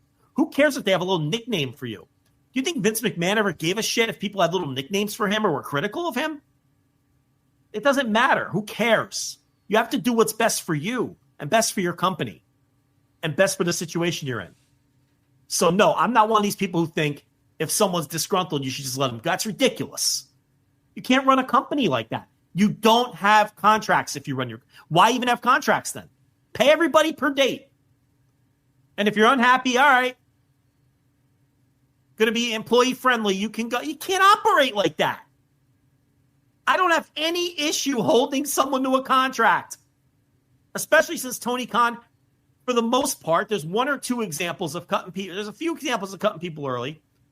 Has paid people to the end of their deals, even when they were doing literally nothing. Right. So those couple of cuts that he did, in hindsight, seemed like, you know what I mean? Like, I really wish he would have not done those, because, you know, he earns a little bit more of a, you know what I mean? He has, because the idea is like, oh, I'm always going to fulfill but then a couple dudes he cut, you know what I mean? It wasn't many guys. It was like 5 guys that they cut or whatever. It's just kind of a weird stance they took. And a lot of them were per date contracts, which are a little different. Right. But still. You know, Slim J was a good example. He was, you know, he got cut early, but it was on a per date. But again, he's losing those dates. You know what I mean? And it's like, you know, he would have worked X amount of dates in that time and got cut. But yeah, I understand what you're saying, because it's like, Tony had more of an ethical leg to stand on if he had never cut anybody. But he cut 4 guys or whatever, 5 guys so or whatever. He kind of ruined it. So you don't have that ethical leg to stand on anymore once you start cutting people. So, and he doesn't do a 90-day or anything like that. But again, these were per date people. But, and all the other cuts have been discipline related or whatnot. So, and that's a whole different thing. But, yeah, I don't know. I wouldn't have let that motherfucker go, especially when he's putting videos on Twitter like in a straitjacket and stuff. No, fuck. Yeah, you can, I agree. I will pay you for the next 5 years if I'm not doing it. You know, that's, you know, so you can moonwalk it, especially with how well they rolled out Penta. Now he's kind of cooled off. We knew that would happen, but you're kind of just reinvigorating that by Fenix walking in there now, and you're handing them that. Now, they haven't handled Starks well. Starks means nothing already. WWE dropped the ball on that one. But they handled Penta great. And now we'll see how they handle Fenix. So that's that situation there. All right, let's get to a couple more reviews here, and then we'll get out on this week's show. Where do you want to start? We got New Japan, we got Noah, or I got my review of WWE Evolve #1. Get this Evolve in there real quick and get that, and then we'll do the Japanese stuff. Okay. It's I can go very quick. So, as I described to you at the top of the show, it is NXT smashed together with late stage territories where they're in this building, clearly comped fans or whatever. These are not real. These can't be real people, right? In the crowd, they cannot be real people in this crowd. They're way too excited about Kendall Gray and Kaylee Armstrong and Keanu Carver. You know what I mean? Like they have to be plants, or they were just told boo now, cheer now, or whatever. Okay. But the actual in-ring is not going to be the worst part, I think, for you. If you end up watching Evolve, and I think if anybody ends up watching Evolve on Tubi, it's on Tubi for those of us in the United States. But if you're on outside the United States, folks, you're in luck. You can go to YouTube and watch first episode of WWE Evolve. The in-ring, I don't think is what's going to bother you that much. The in-ring is a combination of the very green as grass PC / early ID people and the experienced ones. Because like the main event has Jack Cartwheel in it. It's got a couple of other guys who have some backgrounds or whatever. So the work itself is whatever. It's not good, but it's fine. It's like Level Up. You watch Level Up occasionally, I think, right? Weren't you? You were occasionally a Level Up guy, right? Yeah, I liked Level Up because it was 20 minutes long and it was just no storylines and it was just rookies having matches. And I like watching rookies like learn and develop. Yeah, okay. So if you like rookies learning and develop, this is a great example. This is a great show for that. The problem is now you add in like wow, like Dave McClane level acting throughout this thing as well, which is a great example. It's late territory combined with NXT, combined with Glow or Wow or whatever the fuck. Insert whatever Dave McClane woman's thing, because it starts off, this Evolve show starts off with, of course, as it would, it's Evolve, and they talk about the legacy of Evolve wrestling, which just makes your fucking skin crawl when you know what Evolve started as. Because they in their headcanon, they're like, yeah, Evolve is where former, or where up and coming wrestlers got their starts. And I'm like, that is not what Evolve started as, for the record. You know what I mean? Like Bryan Danielson and Gabe Sapolsky, on Kleenex trying to figure out, or, on fucking, paper towels trying to figure out what this Evolve thing was going to be. For this to be retconned into like, yeah, this is where like Priscilla Kelly got her start, and now she's Gigi Dolan. Like, that's what Evolve has turned into in this company, which I hate because that's not what the history of Evolve is, but whatever. Fine. We'll let it go. It starts out with all the WWE ID talent in a room. They're all sitting there in a room with their arms, to their sides, waiting for their assignments. And then Ava, yes, Ava's the GM of Evolve. Yes, of course. Ava and the old heartbreak kid, Shawn Michaels, walk into the frame. Where's Gabe? Don't know. Not sure. Not there.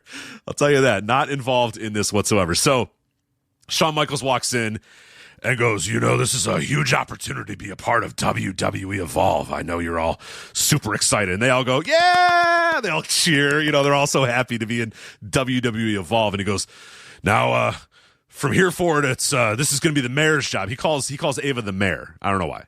I don't know if he does that on NXT or not. I don't watch NXT enough to know, but he calls Ava the mayor. And he goes, no, most weeks this is going to be the mayor's job, but tonight I want to book the matches. And they all the people go, ooh, like all the wrestlers. Hold on. So she's going to be a constant presence on this show? Indeed. I'm out. I'm like, what? This is Shark Tank, and I'm out. Yeah. Because at the end of the show, Shawn Michaels goes, I think I booked a pretty good night, but Ava, you're the mayor. I'm putting you in charge. And she goes, thank you, Shawn. I have a lot of really good ideas already in my head of what I'm going to do next week on WWE Evolve. It's just like, oh, God. This charity case. It's so bad. I take back everything I said about Dwayne earlier for producing this. Yeah, right. I don't like Dwayne. I hate him. Get out of here. Go to movies. Get out of here. So, okay. So he comes in and he goes, we're going to book some matches here. Here's what we're going to do. He goes, why couldn't Ava dream of being an actress? I know. Get her out of my business. So Shawn says, and they keep doing like cuts to these people's faces, and everyone's got goofy smiles on their faces, just not human in the building. You're not selling me on this show. I know. No, as I'm reviewing this, don't watch the show. Please do not watch the show. I forgot about the Ava part until I went to my notes. Don't watch this. So Shawn's like, we're going to book some matches tonight. We're going to have some fun here on the debut of Evolve.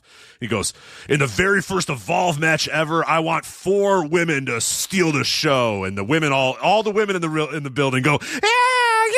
They're like, it's going to be me. It's going to be me. I'm going to steal the show.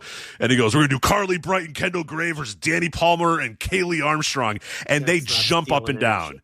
They jump up and down and they pump their fists and they're like, oh, yeah, we're in the debut of Evolve. Hell yeah. Whatever. And then he goes, all right, and then we're going to main event with the men, and I'm putting 6 of our top guys in the ring there. And all the men are like, oh, what's it going to be? Who's it going to be? Is it going to be me? I hope he chooses me. Oh, please, Shawn, choose me. And eventually he lists a bunch of names. It's Cappuccino Jones and Jack Cartwheel and Shawn Legacy versus Jackson Drake and Brad Baylor and Ricky Smokes. And these dorks literally like high five each other. And Jack Cartwheel like pumps his fist. He's like, oh, yeah, I'm in the main event of Evolve. And I'm like, oh, my God. All these people look like absolute fucking dorks. The biggest fucking dorks you could possibly have. All right. So then we get to the ring. Your announcers are Peter Rosenberg and Robert Stone. Oh, Dopey Pete. Great. You're really selling me on this. Here's the thing. Dopey Pete, not bad. He was actually pretty good.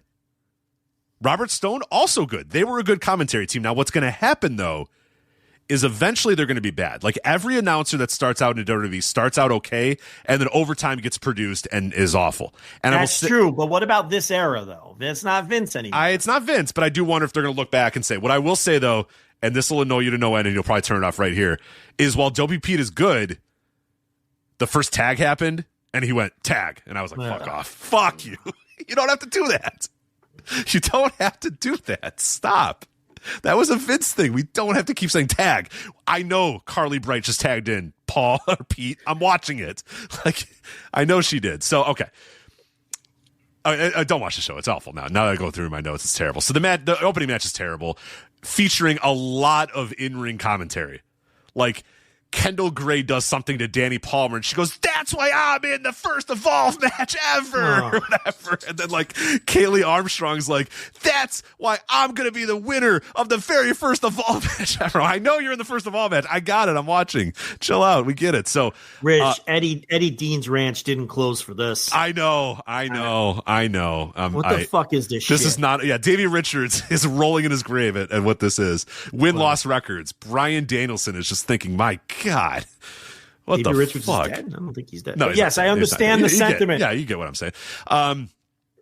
Okay, so Carly Bright and Kendall Gray win. Both teams are doing like, can they coexist storylines at the same time? Like at the end of like Danny Palmer and Kaylee Armstrong don't see eye to eye, and when the match is over, they're like shoving each other, and Kaylee's like, I didn't lose, you lost, and Danny's like, no, yeah, and then whatever. And then Carly Bright and Kendall Gray are getting interviewed by, we have a man named Chewy Hernandez, I want to say is his name. Do you know who this guy is? I have no idea who this guy is. But like this dude, is his name Chewy Hernandez? It's Fernandez or Hernandez. I don't know who the fuck this guy is. I can't find his name. I don't know. Maybe I made him up. this guy just shows up and he's like, "Hey, what's up? I'm Chewy Hernandez or Fernandez. I forget what it was." And he's like, I'm gonna be the ring. I'm gonna interview people after the match, and I'm gonna see what all the drama's going on in Evolve. And I'm like, okay. And he basically some guy at the PC who's so bad in the ring that they I guess, they did I don't know. So he does. I guess, and he comes up and he goes, "All right, Kendall and Carly, great job on your first win. How does it feel?" And then he never said anything else, and we never saw him the rest of the show. So I don't know how much dirt he's getting. I don't know what he's doing, but he offered nothing, and I don't know who he is. But he's like 6'7", so you're right. He's probably just a guy that's fucking horrible, and they decided, okay, just ask Carly Bright how it feels to win the debut match in WWE Evolve or whatever. So then Kendall Gray's like, "I'm not your friend. I'm here to win and Evolve." And I'm like, okay, whatever, fine. So we move on. Keanu Carver and Trill London have a match. It's a minute long. Trill London loses. We're putting him over as an NFL superstar, Trill London, because he played in the NFL. They did do a thing that I did like. And they've done this on a couple of the territory things that I've reviewed for Tour of the Territories, where they pretend that these guys who left the NFL because they had too many injuries and got cut, like wanted to leave the NFL. So the idea here is that Trill London was like, I got no time for this NFL and the Dolphins. Like, I'm out. You know what I mean? I'm going to be a WWE superstar. He tore his ACL and they waived him, is what happened.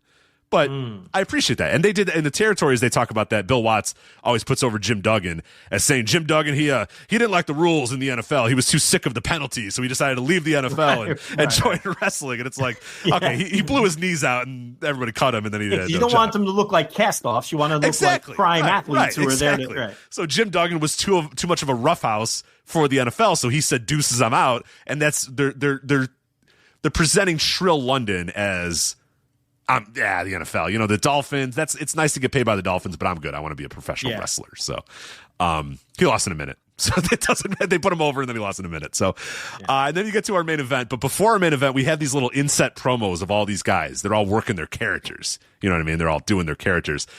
Joe, you're going to like Jackson Drake and Swipe Right. Now, Swipe Right was a team that I think was in Beyond Wrestling, because I saw them a couple times. Brad Baylor, and I don't know if Ricky Smokes is a part of the original Swipe Right, but he's a part of Swipe Right now. Have you seen this promo?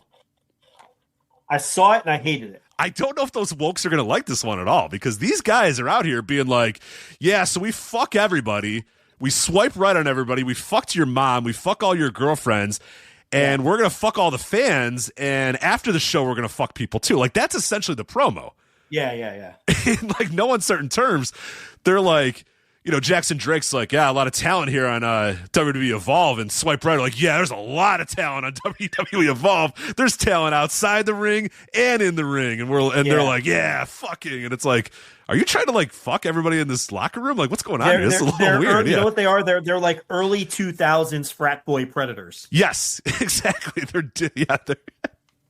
Exactly. It's very weird. I don't know if this one's gonna get. I think this is gonna fly a little too close to the sun for the wokes. I don't know if the wokes are gonna like this one one bit, but yeah. And then they just talk about fucking everyone's moms and girlfriends and stuff, and then they hit the ring and then they lose to Cappuccino Jones, Jack Hartwell, and Shawn Legacy. It was an okay match. It's fine, but it's like an indie match you've seen 1,000 other times. So then it ends. We get a Shawn Michaels Ava promo afterwards, like I talked about, where Shawn Michaels was like, you could tell this was filmed like seconds after they filmed the first one, but they like walk back into screen. He's like, Ava, I think that was a hell of an episode of WWE Evolve. And she's like, that was an incredible episode of WWE Evolve. And he goes, now, you know, I'm going to depart and I'm going to leave it in your hands. You're the mayor. You're the GM. You take over. And then that's why I said, she's like, oh, thank you, Shawn. I have many great ideas already in my head of what we can do for the second episode of WWE Evolve next week on Tubi. So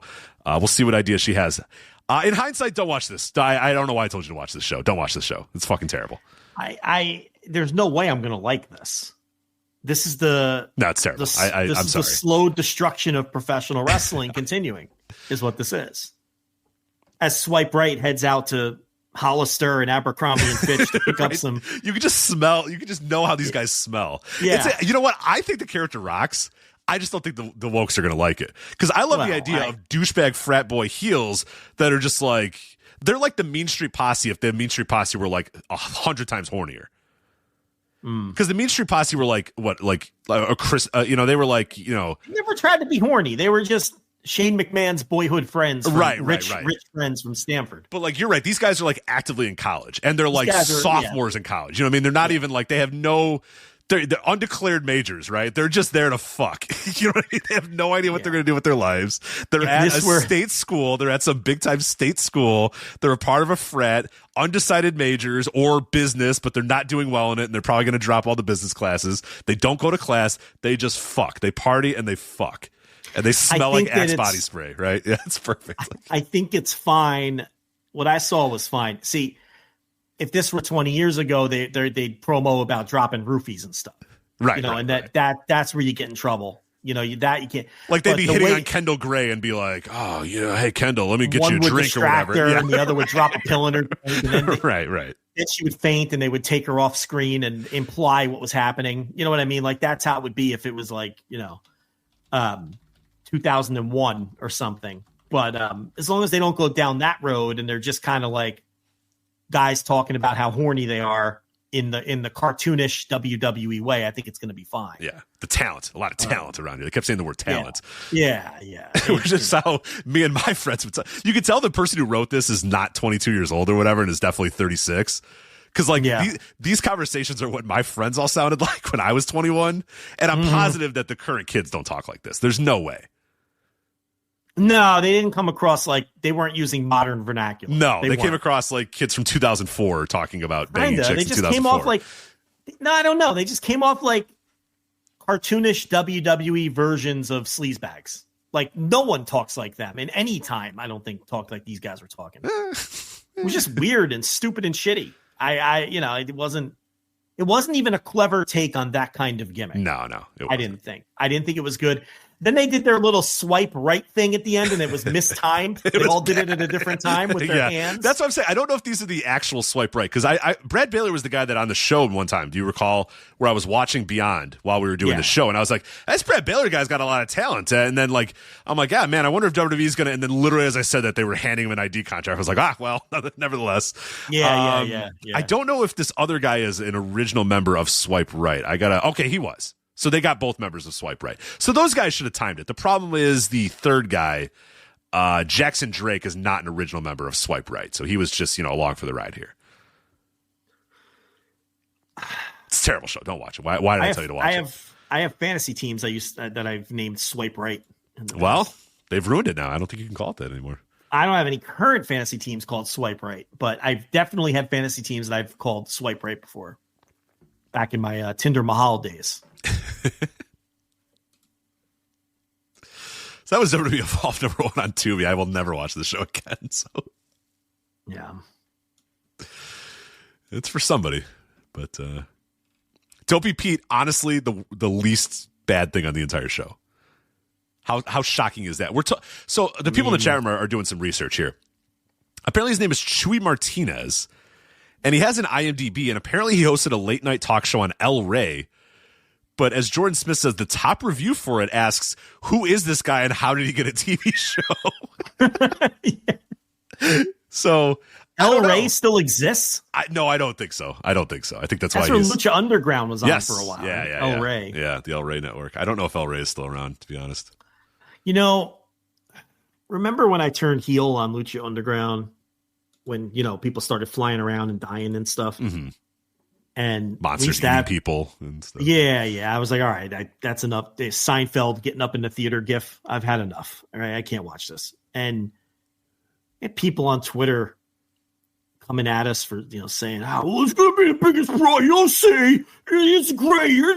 I think about those people a lot. Yeah, nobody. I mean, it's completely irrelevant to the grand scheme of professional wrestling. Yeah, he was dead a year later. I think about them a lot. There was a whole gaggle of them. Remember? Oh yeah. I can remember the handles and everything. I used to get on my case because I was like, I can't review this show anymore. It's fucking garbage.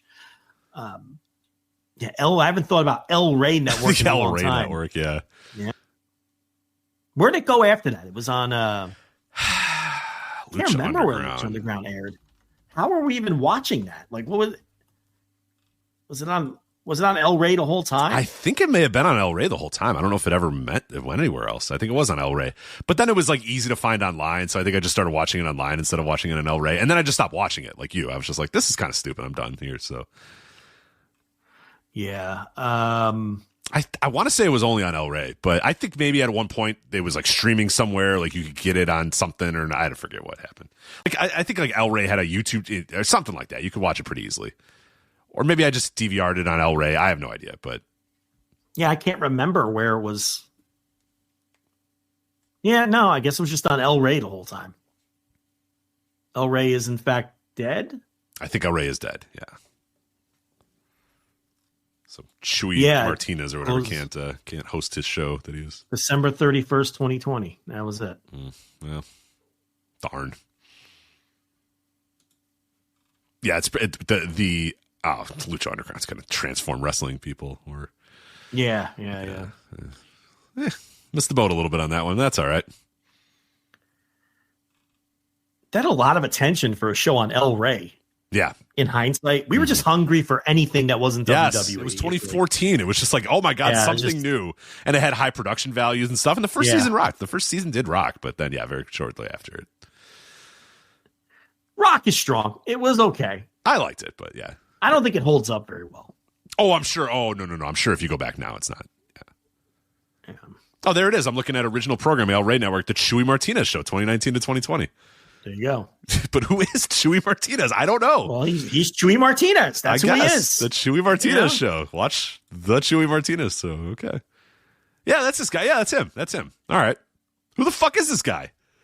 Why would they hire him? I don't know. But he's gonna stir it up. He's like, man, I'm gonna get you the hot goss going on Evolve, and then like he literally just did every promo that you know what I mean. He's like, so how does it feel to win the first match? And then never says the thing and never appeared ever again. So. Maybe we'll never see him again. He'll be like years from now, like the Maddie in the House of the Evolve reboot. Okay, I found a tweet from him. He says today. Oh my God, he got like no. Jesus Christ, this guy is irrelevant. What the fuck? He tweeted out, today marks the beginning of my journey with WWE. No, I'm not wrestling, though I'm not ruling that out. I'll be hosting and sideline reporting for WWE's Evolve. It starts tonight and airs every Wednesday at 5 p.m. on Tubi. That tweet got 1,270 views. Nobody. Who is this guy? Nobody cares. No. Well, I like Dwayne, he won't rule it out. He could wrestle. I'm not wrestling, but maybe. Can't rule it out. They have 150 people in contracts, but maybe they're going to let Chewy Martinez get in the ring and okay. All right, dude. Mix it up. Stir it up. Yeah. All right, enough of this garbage. Stupid. Let's talk about these two. Let's do New Japan first, I guess. Okay. So, all right. So I watched the whole show. You saw the top two. You're a smarter man than me. There was nothing else to see. A lot of Bullet Club. A lot of Bullet Club. I decided to watch something else. The ELP X, Mystery X, turned out to be Master Wato, which there was a lot of speculation. Maybe it would be the Nomad, Bishop Dyer. Oh, yeah. But I would have preferred the Nomad, is Bishop that the Dyer. nickname? Is that the nickname he's going with, the Nomad? It's the Nomad, Bishop Dyer. Interesting. That's right. Okay, all right. I would have preferred him, quite honestly. I'm going to go against the grain. I would like to see the Nomad Bishop Dyer in New Japan. I know nobody wants it. Yeah, you're wrong, but okay. I want to see what it looks like. Why? That's all. I know how it looks. I want to see what it looks like. I know how it looks. It sucks. I want to see for myself. It sucks. Maybe it won't suck. It will suck. When is Baron Corbin not sucked? Never. But never. But does it work out for those people? No, but it might work out for us. I want to see. I mean, he's not bringing Happy Corbin. That would suck. Mm-hmm. A lot of Baron Corbin suck. You could if you want to go and run down every Baron Corbin gimmick, you can. They all suck. Every single one sucked. his weird stomach that looks like a face. It all sucks. I don't like the stomach at all. Bothers me. But I don't know about this Nomad Bishop Dyer. Oh my God, I can't believe this. You never know what the Nomad Bishop Dyer might bring to the table. So I think I do. No, I think I do. It's gonna suck.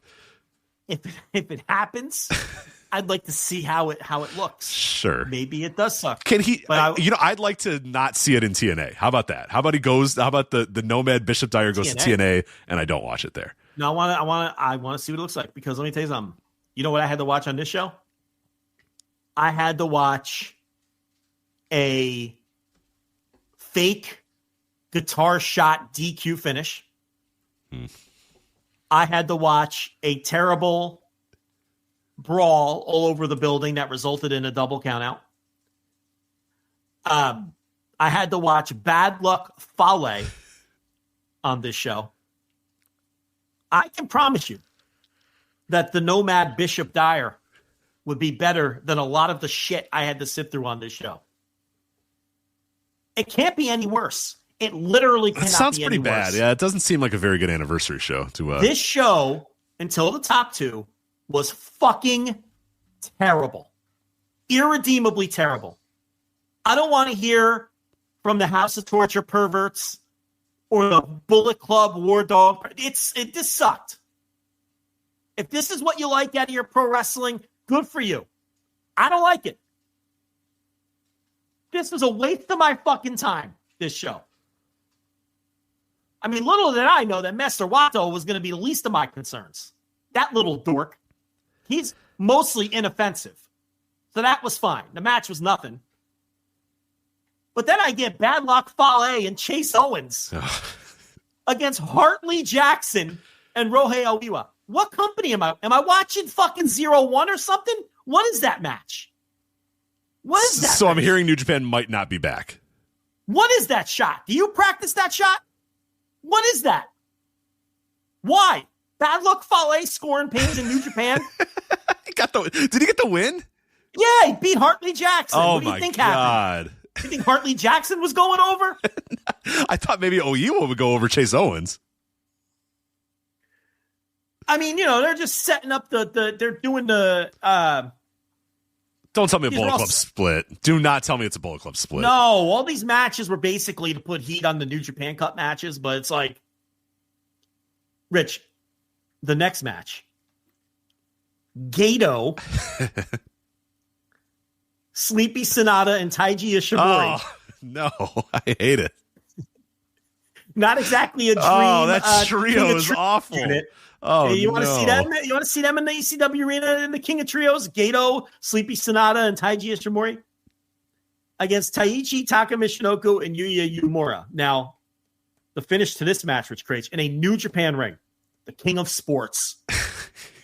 On the anniversary show, no less. On the anniversary, are you a Shin Nihon freak? Of course I am, yeah. As our friend Joel Abraham likes to say. Well, here's what you got.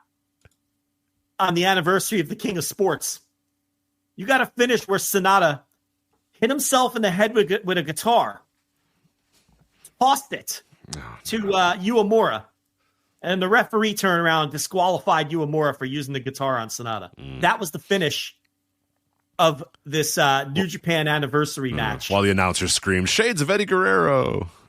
Yeah, while poor Walker Stewart and the returning Chris Charlton had to walk the fine line of not burying the ref while also burying the ref. That's what we got. What am I doing with my life when I'm watching this shit? It sounds like I made the very good decision. For what it's worth, I watched Evolve instead of this, so I don't know if my decision was good or not. I don't know if this is probably worse than what. It sounds worse, actually, because at least there was fun bad in the Evolve. This doesn't sound very fun. The next match, you guessed it, more Bullet Club and House of Torture. So we get Ren Narita and Yoshinobu Kanemaru. They come out. House of Torture. Great. We get two masked assailants hop over the rail. I will remind you, we're watching the anniversary show of the King of Sports. Right. Antonio Inoki, sick and tired of Tatsumi Fujinami. Right. the Three Musketeers, all the stars, and the storied history of New Japan Pro Wrestling. And I've got House of Torture getting jumped by a couple of guys that look like the NXT goons with the flash. All we were missing was the flashing lights. So, of course, it's Kid and Maloney. And they just brawl all over the building. Sure. Walk and brawl. Nothing happening. You're falling asleep.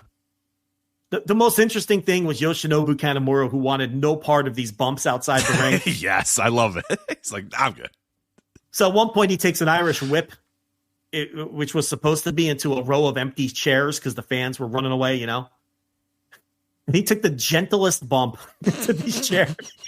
He had no interest in taking the bump. You gotta appreciate. You know what? I didn't see it, but I did. I close my eyes and I see exactly the low effort Yoshinobu Kanemaru thinking, "Fuck that! I ain't falling into a bunch of chairs." Like turning around and kind of slowly, his butt sort of hits a chair, kind of, and he's just kind of like, yeah. He's like, I was friends with Masawa. I'm not doing this shit. Right. Fuck you. Right. You know, he just the gentlest bump. Like, you've seen that bump 1,000 times, and guys go careening into the chair. Fuck that. Right. I was on Noah Destiny 2005. I ain't doing this shit. Yeah, I'm not doing it. Get the fuck out of here. I'm just trying to keep a low profile, so they keep paying me as long as they're going to pay me. I got no other interest in this. They may have gotten back into the ring at some point. I don't know. Officially, it was just a double count out. Great. King of Sport. Anniversary show. You know, this was just awful. Bullet Club War Dogs, Bullet Club House of Torture, or I guess they're not Bullet Club, but who cares? So what was the next match? It was LIJ versus the House of Torture. Oh, good. Evil. Everything is evil. Oh, good. More.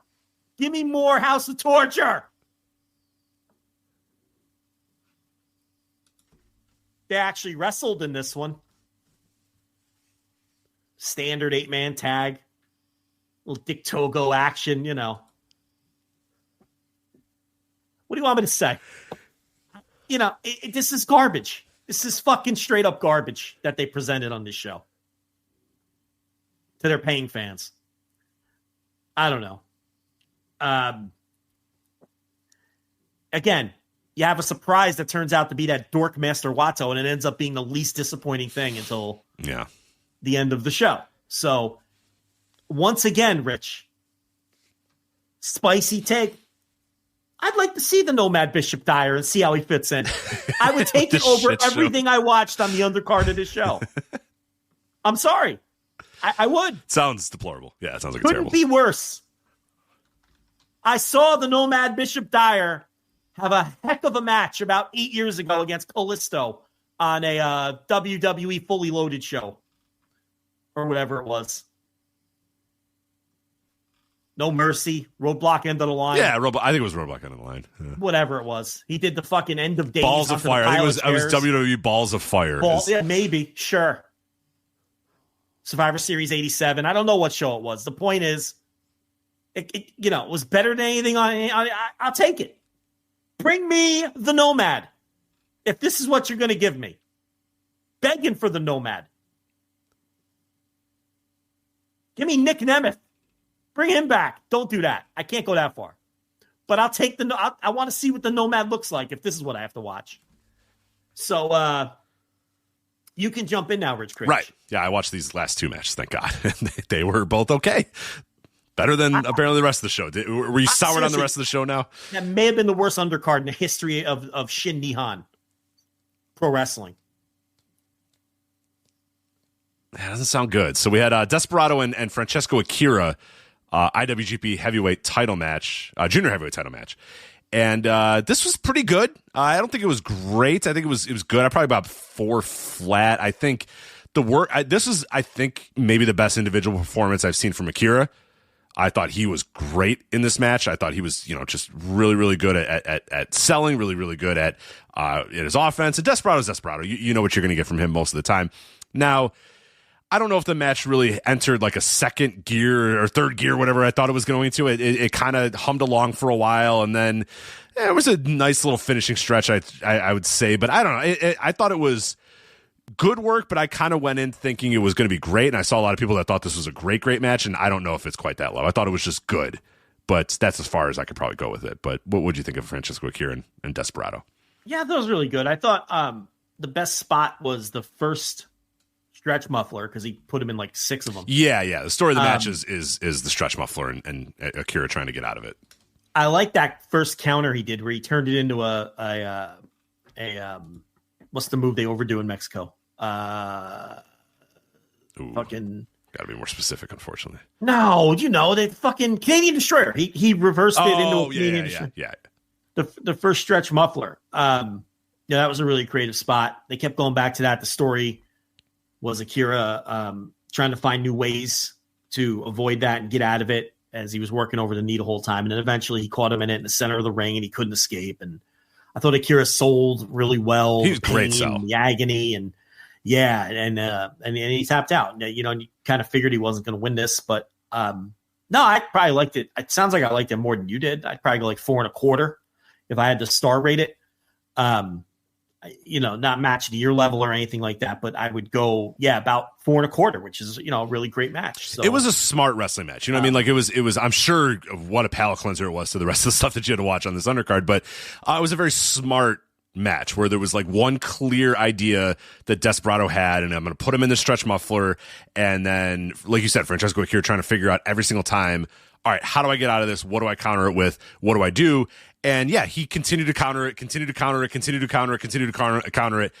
Desperado got in the middle of the ring, and Akira was basically just like, fuck, I can't do anything. I'm done. Well, can I be nerdy? I feel like instead of just continually going back to that move, they should have had some different ideas to attack the ring. Yeah, and that's fine. I kind of like the idea that he's like, no, this is what I'm going to do, and you're going to tap out eventually. But I get what you're saying there. Maybe you should try something. Ultimately finish him with it, but maybe try some different things instead of continually going to that well. I think he put him in it like 4 different times. But it was a really good match. It's the best match on the show. I mean, by a mile. Yeah, well, and they did a good story because Francesco, he did a good sell here too, where his knee was getting worked over from the stretch muffler and from a bunch of other things. So he tries to do whatever that move is, the fireball or whatever, I forget what he calls it, and he collapses. Like he's about to hit him in the head, and then he collapses and he grabs at his knee or whatever, and then that's kind of the beginning of Desperado realizing, oh, okay, what I've been doing is working. His leg's fucked. Now I'm going to put him in this, and he's going to be done. And he was done. Yeah. So, no, it was really, it's the best match on the show for sure. And then obviously you had your main event, which was the Hiroki Goto versus Hiroshi Tanahashi, presumably the final IWGP World Heavyweight title opportunity or whatever for Tanahashi. Now, they didn't want to say that exactly. I know Chris Charlton kept saying, like, I mean, maybe it might be his last one. We don't know. It's like, I mean, I think he's trying to maybe keep it just in case he's in, like, tournaments or whatever. But he's like, we may have possibly seen the last one or whatever. I don't know. It's Tanahashi in 2025, man. I think this was about as good as you're going to get out of this guy now. He just can't go anymore. He just can't. They're making the most of what they have of his body, and I think this was about as good. Like I said, I think it's as good as you're going to get with Tanahashi here, because I think it was a good match, and Goto was very good in it, but Goto was reserved because he can't do a lot of the Goto stuff that he wants to do because he's in there with Tanahashi, and Tanahashi just can't move. He just doesn't. There's no velocity to anything he does. There's no speed to anything he does anymore.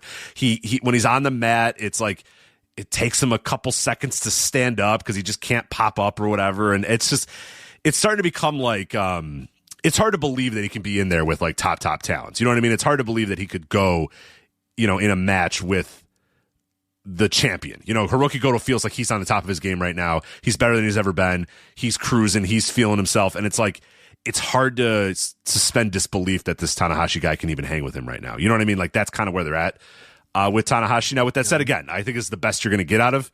This might be the best match that we get out of the end of Tanahashi, but I don't know. I try to not grade these things on a curve just because he's old and whatever. But like what it is, yeah. It's just like I don't know. I'm not gonna tell you, oh, it's good because like the emotion of Tanahashi being in there. Like I'm just calling it like I see it as a professional wrestling match, and it's just like he's just not good anymore, and it's sad. But I think It's okay. Probably 3 3/4 or so, about where I'm at with this match. Yeah, I mean, I thought it was fine. I even thought it was, dare I say, pretty good. I thought this was the very best you're going to get out of Hiroshi Tanahashi today. You know, I didn't think at any point in the match did he embarrass himself like he did at the end of the Makabe match, which was just an embarrassment. Oh, yeah, no. It wasn't like that match. We didn't have anything like that. We didn't have, like, Naito blowing a Destino spot. There was nothing like that in this. This was the very best you're going to get out of him at this point. And even in a vacuum, I thought it was a perfectly fine match, even a good one. And I agree. 3 1/4, somewhere between 3 1/4, 3 1/2, which is a really good match. And that's what I thought it was. And it could have, Tanahashi's going to have matches on this over the next, 10 months or whatever it is that fall apart. And this one didn't. And I'm glad it didn't because, look, this was his final IWGP title match ever. And that was not lost on me when I was watching it. So I think it was good that he was able to perform at the best level he can perform at today. So, I leave it at that. And then all the boys got in there after the match. Yeah, interesting post-match here where Tanahashi's like, well, I hope, good match, and I hope that Hontai and Chaos can have a better relationship moving forward. And you know what? Fuck it. Let's bring them all out. So he brings out everybody. And they all take a picture. And Yuji Nagata's doing commentary, and he's like, Yuji, get on up here. Come on. You too. New York Yankees shirt for some reason? Yes, he was wearing a Yankee shirt for some reason. And he's like, let's not leave the Blue Justice Army out of this. Come on in here, buddy. And I'll take a picture. So I'm glad he goes against the grain and isn't just some fucking Dodger fan or something. Yeah. I prefer him be like a Padres or something. Yeah, some random like the Royals. He just loves the Kansas City Royals. Yeah, he's just like Royals. I think that would fit the Blue Justice, the Royals. Like I think that's true. That would work. He's he was big on Moustakis, and he's like, man, I thought we had a longer run in us. We got there. We won it, but it could have been. Yeah. Could have been longer. Everyone out there in their tracksuits, Kojima, the whole gang was out there. They're happy for Goto. So there's the idea here that these units have all come together and formed. I don't know if they ever officially said that. I don't know. I'm going to look at their roster and see because they always give you the. Well, it might be too soon. Just happened. Yeah. Let's see. If I go unit all, let's see. Well, the website's not. Chris, get on this. I've got an idea. Why don't we just put Bullet Club, War Dogs, and House of Torture in every match, not just 80% of the matches, and then we don't have to worry about exactly what unit everybody else is in. And then Yuji Nagata, I think they're doing the match on the 15th. Nagoya, they're doing it in Nagoya, yeah. That's very soon. That's just the middle of the fucking tour they're doing it. So, okay.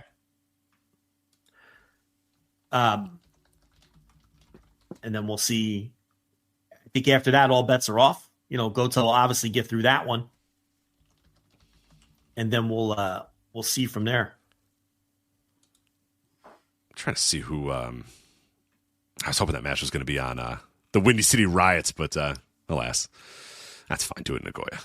It's okay. So, all right, people are saying it's official that. So I said Chaos. No, that Chaos and Hontai have officially merged. Oh, okay. Great. So is Chaos done? Is they all joining with? I don't know, but this show really soured me a lot. I thought this show fucking sucked. So they're not back. God damn it! I don't know. I just had it. Is this? It's going to be what New Japan Cup is? A bunch of this fucking shit. I hope not. I don't know. Doesn't sound great. Yeah, we're starting New Japan Cup, by the way. Very very soon here.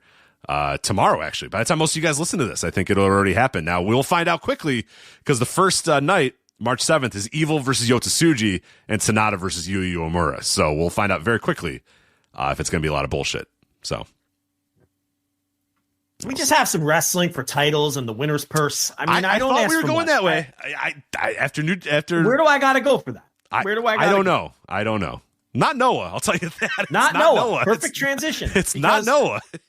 I'm grumpy about this too because I thought this show sucked. Yeah, I did not like the show at all.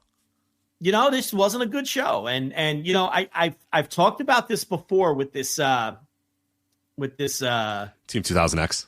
Team 2000X, and this is how it's going to work. Okay. I'm going to get tired of it before anyone does. I'm going to be first. You're going to follow closely. I might already be there. Well, that's where I'm going with this because I think I'm over it. I think I'm over it. I'm there.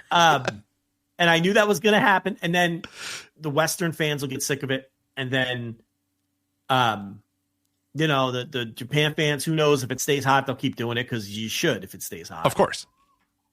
And then we'll have the same discussion we always have about Bullet Club and House of Torture. Well, the Western fans don't matter. The Native fans, and we're just gonna have that. And now we're going to get to have that in 2 promotions. Right. Is what we're going to honestly have. 3. If you watch Stardom, there's 3. There's it's going on in Stardom too. There's a heel unit that runs in and does all that stuff. That sounds like it sucks, but I wouldn't watch Stardom if you stapled me to the chair and threatened my life. But that sounds like it's terrible. But yeah, or I'm a devoted Stardom watcher, but just refuse to talk about it. Right, which would be the best turn ever. Maybe when I retire from this show, I'll reveal that I was a gigantic Joshi fan all along, but wisely never spoke about it and pretended you don't I want didn't pay any attention to it. You didn't want Anthrax into your house. Yeah, because I just wanted to enjoy it in peace, right? Without insulting the wrong girl with a fluffy dress and then somebody murdering me. But yeah, no, I think I'm just about over this shit. Team 2000X, when are we going to start showing some ass here? It's like they just dominate everyone and everything. Everybody turns to join them. Yeah, Ozawa wins the national title and the title for title match. Then he just throws the title away like he doesn't want it. That's what got me. That's what got me. And if you think we're not consistent, go back to when Tetsuya Naito won the Intercontinental title and tosses on the ground. You and I ranted and raved and got fucking angry about it for 40 minutes when he threw that title down. Now you might say that's the heat, right? Yep. You might say that's the heat. I say sure, but I know Manabu Soya is not going to give this guy his comeuppance and beat his ass for disrespecting that title because I know how these things go. They don't show any ass. They win every match. It's always the same shit now. This was a lumberjack match, so it was like perfectly legal, Cole. I understand that. We had dollar store Dragon Gate spots with the clothesline parade and everything. But I don't know. I'm with you. I'm at a point where it's like, well, now we're doing turns for the sake of turns, and that's when we start getting into NWO territory, and especially on this show where Tadasuke from Rattel's. Now, we were wondering a couple weeks ago why Manabu Soya was joining with Rattel's. It was just because he wanted backup for this match, and obviously now we know it was just because they wanted to turn one of the Rattel's guys against Noah to go to Team 2000. But the problem is, like, less than 30 minutes prior, Tadasuke is in a match against Team 2000X, just wrestling perfectly normal, beating these guys up. And that's an issue you always have. And I hate that. Yeah. So then, but then later so then we have the main event, which now, if you want to be clever, don't have them tag in. Right. That's an option, or have him be weird. You could throw a little bit of a little doubt in there and be like, that's kind of weird. He was strange in that match, but I don't want to tip it off though. I would just not have him tag in because then you could have him promo later and say. You know what I mean? Like, no one would notice that he didn't tag in. Right. In an 8-man tag. So that's how I would play it. But yeah. Yeah, they didn't do that. So then the Ozawa Manabu Soya, I thought the match itself was pretty decent. Like, I think Ozawa's I think he's a really good worker. I like a lot of what I see from him. So, that was all. I don't have an issue with him. No, I think, I wish they would just kind of, but. You know what, though? Okay, I don't need a lumberjack death match in my Japanese wrestling, Rich. Correct. That's really what this comes down to. You know what I mean? Like, I'm not yelling at you, obviously. I'm just saying, like, I don't fucking need this. And this is what we're going to be now. When I got to sit through Masao Inoue on the fucking undercard on top of it. It's Noah, man. We always said arm's length with Noah. So now this did well. I think this show did pretty decent for Noah. So people are interested in it, like you said, Western fans are into it too for the most part, and Japanese fans are into it for the most part. But I do think this was the one where I was like, okay, now you're just turning guys to turn guys. Like all the other ones before this, I thought were pretty useful, but now for no reason, Tadasuke decides 30 minutes into this main event when they have Manabu Soya down with a chair. And, he runs into the ring and is like, no, don't hit him with the chair. I'll hit him with the chair. And then he turns around and hits the guy with the chair. And then they laugh and they point and they put a shirt on. I was like, wow, I've seen this a lot in my years of watching wrestling. That felt very much like, okay, now Marcus Bagwell and these these guys are turning into the NWO. And it's like, all right, now why Team 2000X does not need 9 guys in it. You know what I mean? Like, it doesn't need this just bloated beyond belief. So, yeah, this was the one where I was like, okay, now we're just getting into – this is like the never-ending Rattels turning. It's just like, does Tadasuke really need to turn? Well, it's no Sawa out of the question at work here. Mm-hmm. That's what this is. Now, they did over 1,600 fans in this building, and I don't even know the last time they usually do like 900. Right. It's a good number. Okay? So, again, it's drawing. But I can parse that out when I analyze. Like, did I have fun watching this show? No, I didn't have fun. The undercard was dog shit too. Yeah, the undercard was not very good. No, there was like, okay, I'm into Kenta because Kenta is like a whole new fresh coat of paint. He's back to being Kenta for the first time in 10 years. I'm into Kenta. I'm going to tell you who else I'm into in this company. I'm into Ironhead Fujita.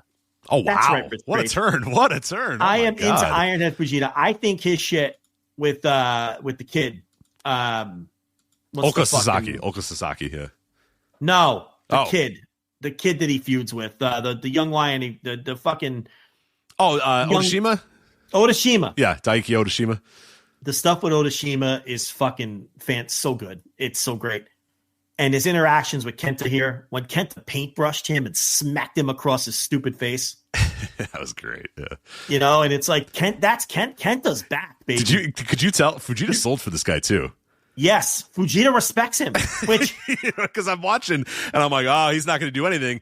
And then Kenta did something and Fujita did like a flip bump. And I'm like, whoa, I haven't seen Fujita do a flip bump in years. I'm in the Fujita. Like, he's having fun with the young boy.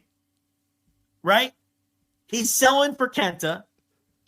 And I don't know what it is. Maybe it's because the other cronies aren't around. I don't think he's got his guys anymore, and I think he understands that. I think he's scared of Kenta a little bit. I think but Kenta's like the fakest fucking tough guy ever. Kenta. He's faking the funk more than Fujita fakes the funk. Then I guess these days. Kenta's the classic bully who, whenever confronted, like got punked out. Yeah, I know. I don't know. Like historically, like Kenta will get in your face. Like, he's not a pussy, but Kenta has run into situations that did not work out well for him many times. You know what I mean? So it's like, even though Fujita is like 60 or whatever the fuck he is, I don't think he's scared of Kenta. Twice his size, he's Ironhead. Kenta's a punk and everyone knows it. But like, he's like respects him though, which is great. I mean, he doesn't respect anyone else. He doesn't respect Kiyomiya or, So anyway, I've been enjoying Kenta. I've been enjoying Fujita, which is crazy. And there's, it only took what, 25 years or so, but you're there. I mean, I liked him in MMA. Getting his fucking head bashed in and it not, you know what I mean? That's how you get the nickname. I mean, I always liked him back then. I just in a pro wrestling context, most of the time he could fuck off, but it's like there's been periods of time where, but this is one of those periods of time where he's working for me. There's not a lot else. This show was hard to watch. It was not a good show. You get a 17-minute Marufuji match, which is fine, but it's Marufuji. You know what? I wanted to like this match. I absolutely hated it. And you know me, I'm not a selling purist or whatever. That's not me. But 10 minutes of this match was Marufuji working over Masakitsumiya's shoulder and arm. to the point where the announcers are like, well, I think Masakitami, I think he has a separated shoulder or a torn rotator cuff or something.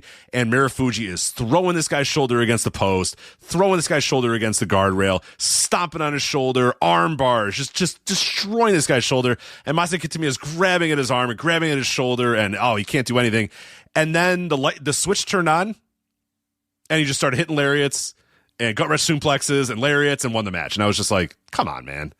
Don't waste 15 minutes of my time selling an arm and then just decide, all right, we're done with that. Let's get to the finish here. I'm not, again, you know me, I'm not one of those guys that thinks that if ever your knee is worked over, you must never be able to walk or jump again or do any move. You can't do a drop kick ever again in a match because a guy, did one thing to your knee, one time 8 minutes ago or whatever. No, I don't believe that. But when 10 minutes of this match is focused on just destroying a guy's shoulder and an arm, and then the last 3 minutes, the guy just, doesn't care, doesn't give a fuck at all, and just starts throwing lariats and doing normal moves like nothing, and then just wins the match and walks away, doesn't sell it, doesn't grab at it, just kind of like, all right, well, that's it. I don't know. No, it bothered me a lot. I couldn't get over the top with it. And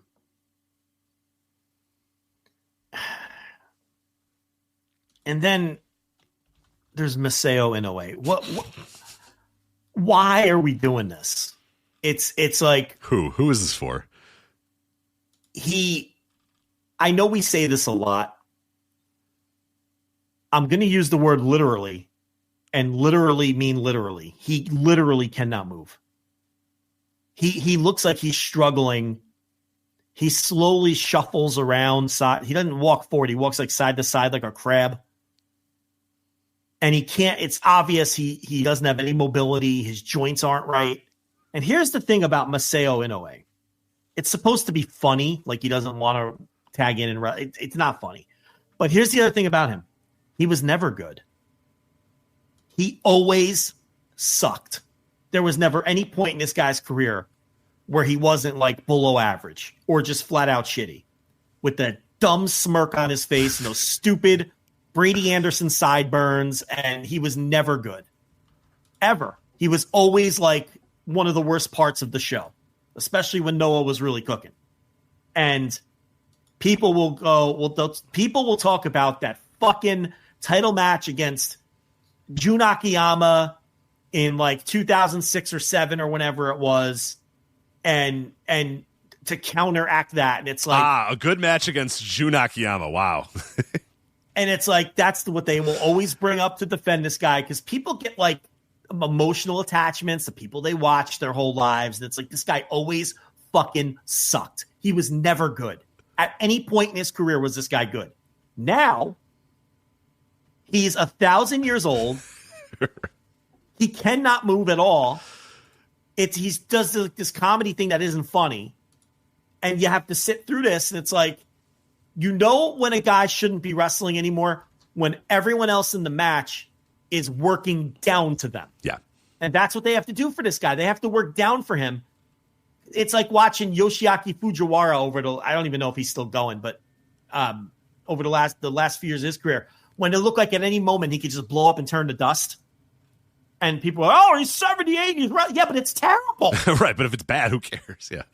Dory Funk Jr., when he fucking gets in there, and it's like, people have to work down to these guys. That's when it becomes a serious problem. Like, oh fuck, I can't. It's late in the show, and my brain has turned to the mush where my brain is working slower than my mouth. I'm trying to think of the guy who is an old guy, but nobody really works down to him. The guy that comes out to Danger Zone in All Japan, Masafuchi. Oh yeah. Like, he's an old motherfucker, but people don't have to work down to him. Like, they just do their spots. You know what I'm saying? Like, it's still stupid because he's 70. And you know what I mean? But it's like, over like the last half decade, you don't, like, when he gets in there on those undercards, you're not, the other people aren't visibly working down because they're afraid they're going to hurt him. You know what I'm saying? Yeah, it's not like when Dory Funk's in there and everyone's like, I can't do anything to this guy because can't do anything. I'm going to hurt him. He may die. Yeah, he's going to die in this ring, and I don't want to be the one that kills him. He die if he takes a bad butt. Like, that's Masao Inoue. Like, you have to work down to him because he can't move and you might hurt him. So why are we putting him on the shows? What's he adding? Is he selling one ticket? The answer is no. Is he providing entertainment? The answer, once again, is no. I fucking hate it so much. I hate it when these guys are legends and have value and were stars. Yeah. This guy was never anything. Right. And he's in there with like Galeno and Kiyomiya who are, and Sugiura. Like, all those guys are great. And then Masao Inoue is They're working down him. Yeah. This would be like in 30 years, AEW brings in Alex Reynolds to work the undercard when he can barely move. Right down to the sideburns. That's a good yeah, comp there. It's like it'd be like Alex Reynolds, and it's like doing sliding across the ring sideways because he can't walk forward because his joints don't work. And people are like, Alex Reynolds, who asked for this? I barely remember Alex Reynolds. I feel like Inoue has a little more cachet than Alex Reynolds does, but maybe not. We'll find another comp. That's mine. No, I mean the problem is the sideburns are too good, so that has to be the comp. It'd be like, if they bring back the Butcher in 30 years, and they're like, yeah, right. That's a good one. Yeah. Let's get the Butcher in there to have an undercard match in the year 2054. That's what this is. This is for no one. And he still has that dumb smirk on his face. And those fucking mutton chops like he's an Elvis impersonator. Think of how many times you've watched this guy wrestle in your life. Oh, my God. The time wasted that I watched this fucking asshole. On your deathbed. Think about wasted. How many matches. I'll probably think about that. I'll think about the time I wasted watching this asshole have bad matches. You've probably watched conservatively, 500 of his matches, maybe? It's got to be in the hundreds at least. Got to be. I mean, think of every Noah show you've ever watched. I know. He's on all of them. And he's been on every one forever, and you've watched a lot of them. Asshole. I've wasted so much of my life watching Masao Inoue wrestle, and it is legitimately disturbing. He has, Joe, 1,525 matches in Pro Wrestling Noah. I'm telling you, you've seen this guy 500 times. Before he had 1,379 in All Japan Pro Wrestling. I didn't see a lot of that. I mean, you're talking his shit wasn't hit. He stunk. He wasn't on tape. That's true. Yeah, that's true. He wasn't on tape most of that time. Yeah. The Noah stuff. Yeah. Cause it's right there in the fucking wheelhouse of the time period. Fucking dark agents and everything else. With Akitoshi Saito, that motherfucker's Lou Thez next to this guy. And he was never great shakes. I just said great shakes. Fuck, man. Life's too short. Masao Inoue and then a fucking lumberjack match. and a turn that doesn't make sense. No. And what sucks is there was a match that I was really, really, really interested in the semi-main event, which is Amakusa and Junta Miyawaki versus Kieran Lacey and Mark True. This is the Junior Tag League final. And they're having a good little match here, good little 10-minute match. And I think I've seen these guys, the Kieran Lacey and Mark True. I think I've seen them maybe a couple of times, but I was like, this is a nice young team. This guy's like 21. This guy's like 22. They're putting these guys over. Like, let's see what happens here. And 10 minutes into the match, they're doing a bridging shooting star, or a bridging 450 thing. And I want to say, was it Junta Miyawaki that landed on him? I forget who landed on him, but somebody landed on Mark True and just knocked him the fuck out. He just had immediate concussion. You could tell the referee jumped right in to be like, this guy's fucked. Like, maybe it was Amakusa. Amakusa tried to move him. He couldn't. He got out of the way, and the referee just called it right away, and that was the end of the match. And they got him out on a stretcher. And apparently he's okay, and he's fine now. But, yeah, so that match that I was looking forward to ended in 10 minutes because the guy got a concussion. So... yeah. He's okay. They cut a promo and they want a title shot and all that. So the guy's fine. He just got knocked out. I'll give it up for Kieran Lacey. Very young in this business, only a couple, I think he's 22, 21 years old. He was great at selling that they didn't want, his partner just got knocked out.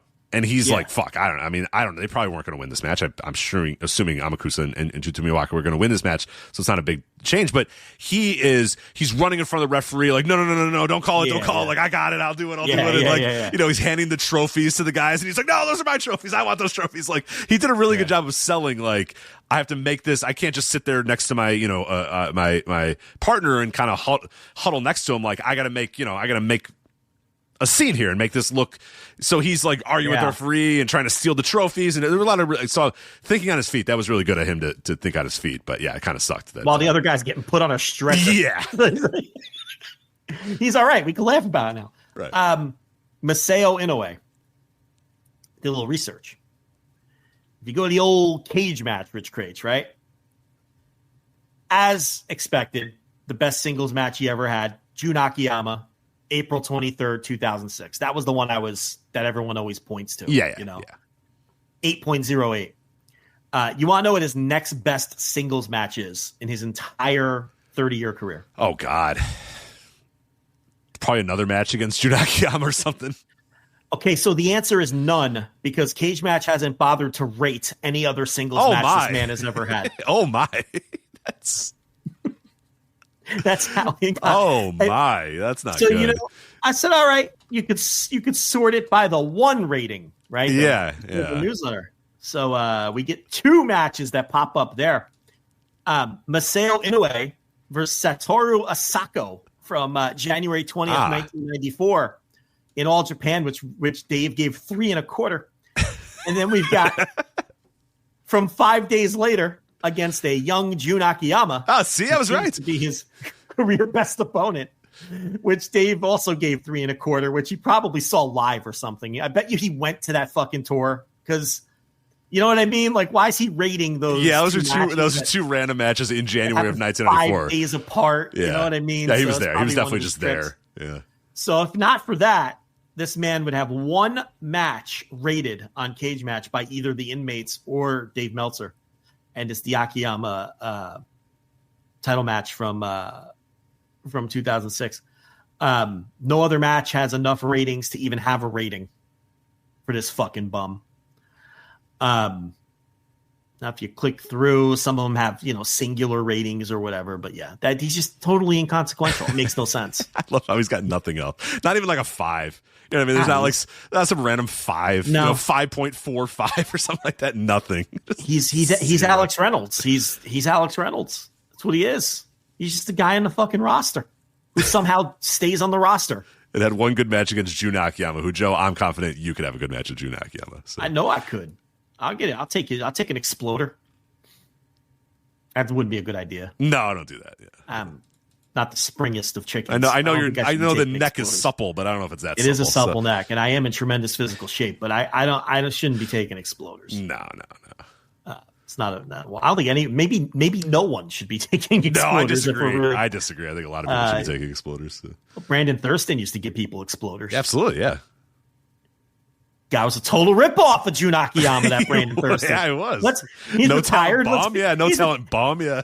He's retired. Let's be honest about it. Guy was, aping Jun Akiyama, which that's a good guy. That's a good guy to ape. Yeah, if you're going to ape somebody. Absolutely. It's not a bad guy to ape. Absolutely. Yeah. I think we're done with the show. I think we are indeed done with the show. So, all right, folks, we will see you all Sunday night. Again, Instant Reaction Live, AEW Revolution 2025. When that pay-per-view is over, we'll be live at flagshippatreon.com. $10 tier. Make sure you subscribe. Make sure you upgrade if you're on the $5 tier, so you don't miss a second of the show. We always get those. We get the late. The show has already started, and I see those $10 come in, and I see people jump in. What I miss? Don't miss anything. Subscribe now, upgrade now. Make sure you're ready to go for this Sunday. Instant Reaction Live, AEW Revolution 2025. We'll be back Sunday night. But that is it for us. That is Joe. I'm Rich. We'll talk to you next time. Take care. Bye. Hi, I'm Case Lowe, co-host of the Open the Voice Gate podcast. The one question I'm constantly asked when it comes to Dragon Gate is, how do I get into the promotion? Well, stop asking and start listening to the Open the Voice Gate podcast, released every Wednesday on the Voices of Wrestling podcasting network. For exclusive news and show reviews, look no further than the leader in Dragon Gate coverage, Open the Voice Gate.